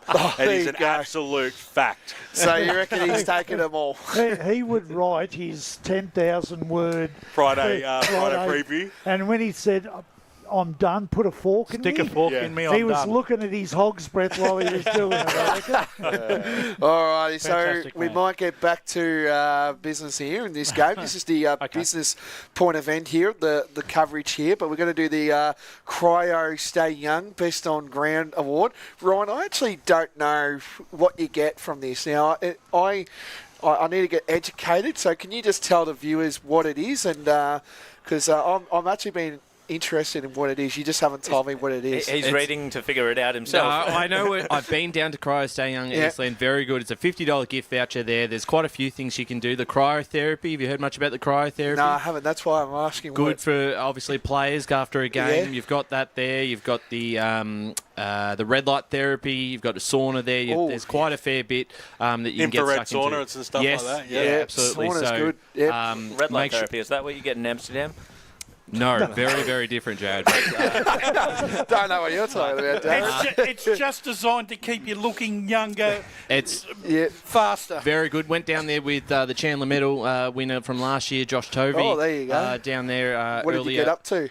Oh, I didn't. He tried out the facilities and had some very, very good feedback on it. So get down to it. It's out in Eastland, bottom level near Coles. So something for you maybe potentially. I don't play footy anymore, so I I'm don't sure need there's a that. return coming soon. So $50 gift voucher. Yeah, all right. So there you go. Forest Hill need your help, Blake. Oh, they do. I did actually get a text the other day. Did you? If I wanted to come back, and I said, just bring me back. Maybe after this week they might need me, but we might. Probably stuck in someone's outbox for 12 months. So Blake's giving them the DCM. I might get down. Maybe one appearance. We'll see how we go. But we might do our votes today. Now he's already nominated himself to start us off here, but Brett Davidson. Who's your 1, 2, 3? It was tough today, I must admit. It was very tough. I'm going to give an apology to Mark Mazzarotti. I thought he tried really hard. And to also Cooper Holmes, who I thought was excellent for the last 3 quarters. But I'm going to go 1 vote to Marcus Rosserol. I thought he did an outstanding job on Zach Chalekian. And I thought his work around the defensive contest was excellent. I'm giving 2 votes to Trent Dodd. I thought his around the groundwork forward, he was dangerous. Went midfield, did that dangerously, and was a great link-up man right through. And I'm going 3 votes to Corey McKenzie. I just thought his work all day across the half-back line, he was always loose. His link-up work was outstanding, and he's a very underrated footballer and played extremely well. Who was your 1 vote? I've just got to put this down. 1 vote was Marcus Rosserol. Okay, yep. So I'll put that down as well because I'll be writing these down. So hopefully it's correct. I've got your cross-reference. Okay, there we go. So we just need a backup. We'll go. We've had some bad experiences. Hopefully Emily Mackay's not listening to this because She's on her way actually down here. There you go. We'll say good day. She's only coming to see you, Blake. I'm not that important. I keep telling you to go assist. Really? I'm not important at all. We'll go to our boundary reporter, Ryan Long, our media manager, our fearless leader. Yeah, a couple of apologies. Zach Carolyn, I thought was really good for Lilydale. Maserotti. For Croydon, I've left out Rosarol. I did have him in mind. I've gone one vote for Trent Dodd for similar reasons as Davo's just mentioned. I thought it had a massive third quarter too when Lilydale were coming at stages, kicked a couple of goals. He was big around the ground, was involved in quite a bit. I've gone 2 to Matt McKenzie. I thought he was pretty dominant in the midfield. He would have had over 30 disposals. I think he got onto the scoreboard potentially as well. So I thought he was really impressive. I've gone the 3 with his brother Corey. And I think also defensively Croydon were so good today, and he was certainly part of that reason. But he can play in different areas of ground, and it would have been nice for him to get onto a goal as well because he was very, very good. Yes, all right. We might go to our special comments in Wayne Brasher. Who is your 3-2-1 today? I'm going to give 1 to Holmes. I thought his game for 3 and a bit quarters, I think, was very, very solid. Going to give 2 votes to Matt McKenzie. I thought his effort in the midfield, especially probably from halfway through the first quarter, he just kept winning plenty of ball. Right, and he had it on a string, but his brother, I thought, was even better on the day. Corey McKenzie, I reckon he's probably touched the ball 40 times, didn't waste the possession. So that's mine, Blake Holmes and the 2 McKenzie brothers. Yeah, I think he's probably walked away with the Cryo Stay Young voucher, unless our commentators think... Hang on a sec, we've got 4 other commentators to give votes. So we're going to go with Jared Beanland. Who's your 1, 2, 3? Yeah, look, I don't think I'm going to be going against the grain here, Blake. Well, my 1 vote, I'm going to give that to Jack Walton, actually. I thought he did an excellent job wearing Riley Clausen like a glove all day, and even when it wasn't about Clausen, Walton was able to put himself on the line. He tried really hard. He broke free into space occasionally, and just 1 vote for effort pretty much. 2 to Trent Dodd. I thought he was excellent in that third quarter. Such a leader, and great to lead up the ground. Great at taking marks as well. And no surprises here. Corey McKenzie, 3 votes. Okay, so he's walked away. BWS, who's your 1, 2, 3? It's a little bit boring, this one, isn't it? I know. Last week was good. That was good. Apologies to Maserotti, Zach Carolyn, Benny Plutt as well. I thought had a really good game. Rosarol and Trent Dodd. He didn't make my votes today, but I gave 1 vote today to Jack Walton. From Croydon. I thought he set the challenge today to take on basically Lilydale's best player, and he shut him down. Although Clausen definitely had glimpses throughout the match that showed his class and his ilk, I thought the 4-quarter effort by Jack Walton should be rewarded, and it was and token to that play in that last quarter as well, and those second and third efforts. I think he deserves my 1 vote today, and sorry, guys, but it's same over here. 2 votes to Matt McKenzie and 3 votes to Corey McKenzie. A super game by the McKenzie boys, and they're covered in tats. They should get a celebratory little bit of extra ink. Maybe a tattoo voucher. To celebrate. All right. I think my votes, I've gone Jack Walton. When you shut down a bloke who's getting 40 disposals a couple of weeks ago, 39 and a goal, and I think, in my opinion, now coming up to this, I think he's a real good shot for the Division 2 medal, in my opinion, in Riley Clausen. So Jack Walton gets the 1 here, and I've just gone McKenzie and McKenzie in. Matt McKenzie gets my 2, and Corey gets 3. So I can't even fit. I've gone off page here because there's that many 3s here. So I've gone 3, 6, 9, 12, 15, 18, 21 votes. How can you get 21 from 6 people voting? Well, I've got this here. What are you doing? You must have counted your own votes twice there, Mike. And hang on, he's been in charge of our stats all day. But so there you go. Well done to Corey McKenzie there. Sorry What were the clearances today, Blake? 8-0? You can have a look. Well done to Corey McKenzie. Gets a Cryo Stay Young voucher, so congratulations. I hope he hasn't disappeared at all. I might take the voucher and get that one. But, so good win there for the Blues. Do you want me to just read through some scores? I know we've probably already... Why not? I know You're the boss, mate. I'm not the boss. I keep telling you this. That's why I'm asking these questions. Wow, 10-point game down at South Belgrave at the moment, 101 to 91. So that game's still going. Blackburn winners, 99 to 73. Donny East, big winners over Vermont, 78 to 57. Rover will get a big win over Noble Park. Apparently, we've got to talk about the game. Apparently, we didn't talk about it enough yesterday.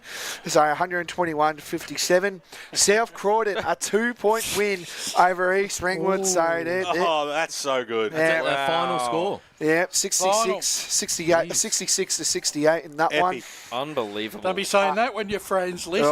This is a big win, and I'm quite happy about this one. But 169 Montrose to Bayswater 34. Okay, So that's a big win. That's probably the biggest win. Shall we get a 4-piece band now for you? Mitcham 107, Baronia 53.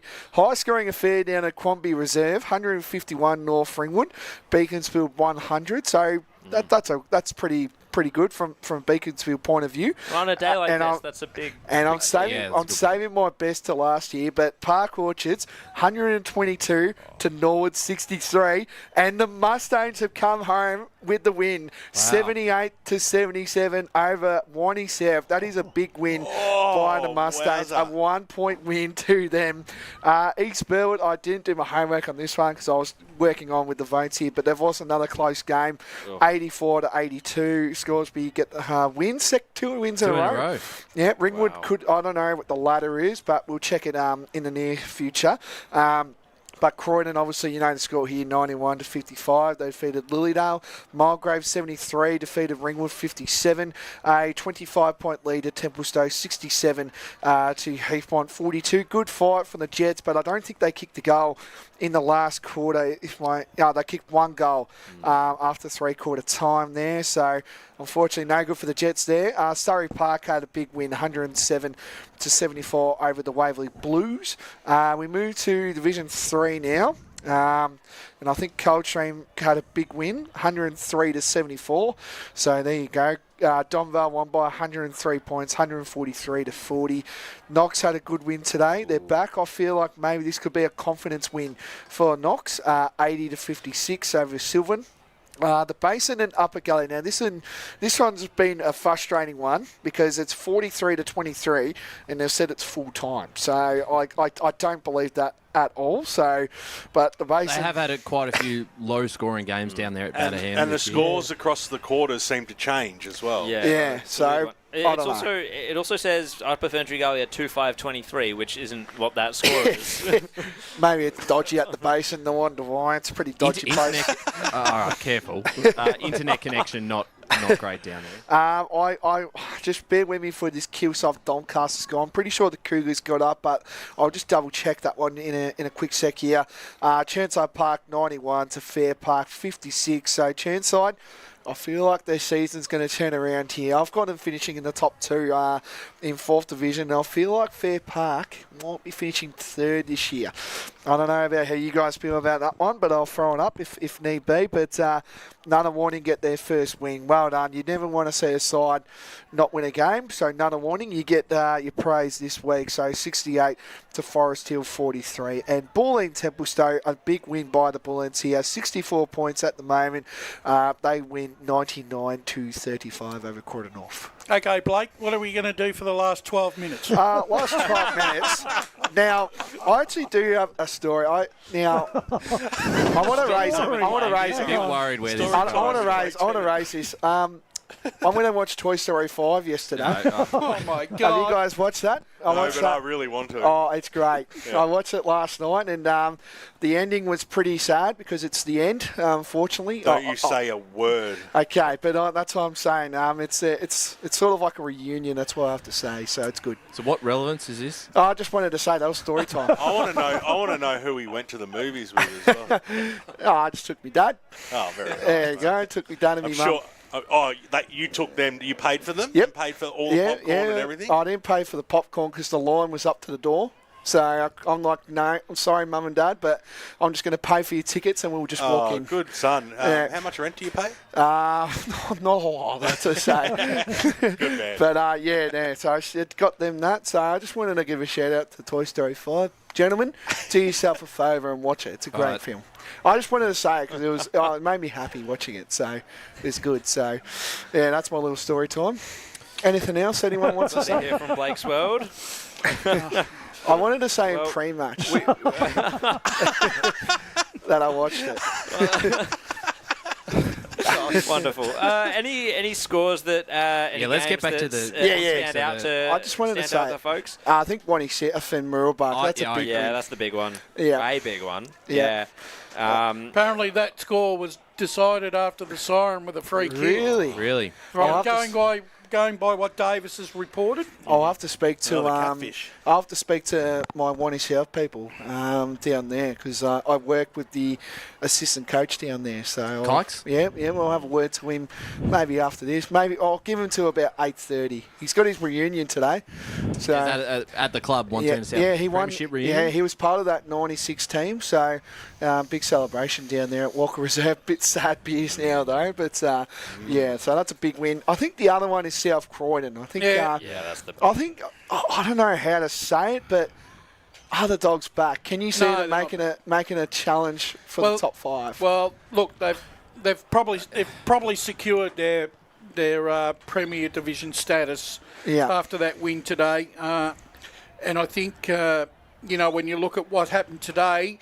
Berwick were also probably the big winners with Baldwin and Vermont losing, so that puts them right back into the finals calculation. Good win for Blackburn because they were challenged throughout the afternoon by Baldwin. And I think Churnside Park is the other big winners. Let's stick on Premier just for the moment, just because I think there's a few talking points on that, Jared. I think Doncaster East's win pretty much locks them into finals. I know they've still got to keep winning, but they're going to make it this year. That's still fourth spot. Blackburn obviously have now jumped Baldwin. The Baldwin's percentage taken out of it with the draw, so that's not as important. But they're not 100% safe yet. Berwick and Vermont are still around. I think it's frustrating for a South Croydon point of view that they've left this run. This is the second year in a row that they've now left it too late. Because clearly their best, as we said in the pre-season, is good enough to contend with that top 5. We saw them. Sorry, Brad. We saw them turn it on in that second quarter against Blackburn on Anzac Day, and Blackburn's a good side. South Croydon were able to pile on the goals on them, Brad. Yeah, well, look, and they did have a few players out early. It looks like Scott's made a huge difference to their midfield when he's turned up, so that's been good. But it is very frustrating for them to go 2 years in a row where they've had such an ordinary start to the year. And look, do they come thundering home? We still don't know. But it's 2 wins out of the 5 and there's 8 games left, so you can't say no yet. It's just going to be incredibly hard. Yeah, I think so. You need to knock off a couple of other massive scalps. Well, relying on a lot of results. South Croydon have got Roval next week, so that's at Chingon Park, and then after that they have Blackburn. So, and I think with South Croydon's fixture, they play everyone in the top 5 for the next couple of weeks. So that's going to be a real test for them. The way it's all planning out. I think the other concern for me now is the fact that for 4 games in a row that Noble Park haven't been able to crack 60 points in a game of football in this division. That's a worrying sign for me. I can't, look, they've been soundly beaten again today. They were one of those sides that only have 3 home games left and 6 away after this, 5 away now after this round. Actually finding it very hard to see when their next win is actually season on the line next week. They've got South Belgrave next week down at the Bull Ring. So I think... I think the other one that's really interesting is to look at and I know I've got a bit to do with Division 2. Division 2 bottom 4, I think there's only a game between the bottom 4 in Division 2 now. With Scoresby's win, So which gets them off the bottom 2. Yeah, Ringwood's last now. A lot of pressure on Ringwood. Heathmont at 3 and someone else is at 3. East Burwood are sitting 7th with a percentage of 110. But they're in same category. They're not safe yet. And I think it's Waverley Blues are at 4. 4 wins. So does that mean 5? 5, are they? So does that mean now? Look, you look at the way the results panned out in Div 2 today. You'd almost swear that really it's Surrey Park and Templestowe, and the rest are making up the numbers at the moment. I think that was the way I planned it out that it was going to be. I think it was just going to be Surrey and Templestowe, and then let's see who can make the number after that. So that's just how I felt coming into this year. I don't know how you guys felt for that, but that was just my opinion. Well, I think Surrey are certainly the ones in front of everybody. Yeah. But I still wouldn't discount. I mean, I was very impressed with Croydon today, and they're climbing up there. And again, if you can finish third or fourth, if you can finish third in this competition, you've certainly got a free hit, which I think is really important. So they're there, and Mulgrave are still in that.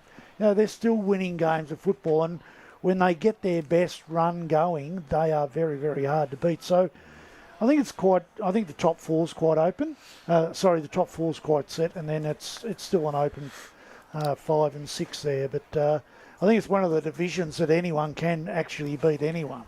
It really has shown that over the last couple of weeks. So, I think as well, just because I think we talked about it heavily on pre-game as well, but I think that's Knox's best win of the year. I think that's considering what it's been like the last couple weeks for him, where they haven't really shown a really good performance. So that's a big win for Knox, especially Sylvan, who are third on the ladder. That's why they're the Jekyll and Hyde side of. Well, I got to make a point. I don't think they are. They have been Jekyll and Hyde, Knox. I think they've won. They've lost to all the top 4 teams and then beat all the bottom 4 teams. They were sitting very comfortably in 5th, and now we get to see a little bit of variance from Knox having beaten Sylvan. Whether that speaks more to Sylvan or more to where Knox are finding themselves at the moment, I think that Knox, they've been missing players. They'll start getting them back. They've had a bit of an injection of a couple of Bayswater players, and it's going to be interesting. Now they might start to ramp up. I've just got the song down here at Muralbark. I've got it on the camera. Davis Harrigan's involved there, and it's going off down there at Muralbark, which is very good to see in the scene of the rooms. We got it. It's great radio. We got we could hear that. Kilsyth had a big win. Finally got the full score down there. Kilsyth big winners over Doncaster here, 110-47. So big win there. I think if you want to go in Division 4, I think Chermside Park are the biggest winners in 4th Division after a 35-point lead to Chermside here. So they can really stamp their authority on Division 4 here. They've got a few of the bottom 4 sides, bottom 3 sides, because it's a 7-team comp, I think it is. So, and they can really time their run and finish in the top 2, because top 2 is very vital in Division 4 at the moment. I'm still not sold on them. I know they've had a good win today, but they've got a few out Fair Park. I still think Warrandyte and 9 teams. And the others are 9 teams. Are a little bit. A bit in front of them, but they will finish, by the look of it, potentially top 2. Yeah. Yep. I think it's a 3-horse race in Div 4, and then Bulleen Templestowe can be a bit of a wild card. Yeah. I'm looking forward to seeing Bulleen Templestowe in this second half season. I think they potentially could be maybe a contender. Yeah. All right. Well, I think time's running out at the moment, so we might have to do a quick wrap up. But if you just want to know what the final score was, Croydon big winners, 13-13-91 to Lilydale 8-7.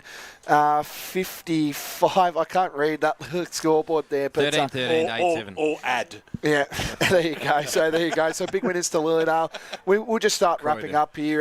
Ryan Long, and shout out as well to Oscar Lucky on a terrific job today on the boundary. Thanks, Blake. I'm just having a look at the time too. You've given it a full 2 minutes to. It's got to have 1.5 minutes on himself.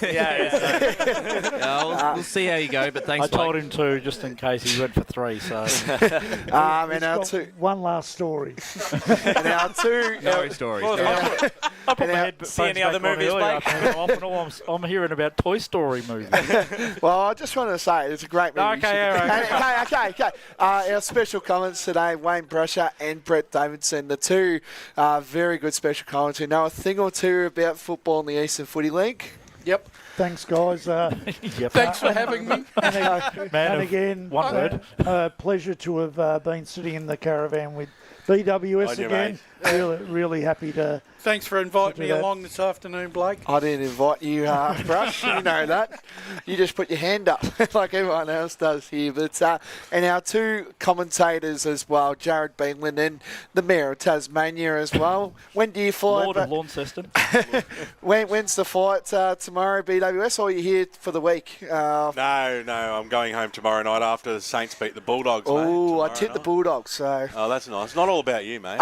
Just saying, but I think it'll be a big win to the Dogs in that one for you. But good to see you. I love coming up here and coming out to the footy. It's my favourite thing to do, right? So when I get the opportunity, it's going to happen a bit more over the next few months, which is exciting as well. But yeah, likewise, Davo. It's been a long time, but I've looked forward to this moment all year, so I'm glad we made it work today. And if you that will do it. That will wrap us up here as well for the Eastland match of the round. Croydon big winners, 91-55 in the Eastland match of the round. Great job, Blake.